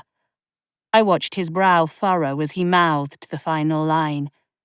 He glanced at Emrys. That's the Dragon Kingdom's motto on their royal coat of arms, isn't it?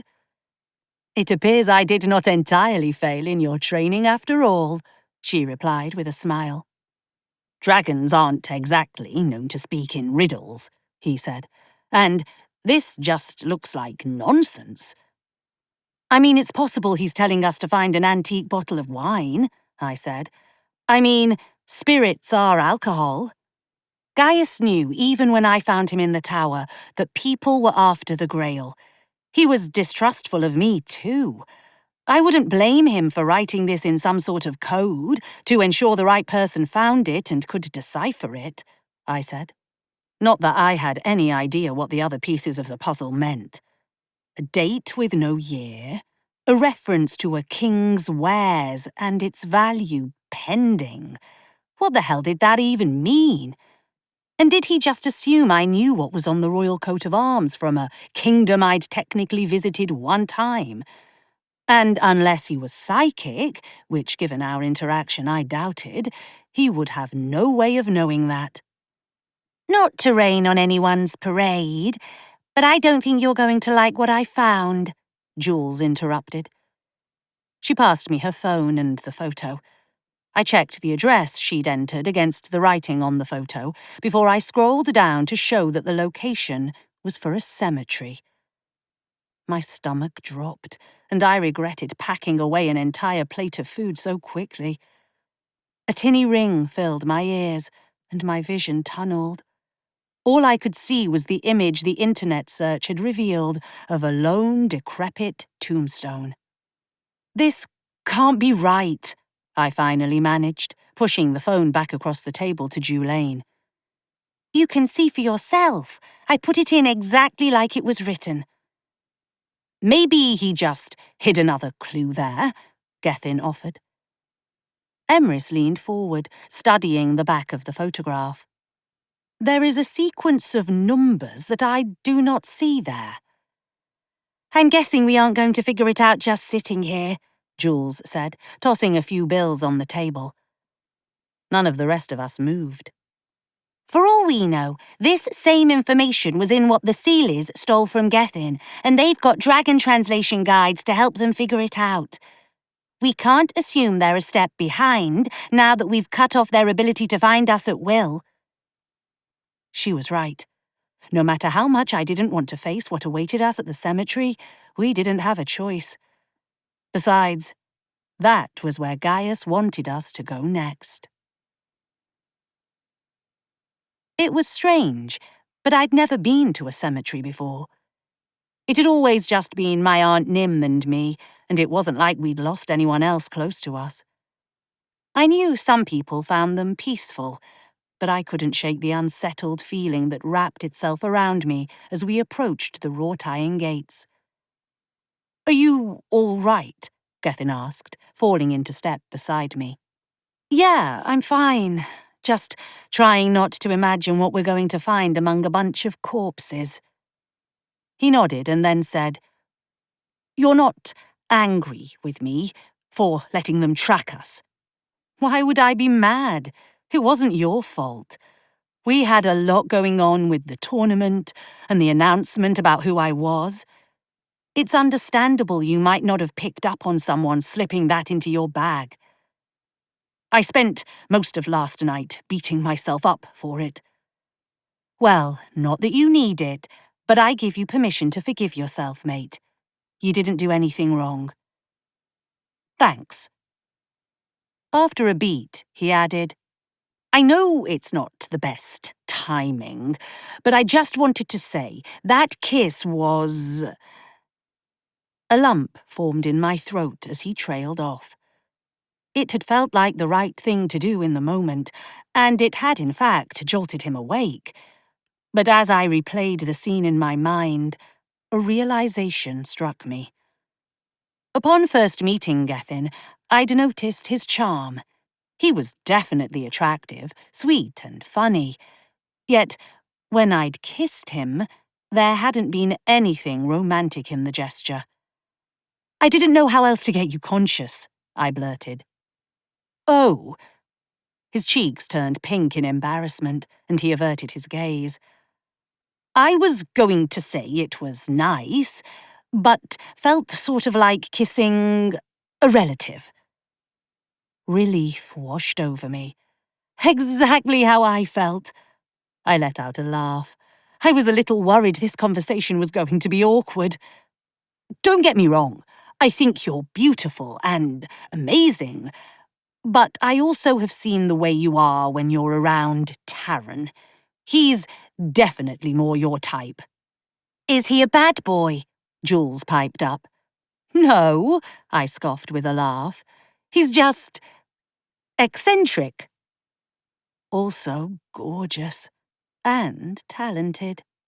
Morgan's into bad boys, so you never really had a chance. We should go in, Emrys said softly, disrupting the conversation. Apparently romantic entanglements weren't high on her list of topics for discussion.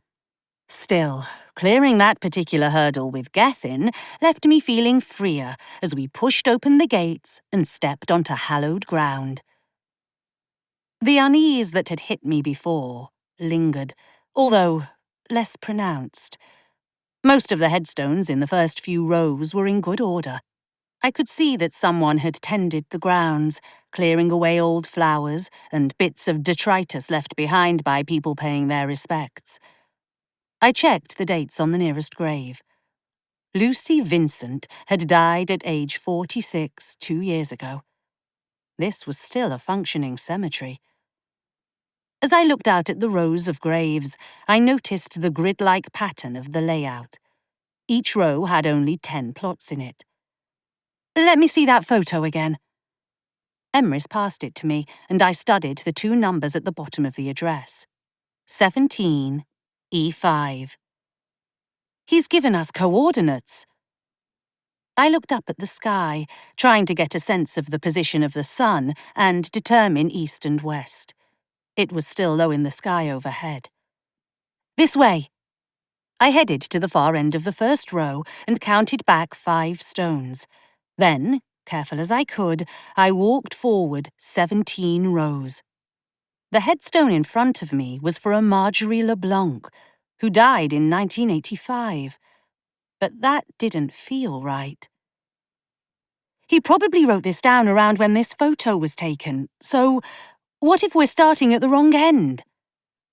I didn't give my companions time to answer. Instead, I took off at a brisk walk until I made it to the very back of the grounds. The headstones in this section were in disrepair, many with barely legible dates and names. From my new starting position, I walked row by row, counting off to 17 in my head. I stopped when I got there. We were maybe 7 or 8 rows back from Marjorie's grave. The dates on the markers around me were all from during the 1940s. I took a half-step back and looked down at the stones immediately to my left and right.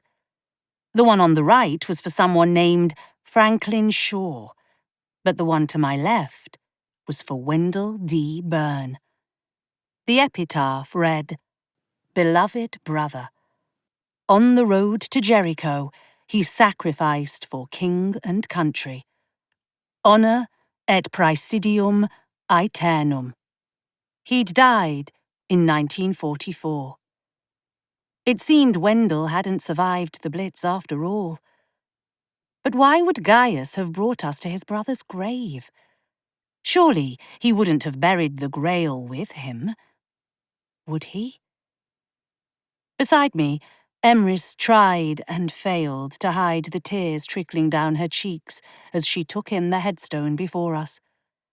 I reached out for her hand and gave it a soft squeeze, letting her know I understood her loss without words.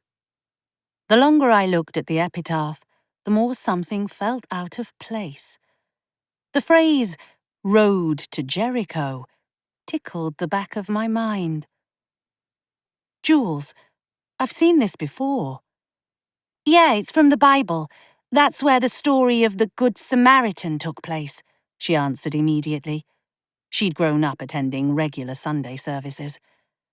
Organised religion had never been top of Aunt Nim's priorities.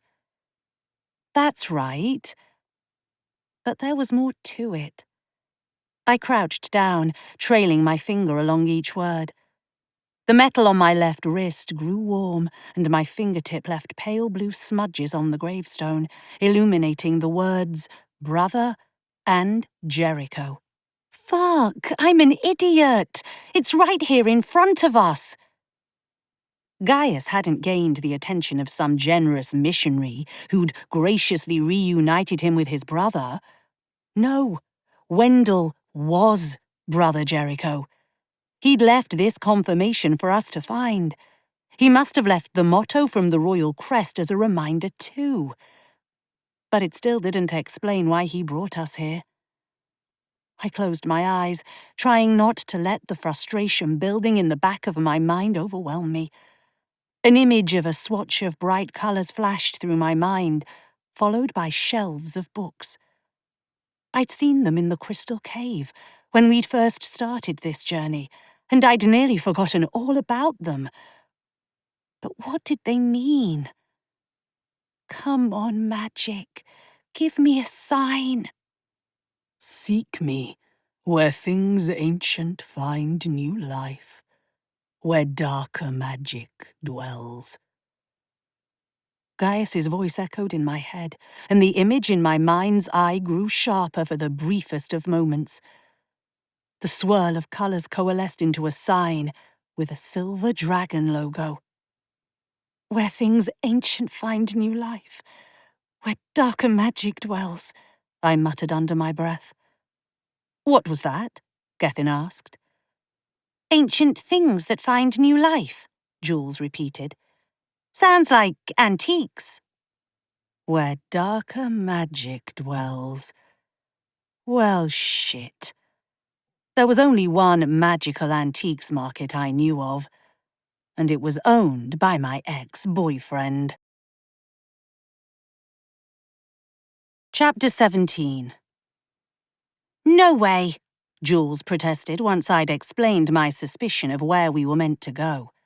Morgan, you swore you'd never talk to him again. Why do I get the feeling I'm not going to like whoever you're talking about? Gethin sighed. Because you won't, I replied. Vance Langham is involved in the magical antiquities scene, and I'm getting the sense that's where we're meant to be going. Okay, and you can't talk to him because... Because he's my ex, and I turned him into the magical police for trying to fence stolen magical artifacts. Gethin's jaw went slack. I don't want to offend you, but that is far more interesting than the history I'd made up in my head. He's the reason Jules says I'm into bad boys. The minute I caught wind of what he was doing, I called the police. You said you'd never been arrested, Gethin noted. And until last night, that was true. I reported him before he could rope me into anything illegal. And you think he'll be able to help us find Gaius and the Grail now? He makes it his business to know all the other players on the scene. Perhaps, before we approach him, we should attempt to find Gaius on our own, Emrys suggested. Believe me, I would love to never have to darken his door again. But as all of you keep reminding me, we're not the only ones searching for the Grail. We don't have the luxury of trying to sort this out ourselves, or the time. You said you sort of heard Gaius's voice in your head, right? Jules said. Yeah, I heard him at the Abbey too. What if there was another clue here? Something we aren't seeing? Like what? We confirmed that his brother was actually Brother Jericho, right? Yeah. And the slip of paper, well, it kind of looks like a receipt. It mentions spirits. What if that was to make sure we found the grave? Jules continued. The date! I exclaimed. Wendell died in 1944. Maybe it's the date we're meant to look into. The 25th of November, 1944. I could feel my mood brightening. Maybe we didn't need Vance after all. We just need to pay the local archives a visit and see what businesses were incorporated on that date. We still don't know what name he was going by then, Gethin pointed out. No, but we know the name he buried his brother under. I have to believe all those years later he would have been comfortable going back to his own name. And there can't be that many businesses. There were more than 60 businesses incorporated in and around the 25th of November 1944. Most looked to be related to the war effort. Nothing stood out to me as something that would be secreting the Holy Grail or even screamed antiques. And there wasn't anything I could find under Gaius's name or anything referencing Jericho. I think I was wrong. You are going to have to pay him a visit, Jules sighed as we left the archives office. We hadn't spoken in nearly 3 years. Vance used to be a regular at the witching hour, but since I'd turned him in, he'd stopped frequenting the bar. He used to maintain a shop not far from the bar, but again, I'd assumed the police had shut him down. There was one person who might know where to find him, though. We're going to need to talk to Dean, I said. Jules gave me a sour look. He is the only person I can think of who might know where Vance is these days. Besides, a part of me felt bad having just abandoned my job tending bar. I owed it to the owners to at least give an explanation, even if they didn't need the whole story. Usually, bars weren't open this early, but today was inventory day. I'd typically worked a few overtime hours, getting supplies back in stock and tracking everything. The bar was quiet when we walked in. It always amazed me how different it looked during the day with the lights on. The cool ambience faded some in daylight. We're not open, Dean's voice echoed in the empty space. It's Morgan, I replied. Dean's head popped up from behind the bar. He gave me a withering look. Look who finally shows back up. You're lucky you bring in good tips. If I had my way, you'd have been fired after not showing up for weeks. My aunt died suddenly, I said sharply. Oh. Sorry my grief was inconvenient, but I was coming to tender my resignation anyway. I'm leaving London. I caught the look of surprise on Julane's face out of the corner of my eye. I hadn't intended to come and hand in my notice, but it felt like the reasonable thing to do. If I was meant to make Camelot my home, it didn't make sense to keep a job I couldn't reasonably maintain or ghost my employer. Dean looked uncomfortable as he processed the information. Well, sorry for your loss. But you'll have to write out a formal notice you're quitting. Give me something to write on. I'll do it right now. He rummaged behind the bar, producing a slip of receipt paper and a pen. It would have to do. I scribbled a note, tendering my resignation, and signed my name and dated it. Make sure this gets delivered. Yeah, sure. You did want to ask that other thing? Jules whispered. Right. I cleared my throat. Are you still in touch with Vance? Dean let out a snort. Looking for a goodbye shag before you go? What I want with him is none of your business. Do you know where I can find him or not? I might, but I'm pretty sure he won't talk to you. Did you not just hear her say it's her business? She doesn't need your bloody blessing, Jules spat. He's got a new shop on the edge of Greenwich Market. Red Roof Antiques. Thank you. You'd think he'd have learned his lesson the last time, Jules noted, once we were back on the street. I didn't disagree. Luckily, we weren't too far from the market. Still, I held my hand out to Jules. Let me just check he's telling us the truth. She passed me her phone and I looked up Red Roof Antiques. It had a rudimentary website, but I spotted Vance's name under the information about the owner. For once, Dean wasn't a complete dickwad. The entire walk there, I played out the potential scenarios in my head of how this meeting might go. He could flat out refuse to even open the door. He could call the police on us and accuse me of harassing him, and those were the simple, mundane options. He wasn't showy with his magic, but he was powerful in his own right. He could do serious damage when and if he wanted to. 20 minutes later, we stood in front of his shop. I scanned the awning, hoping maybe it sported a silver dragon. Alas, it was just a simple red fabric with the business name on it. I tried to take a step toward the door, but I froze in place. I could go in and see if he'd talk to me, Gethin offered. He doesn't know me, and he wouldn't know I'm connected to you. Thanks, but I need to be the one to do this, I answered. Shaking off my nerves, I reached for the door, but it swung inward before I could touch it. Vance stood on the other side of the threshold, looking unsurprised to find me there. As I live and breathe, Morgan Le Fay, he said. Hey, Vance, been a while. 3 years, 4 months, and 5 days. But who's counting?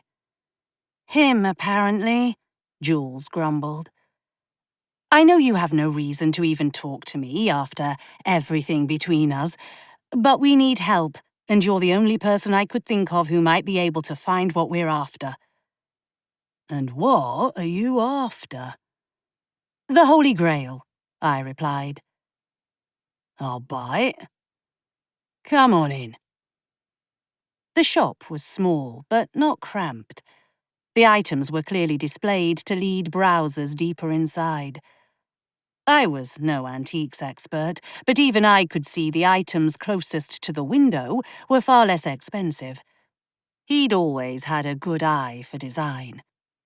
You know, I got out of the game, he called as he rounded a desk at the back of the shop. Surprised you could get a license for all this after going away, Jules commented. Nice to see you too, Julaine. She glowered at him, and he smirked back. I recognised the error of my ways before it came to any nasty business like prison. Those delightful blokes you sent after me realised I was a far better resource on the outside. So you turned into a snitch, Jules snorted. I prefer the term informant, he said. Well, then it's a good thing we're looking for information, I said. We think we know someone who might have a line on the Grail. Only problem is, we're not sure where to find them. Just kinda pointed in the direction of your old stomping grounds.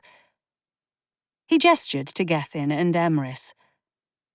I might be willing to help out some old friends, but I don't know them. This is Gethin. He's our mate.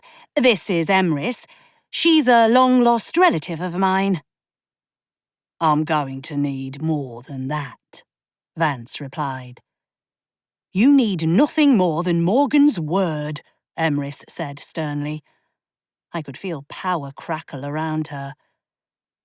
I don't trust people I don't know, he replied. Those stories my aunt used to tell me about Camelot were true, I blurted. Vance hadn't been a real believer, not like Jules, but it had been a piece of my history I'd chosen to share with him. Without thinking, I pressed my index finger to the sapphire on the bracelet on my wrist. Excalibur sprang to life. It was a risk, showing him the sword, but I trusted its magic wouldn't betray me. His eyes lit up, and I watched his fingers twitch. I shook my head. You better believe you are talking to a princess. So, are you going to help us? Yeah, all right. No need to get snippy. I allowed Excalibur to return to its concealed form, keeping my gaze locked on Vance's face. The person we're looking for would have established their business in 1944. And you think it's still in business today? Yes. Well, there aren't too many old-timers still around. And honestly, some of the ones left got swept up, thanks to my contributions to the Crown's case. The owner might look younger than he really is. Or he might be the son of the original owner, Gethin suggested. Vance didn't need to know we were hunting for a dragon. The image of the silver dragon flashed through my mind again. Maybe not an antiques dealer exactly. Rare books, maybe? The awning has a silver dragon on it, lots of colours behind it, a rainbow. Vance's brow furrowed as he reached beneath the counter to retrieve a tablet computer. He tapped the screen a few times before rotating it so I could see. Something like this? I took the device and zoomed in on the logo. I could now make out the words Est 1944 beneath the curve of the dragon's body. That's it. Draconis Rarities and Antiques, Vance said. How had we missed that? It was right there in the name, screaming at us to find it. I scrolled down the page to find the address was located within Greenwich Market, but it was listed as by appointment only. You're not going to get in there, not without an invitation, and the bloke who runs it now is a bloody recluse. Let me worry about getting in, I said. Now, hold on. I might know a way to grease the wheels. See, I've been trying to get in touch with the bloke about a couple of rare manuscripts for a friend who is looking to acquire them. I doubted there was anything friendly about whomever he was working for. And what? You think we can just pick them up for you on our way? If you say I've sent you, it might be enough to get you in the door. You're really willing to risk your reputation to help me? I was angry at you for turning me in for a long time, Morgan. But I see now how it's been to my benefit. Consider it a belated thank you. The bell above the door let out a soft tinkling sound as someone walked in. I turned to find the 3 Seelie soldiers from the Abbey filling up the tiny space. I thought we got rid of these assholes, I groaned. It wasn't me this time, Gethin said. You should learn to conceal yourself better, princess, the middle soldier said, tendrils of lightning crackling around his clenched fist. Whatever this is, take it the hell out of my shop, Vance ordered. Unfortunately, the Sealies didn't appear inclined to acquiesce. The one with the lightning hands raised his fists, sending a blast hurtling straight for my face. I threw myself to the ground, dragging Jules and Gethin down with me. Emrys managed to throw up a defensive barrier, forcing the energy to dissipate on contact. I saw one of the soldiers advancing around the perimeter of the room, toward where the tablet lay. As quickly as I could, I deleted the search and shoved the device back at Vance. Go! You're insane if you think I'm letting some thugs wreck my shop, he replied, and leapt over the counter. For a brief moment, I recalled all the times I'd thought of him as a badass. He tried to land a blow to the nearest soldier's torso, but found himself flung back against the counter, wheezing from the impact. You want to rethink that whole captain goes down with the ship bit? I called. Not a bloody chance. In that moment, all hell broke loose. Chapter 18. Emrys raised her hands, and I felt pulses of magic ripple outward from where she stood, trying to cut off their attacks. The soldier nearest to us began slamming his fists into the barrier, while his comrades flanked him. I watched in wordless horror as their barrage began to warp the wooden flooring, twisting to disrupt the spell. We need to get out of here, Jules called. And go where? I retorted. We know the name of his shop and where it is. We just need to get out of here and make a break for it. You're insane if you think you're getting past those freaks, Vance said from behind the counter. He'd lifted the partition that kept him and his customers separated. I shoved Gethin ahead of me and pulled Jules behind me. Emrys, let's go! She looked determined to hold the line, but as the wood continued to undulate at her feet, she scurried back to the protection of the counter. It wouldn't hold them for long, but it might give us enough time to regroup and come up with a better plan. Mind telling me who these guys are? Vance asked as he twisted his hands in concentric circles, forming an energy sphere that he lobbed overhand at them. I heard one of them let out a hiss of pain from where Vance's magic had made contact. Oh, just mercenaries trying to kill me and steal what I'm after, I answered. We haven't talked for 3 years, and suddenly your life gets interesting, he joked. They murdered Aunt Nim, I said darkly. Shit. I'm sorry. Maybe reconnect later, when we aren't about to be killed, Jules shouted as she jumped up, generating wind funnels that disrupted the nearest soldier's attempt to demolish the floor. They weren't the only ones who could use the environment around them to their advantage. I spotted an antique rocking chair near the front of the shop. I focused on it, picturing it rising from the floor to ensnare the nearest assailant.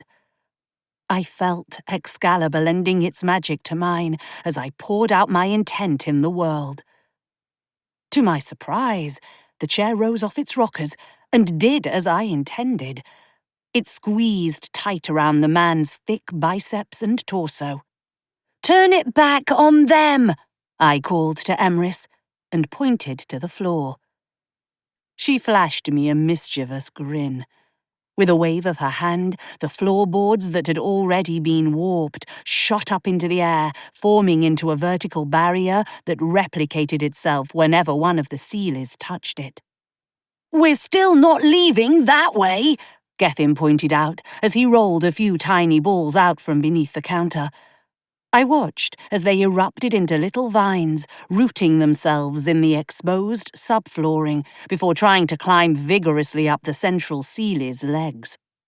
I turned my attention to Gethin's little defence plants, urging them to grow faster, with thorns, to keep them at bay. Unfortunately, the Seelie who'd been flanking from the left lobbed a series of fireballs at his compatriot in an effort to burn the plants away. They caught the exposed wood and surrounding antiques on fire instead. Smoke billowed into the air in thick grey clouds. I choked on the acrid fumes and threw myself to the ground, hoping Gethin and Emrys knew that smoke rises. Thankfully, they stayed low too. I had to wrangle Jules to keep her from trying to lob more magic over the counter at them. We didn't need the risk of them returning fire and blindly hitting their target through the smoke. Given the poor visibility, I couldn't risk creating another portal either. I'd barely managed the last one on my own, and that was under better circumstances. I was beginning to see why Emrys didn't use it all the time. It really was a power drain. I didn't have time to feel guilty about giving her shit before. Guilt wasn't going to get us out of this situation. If I could give us some reprieve from the smoke and flames, maybe we could get out of here. I made an expanding motion with my hands, giving it every ounce of magic I could to clear the air of smoke and ash around us. I wasn't sure how long I could sustain it, but it was a start. "You're really after the Holy Grail," Vance coughed. "Yeah, and to say it can't fall into their hands is an understatement. If I had time, I'd explain everything that's happened, but just know us having it is better for everyone." "I lied before," he confessed. "I don't have any deals with the owner of Draconis. But he's a fucking legend. If he actually does talk to you, maybe put in a good word for me?" "Help us get out of here and I'll think about it," I answered. "So, I may have bought this place off an old bootlegger," he explained, starting to creep toward the back of the shop. We had no choice but to follow after him. I did an awkward crouching walk to keep the bubble of clean air around the five of us. "And how is that useful?" "Turns out, hiding your illegal alcohol from the local constabulary is a benefit to staying in business." The air back here wasn't as rancid, and I let the magic fall away. I straightened. My legs complained at the sudden shift in my weight. I gritted my teeth to keep from swearing at the cramps in both of my calves. Vance had led us into an office that looked unassuming and mundane, until he pressed on a panel that swung inward to reveal a darkened passageway. I didn't like the idea of stepping through it, not when I had no idea what might be waiting on the other side. "It should lead you to street level in the market proper," he explained. "Should?" I arched a skeptical brow at him. "I haven't exactly had the chance to explore it," he replied. "As far as I know, it's just a straight shot." The smoke began to filter in from the front of the shop, and the heat of the flames washed over me. For all I knew, the Seelies had abandoned their efforts, hoping we'd all burn to death. "I don't like this. It feels too uncertain," Gethin said. "I agree with him," Jules added. "I know I've been a dick, and I don't deserve to be seen as a decent human being, but I am literally trying to save your lives right now," Vance said, coughing into his sleeve. "It would seem we have no choice. Either we turn back and fight and hope we are victorious, or we retreat and live to see another day, and perhaps find our intended destinies," Emrys said. "You should come with us," I said before thinking the words through. "No reason you need to stay in a literal burning building." "This isn't my journey, Morgan. It's yours. And you've got people who have your back. I'm not going anywhere. These fuckers can try and take me down, but I'll be taking them down with me." I hated that I'd put him in this position. I had never wanted to hurt him, even when I'd turned him in years ago. I'd been trying to prevent him from getting into worse trouble and falling in even deeper with dangerous magic wielders. But I could see the determination in his gaze. Vance wasn't going anywhere. If he was willing to put his life on the line for me after everything we'd been through, then I could take him at his word that this tunnel would provide us an escape to where we needed to be. "Thank you. I mean it," I said, and leaned in to give him a quick peck on the cheek. "Just go be a fucking hero, okay?" He looked at Jules. "Keep her safe." "I always do," Jules retorted. I'd never been happier to know Vance still had some less than legitimate connections than I was in that moment. Part of me felt bad leaving him behind to fend off the Seelie soldiers on his own, but he'd given us the information I needed, a way to get to Gaius. I just had to hope he hadn't succumbed so much to his reclusiveness as to not recognize me. We followed the dead-end tunnel until it stopped at a ladder leading up to street level. I climbed up first, trying to pry the cover free. "It's stuck!" I called down. Jules shimmied up the ladder after me, curling her body around me to try and leverage the other side of the cover. "On 3, she said. 1, 2, 3. We both pushed at the same time and managed to dislodge the cover, sliding it along the pavement. Sunlight filled the darkened tunnel. I eased myself up to sit on the edge of the hole, peering around to make sure we hadn't been followed via the street level. From what I could tell, we were alone. I manoeuvred myself to pull Jules out, then Gethin and Emrys. I took in the marketplace, hoping we didn't have far to go to find Gaius's shop. In the distance, I could hear what sounded suspiciously like explosions. My pulse quickened in my neck, starting to distort my hearing and vision. I couldn't help but picture Vance injured in his shop, actually sacrificing his life so I could get away. Hot tears pricked the back of my eyes at the imagined prospect of yet another person I'd known losing their life all because of me. In that moment, doubt screamed in my head. How was I supposed to be a leader when I couldn't even keep the people I cared about safe? I'd lost Aunt Nim. Was I even actually worthy of the power Excalibur bestowed on me? Or was I just lucky enough to have the right blood in my veins to wield it? "Where are we going, Morgan?" Jules urged, pulling me out of my mental spiral. I swallowed the lump rising in my throat and dried my eyes. I wiped some of the ash and soot from my face as I took a steadying breath. This wasn't the time to wallow or feel sorry for myself at the shit life had thrown at me recently. Not when we're so close to achieving what we'd set out to do. I scanned the nearby awnings before turning back to orient myself with the entrance of the market. The curved metal sign of the market stood behind us. Okay, that meant we needed to go deeper.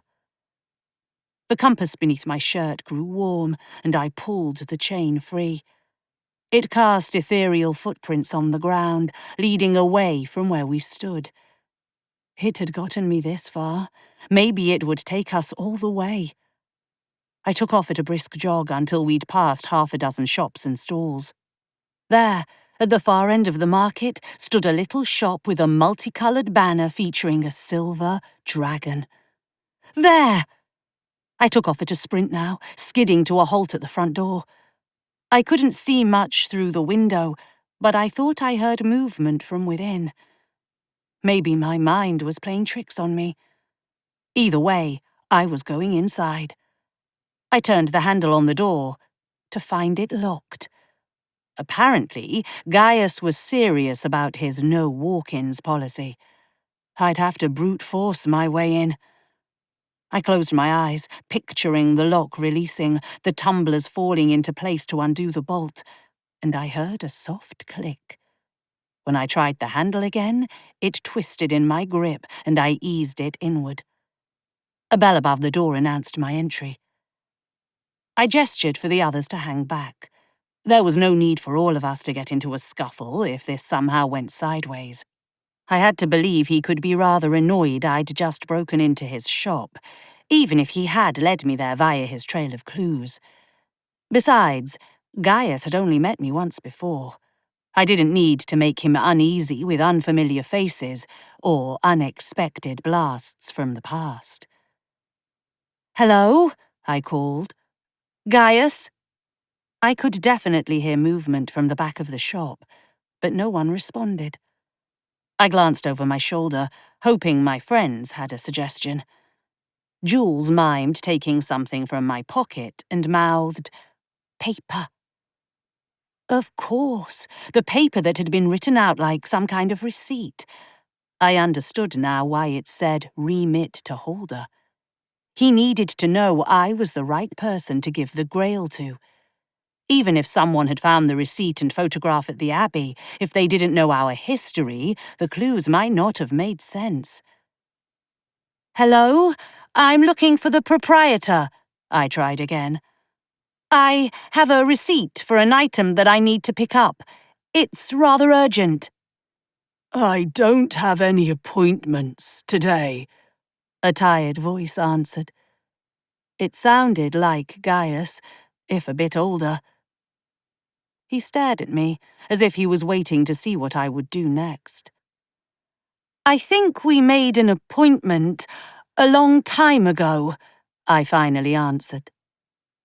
He came out from the back of the shop, and I caught the look of recognition in his eyes. But they clouded over with unease, and he shook his head as if he doubted my identity. I would give him the benefit of the doubt, because it had been several centuries from his perspective since last we spoke. Still, he gestured for me to step further into the shop. I stepped up to the counter that separated us and set the slip of paper on the surface. At this distance, I could see that he wore a simple button-down shirt, with the sleeves rolled up to his elbows and trousers secured with a simple leather belt low around his hips. I wouldn't have thought anything of him just passing one another on the street. It might have been centuries since he'd seen me, but I could still picture him in his simple tunic from the tower. I tapped the first line of the receipt. "Jericho Spirits, 25th November. The date you established this shop." I laid the photograph of him and his brother on the counter. He didn't say anything, but he didn't turn me away either. I caught him subtly tracing the edge of the photograph where Wendell stood, proudly displaying his medic's uniform. At least he recognized it. "Wares of Kings," I continued, pointing to the second item on the receipt. "That would be the item I am looking for. Its value to both of us is priceless, I believe. You gave up a lot to keep it safe." "And what say you, if I should ask by what right you believe you have claim to any of my wares?" Please let this be the right answer. "Honor et praesidium aeternum," I said, praying I hadn't butchered the pronunciation. "Materna Magica," he answered. Camelot's royal motto. The doubt faded from his features, and his lips parted into a broad, toothy grin. It made him look decades younger, and more like the man I'd encountered in the tower. He let out a sigh that turned into a joyous laugh. "I have been waiting a very long time for you, Morgan Pendragon."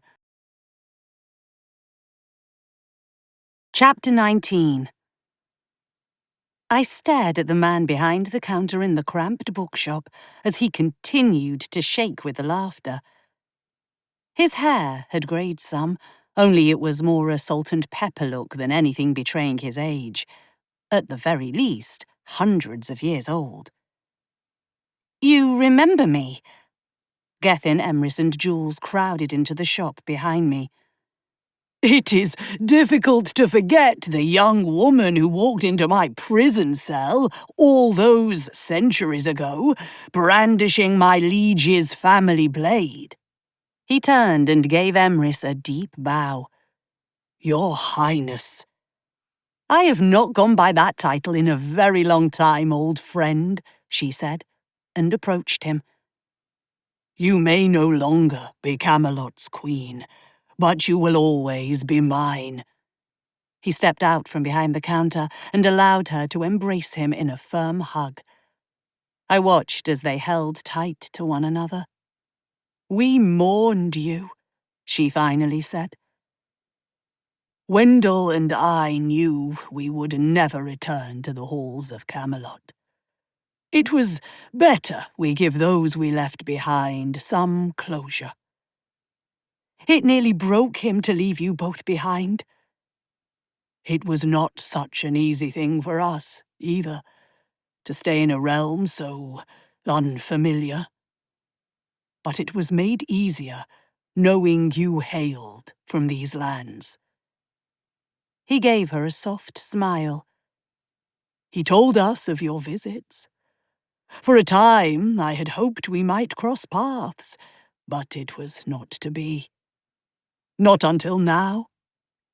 "Visits?" I interrupted. Emrys released her grip on Gaius and turned back to me.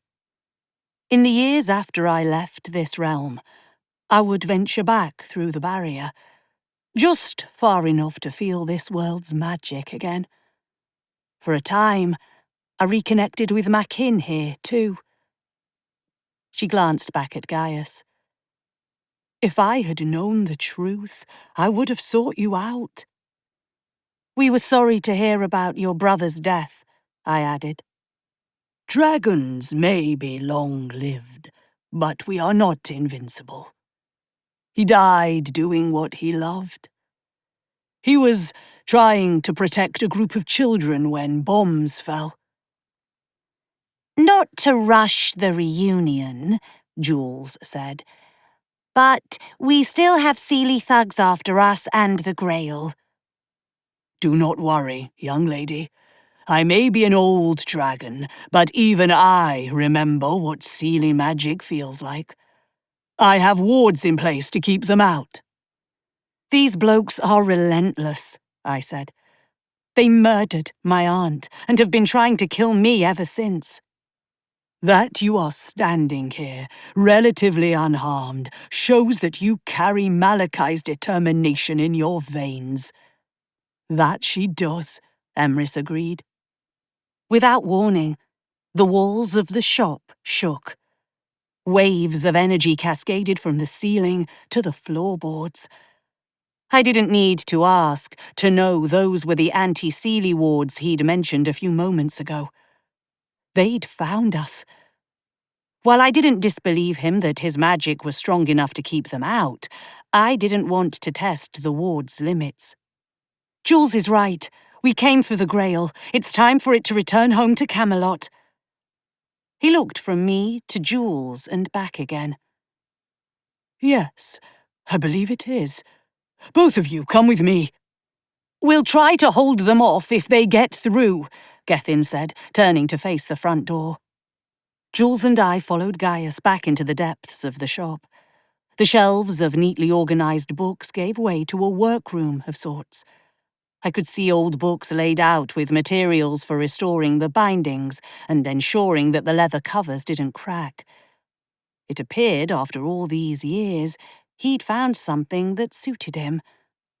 Still, I saw the wistful expression on his face as he reminisced with Emrys about their past. He bent down to a low cabinet made of ornate cherrywood, and his fingers shifted, his nails becoming talons and his skin rippling into scales. He pressed his transformed hand against the front of the cabinet, and it gave a soft hiss as a hidden compartment opened. He reached in and retrieved something in a small velvet pouch. Beyond the room where we stood, I could hear the sounds of walls shaking, and I thought I even picked up on the cracking of structural supports. We had to hope Gaius's protective magic extended to the literal brick and mortar in the building. Otherwise, we might end up buried in rubble. When Gaius stood, he pivoted to face us, but his attention fell squarely on Julaine. He tugged the bag down to reveal the chalice I'd seen in my vision from the crystal cave. Despite the dim lighting, the object glowed with a vibrant amber shimmer. Upon closer inspection, what I'd assumed to be gold before was in fact tiny shards of amber embedded in the metal, surrounding the larger gem at the chalice's center. "You trust this woman with your life, young Pendragon?" "Of course I do," I answered. "And you have shared the journey to retrieve this blessed vessel?" "I couldn't have done it without Jules. I truly believe she was meant to be in this whole thing with me. She's my best friend. We're like sisters." He accepted my answers and held the chalice out for Julaine to take. "If you are truly worthy, the Grail will know." She glanced back at me. "Here goes everything." She took the Grail in both hands, and her face reflected in the gemstone at its center. When she turned, I could see the gem's amber reflection in her pupils, as if she was somehow connected to the chalice. Another concussive boom rocked the shop walls around us. Somewhere beyond us, alarms began to blare. Water shot out from overhead sprinklers, threatening the stacks of antique books in the shop proper. Julaine's eyes returned to their normal blue, and her shoulders sagged. "It accepted me." "Great! Now, how do we stop these lunatics from burning the place to the ground with us inside?" You might want to hurry up, back there," Gethin shouted. "They've breached the wards." I looked at Gaius. "I thought you said they'd hold." "Perhaps I overestimated my magic's strength. I fear my power is fading as of late. That my time to walk this world may soon end. And if that is so, I will meet my fate as a knight ought to, on the field of battle." His other hand shifted into scales and talons. His eyes took on an orange tinge around his irises. Jules stowed the Grail in her bag and secured it across her torso before leading the charge back into the shop proper. The water sputtering down overhead was enough to keep things from catching fire, but I could still smell smoke from the Seelie soldiers' attempts to break through the wards and the building's foundation. I held tight to the sapphire at the heart of the bracelet, pouring as much power into it as I could. Excalibur leapt to attention, shifting back to its rightful form in a heartbeat. One of the soldiers, who I hadn't had the pleasure of tussling with yet, lunged for me with both hands outstretched. I was about to try and block him with Excalibur's hilt when Gaius appeared, and his talons dug deep into the soldier's forearms. The dragon sent the Seelie hurtling into the nearest bookshelf, sending priceless tomes tumbling onto the wet ground. That left the four of us to take on the two remaining soldiers. One lobbed a fireball at Emrys, and she deflected it, sending it colliding with some more of Gaius's books. The aged pages and soft leather caught fire and burned almost instantly. I watched as Gethin did his best to redirect the sprinkler flow to the pile of burning paper. "The books don't matter," Gaius called. "Protect Morgan. She is what is important." The same Seelie who'd just attacked Emrys turned his sights my direction. He sent jets of flame at me, and I raised Excalibur, intending to deflect the blows as best I could into the already wet flooring. Instead, Excalibur's blade turned a blinding white as it absorbed the magic. I could feel the power course through my body as if someone had hooked me up to a car battery. "I've had just about enough of you lot trying to hurt my friends," I shouted, my voice somehow amplified in the space. Jules stepped up beside me, and we clasped hands. The energy I felt crackling along every nerve ending leapt to Jules, and I could see her aura flare with the same golden shimmer as the Grail. Everything moved in slow motion as we moved as one entity with a singular purpose. We moved in lockstep as beams of magic shot out from our joined hands, colliding with one opponent and then the next. All of the Seelie soldiers vanished from the shop. The walls shook, but this time from our power. In my mind, I'd put out into the world that I wanted to protect this place and its inhabitants. Somehow, I knew Jules had done the same. When she finally dropped my hand, Jules's body slumped. Gethin was by her side to catch her before she fell. I looked to see Gaius still slumped against the bookshelves. His hands had reverted back to human form, and I could see the strain in his eyes to have sustained his partially shifted body for even that long. I offered him a hand up. He took it, steadying himself against the shelves as he did so. The moment Excalibur returned to bracelet form on my wrist, I too felt the wave of exertion crash over me. It was Gaius's turn to offer me a supporting hand as he led me to the restoration room and to a chair. Gethin helped Jules as Emrys brought up the rear. Alarms continued blaring, and the sprinklers still splattered the shop with their half-hearted attempts to put out the flames. To my surprise, no emergency personnel, mundane or magical, had arrived to check out the commotion. Had Gaius's wards kept those types of people out too? The shopkeeper disappeared for a few minutes, and upon his return, the blaring ceased. "Sorry about the shop," I said, my voice worn out. "As I said, you are far more important than these old books."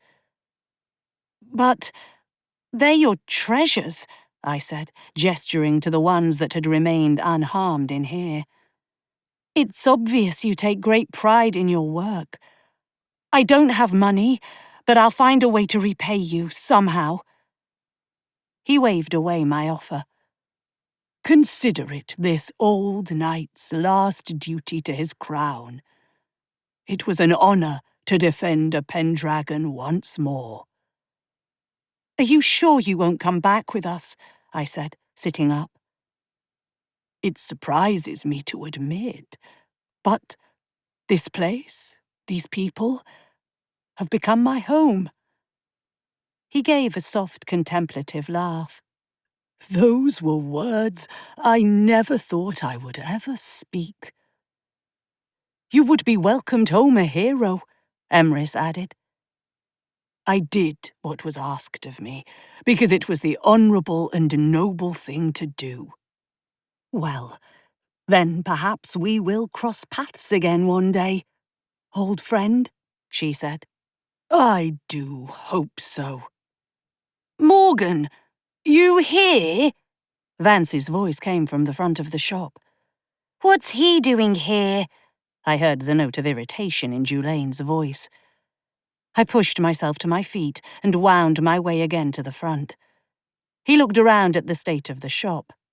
"You've really got it out for antiques." "What are you doing here?" "I wanted to make sure you were okay. Those freaks left after you went through the passage. I thought they might have figured out where you'd come." "How noble," Jules called from her seat in the back. "We're fine. We got rid of them." "Yes. Where did you send them?" Gaius asked, eyeing Vance. "Basement cells in the Tower of London," I answered with a smirk. It wouldn't keep them distracted for long, but they'd have some explaining to do when they were discovered. Gaius grinned. "I approve." He gestured to Vance. "You look familiar. Why do you look familiar?" "I'm Vance Langham, proprietor of Red Roof Antiques." "The conspirator to the law," Gaius noted in a dismissive tone. I don't think he likes you, I said. Pity. I was sort of hoping he might be interested in a partnership. As it happens, my establishment has undergone a bit of unexpected remodelling, and I'm in need of some temporary lodgings. And I see that some of your inventory has taken a rather unfortunate hit as well. We could help each other out. I really didn't mean for your place to catch fire, I said, when Vance fixed me with a half-hearted glare. Perhaps we could come to an arrangement, Gaius said. But I do not traffic misbegotten wares. Wouldn't dream of it. I promise those days are behind me. A trial basis, I think, with the possibility of a more permanent arrangement in the future, Gaius called. Sounds perfect. I promise you won't regret it. Don't make promises you can't keep, young man. Vance gave me a look that said, "What's that about?" I shrugged. I wasn't about to tell him his new business partner was a several-hundred-year-old dragon. I can't believe I'm actually saying this, but thanks for the help today, I said to Vance as Gaius returned to the back room.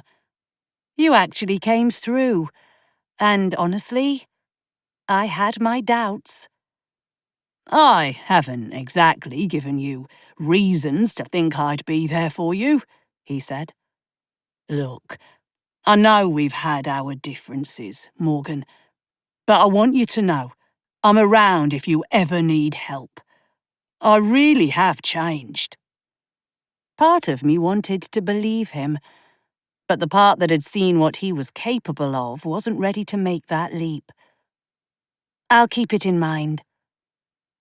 I turned to my companions and said, We'd better get back before they catch up to us again. Yes, I think it's about time we go home, Emrys agreed. I held out my hand for Julaine. You ready to have all of your wildest dreams come true, Jules? She grabbed my hand, using it to pull herself to her feet, and flashed me a wide grin. Let's go to freaking Camelot! Chapter 20. I never would have guessed I'd be happy to be going back to the middle of Nowhere Island. But I was practically giddy as we left the tourists behind and marched straight on toward the barrier that would lead us to Albion and back to Camelot.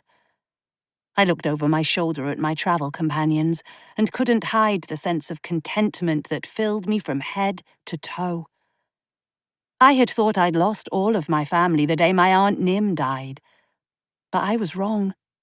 It had always been there, with how Jules supported me even when I didn't believe in myself. Also in the way Emrys never gave up looking for me. The fact she'd prolonged her own life just to meet me and guide me. I never thought anyone would have been willing to take such steps for me. Julaine fell into step beside me, shifting the bag over her shoulder that now housed the Holy Grail. You seem happier, she noted. I feel happier. Saying it out loud sounds a bit childish, I suppose, but I never realized just how much I needed you doing this with me. You and I both know we're a package deal. After a moment, she added, I think Nim must have sensed something to have trusted me so much with all of the stories about Camelot. She knew I'd help keep you on track in meeting your destiny. There were still so many questions I wished I could ask her. How much did she know about the quest for the Grail? Had she purposely set Jules on the path to help me track it down? But all of these questions I would never get the answer to, since she was gone. So, what do you think we'll be walking back into when we get there? Jules made a vague gesture at the empty air ahead of us. Honestly, I don't know. Things were tense when we left, but it didn't feel like fighting would pop off right away. Even still, I doubted if Shanae and her delegation had fixed things yet. "Speaking of home, we should not waste any more time returning," Emrys called. I led the way through the barrier. Unlike the first time I'd passed through, there was no sense of disorientation this time. It was like simply walking through a doorway from one room to another. Beside me, Jules faltered as her foot slid on some loose brush and rocks. I reached out and caught her with both hands. "Sorry, should have warned you about the forest," I said. Jules, having caught her balance, looked around. Her mouth hung open in awe as she took a slow spin. I watched as the awe turned into excitement. "I have so many questions, like how have we got a field on the other side and yet here is a full-on forest?" She took a big inhale through her nose. "And does the air always smell this sweet?"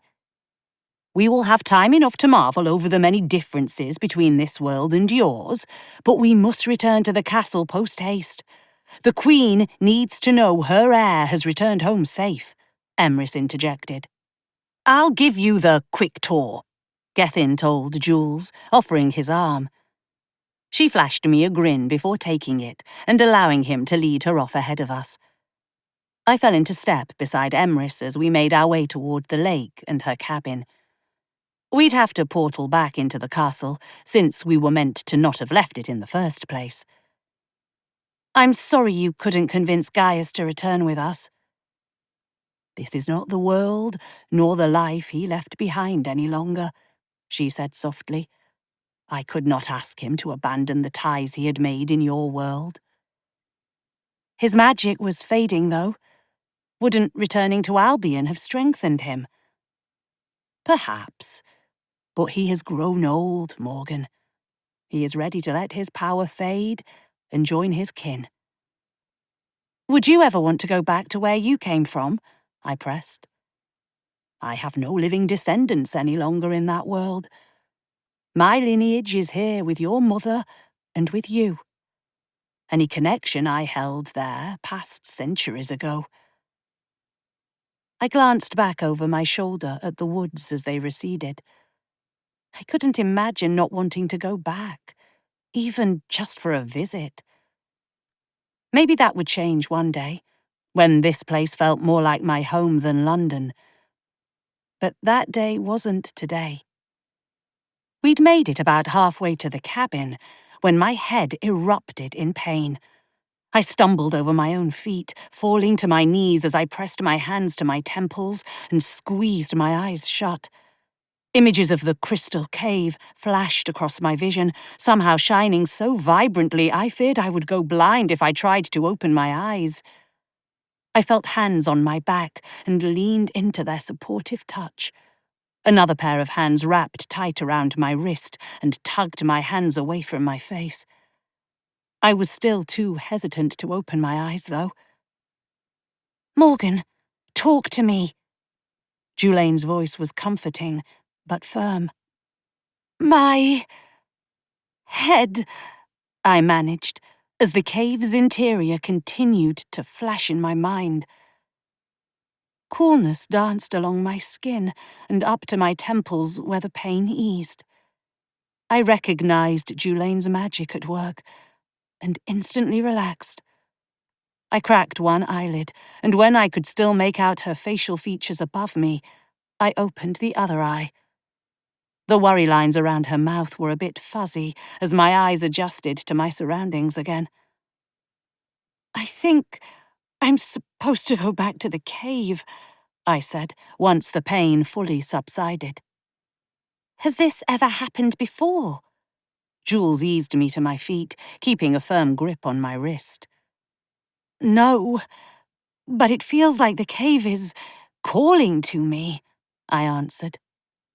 "Can it do that?" This time Gethin's voice entered the mix, carrying a heavy weight of concern. "I have not witnessed such a feat, but magic is potent there, and Morgan holds a unique position in this realm. It appears she holds some unforeseen connection with the cave in particular, Emrys answered. Then we go to the cave, Jules said, and we turned back the way we'd come. The closer we got to the cave, the more I felt it pulling, urging me onward. It needed me, and that scared me. I couldn't put into words why, but it felt ominous as I approached. I didn't want to enter alone. I kept a tight hold on Jules. However, the moment I set foot into the mouth of the cave, our physical connection vanished. In my peripheral vision, I watched as she, Gethin, and Emrys went flying backward out of view. I made a move to leave the cave, but found my feet were only capable of carrying me deeper inside, until I found myself next to the small pool at the back of the space. "My friends better not be hurt," I said, not feeling as foolish as I might have even a week ago. "Your companions will be unharmed," my reflection answered. She stood in much the same position as I did, except Excalibur sat strapped to her hip. On instinct, my right hand brushed against my left wrist, to find the metal still wound around it. Tension melted from between my shoulder blades. The sword wasn't the only difference between us. She held the Grail at her other side, but it looked different somehow. "I found the Grail and brought it back to Camelot where it belongs," I said, gesturing to the chalice in my reflection's grasp. "So, what's with the summons that nearly blinded me?" My reflection held up the chalice, inspecting it. "Retrieving this was not your only objective." "I had to do it with Jules. I got that part too," I answered. "Earning her trust was not the whole of your task." "Trust? She's been my mate for ages. Literally the only other person I've known longer was my Aunt Nim. Why wouldn't I trust Jules? I shouldn't have to earn her trust."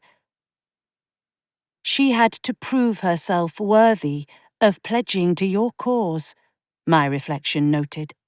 "She would have done that if I'd just asked, without a quest or whatever that was needed," I argued. "The fight you face requires a deeper bond, one of magic and sacrifice to shield you from your enemies," my reflection noted cryptically. "That's as clear as mud. Talk in plain fucking words." She held the amber chalice up, spinning it so the gem embedded in its center gleamed. "It isn't enough for her to have earned your trust, or your friendship. To secure your bond, she must give you this, blessed by her own magic." I watched as my reflection plucked the gem free of the metal, and it glowed with a vibrant purple aura before it disappeared from sight. Why I needed the migraine and the cryptic clues to get this information, I didn't know. But it didn't matter. I had no doubt Jules would give me the gem and secure our bond. "Once she's done that, what do we do with the Grail?"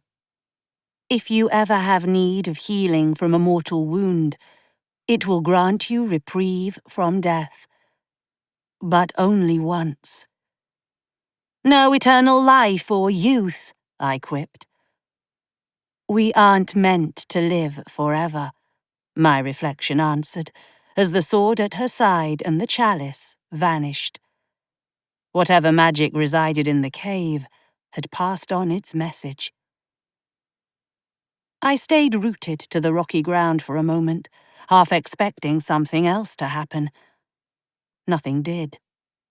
I took a couple steps toward the mouth of the cave, and found myself able to move freely. I hurried out of the cave back into the woods, casting about for my travel companions. I spotted Gethin first. "Oi, mate, you okay?" I called, shaking him by the bicep. He let out a groan and reached his other hand up to his head. "Ow! What happened?" The cave wanted a private chat and got a bit aggressive about it," I replied, and hauled him to his feet. "Well, that wasn't very polite," he grumbled. A quarter of a metre away, I saw Emrys pulling herself up from where she'd landed, too. She looked less disoriented than Gethin, but the annoyance on her face was clear, even from this distance. That just left Julaine. She'd been standing right in front of the cave when we'd been forcibly separated, but I didn't see her anywhere. "Jules," I called, "where are you?" No answer. I left Gethin's side, searching the underbrush for signs that Jules had gotten up already. I found some depressions in the leaves and low branches, but nothing obvious to tell me where she'd gone. Panic tightened my chest as I got farther from the cave. Could the magic that had split us up really sent her this far? "Julaine!" My voice came out in a croak. My heart hammered in my throat, and my pulse pounded in my ears, until I spotted a spray of dark hair ahead of me. Oh, thank God. I scurried up the small embankment, only momentarily noting just how close she'd come to landing beyond the barrier. She lay there on the ground, limbs fully splayed, and the bag concealing the grail tossed off her shoulder by a nearby tree. "Hey, come on, let's get you up," I said as I bent to shift her weight, so she rested against me. She gave a soft moan, and her eyes fluttered open. A look of momentary confusion melted away, and she sat up straighter. "What happened?" "Magic cave being a dickwad," I answered. "How long was I out?" "Not sure." I turned my gaze skyward. It didn't look like we'd been apart for more than maybe 15 minutes. "Not long, I think." I eased her to an upright position. Together we rejoined Emrys and Gethin, who had mostly recovered themselves now. "I trust your journey within was illuminating," Emrys noted. The memory of the vibrancy of the cave's summons was enough to set my teeth on edge. Maybe don't use that word. But yeah, it was important. I turned to Jules. "Apparently, everything we've already been through isn't enough for the universe. We've got to be magically bonded, too." "Why?" The unease in her voice surprised me. "I'm learning not to question mystical signs," I replied. "It doesn't seem like it's going to be hard." I gestured to the bag. "You've got to, I guess, imbue some of your magic into the gem and, give it to me." Jules opened the bag and took out the grail. Her eyes widened as the sun glinted off the vibrant amber gem at the centre. "Are you absolutely sure?" "That cave led me back to you for a reason. I trust it," I said. Jules pressed her fingers to the metal around the gem, and heat sizzled, warping the connection between cup and gem until the latter fell free. Jules set the amber chalice down and cupped the gem in her hands. I could feel power radiating from her hands. I took a step forward, holding out my hands too. The lime scent of my magic coated my skin in a thin greenish film as she passed the gem to me. Unlike the vision I'd seen in the cave, the gem didn't glow the same vibrant purple. Still, I could feel a hint of her magic winding around my own, like a lattice work to make us both stronger.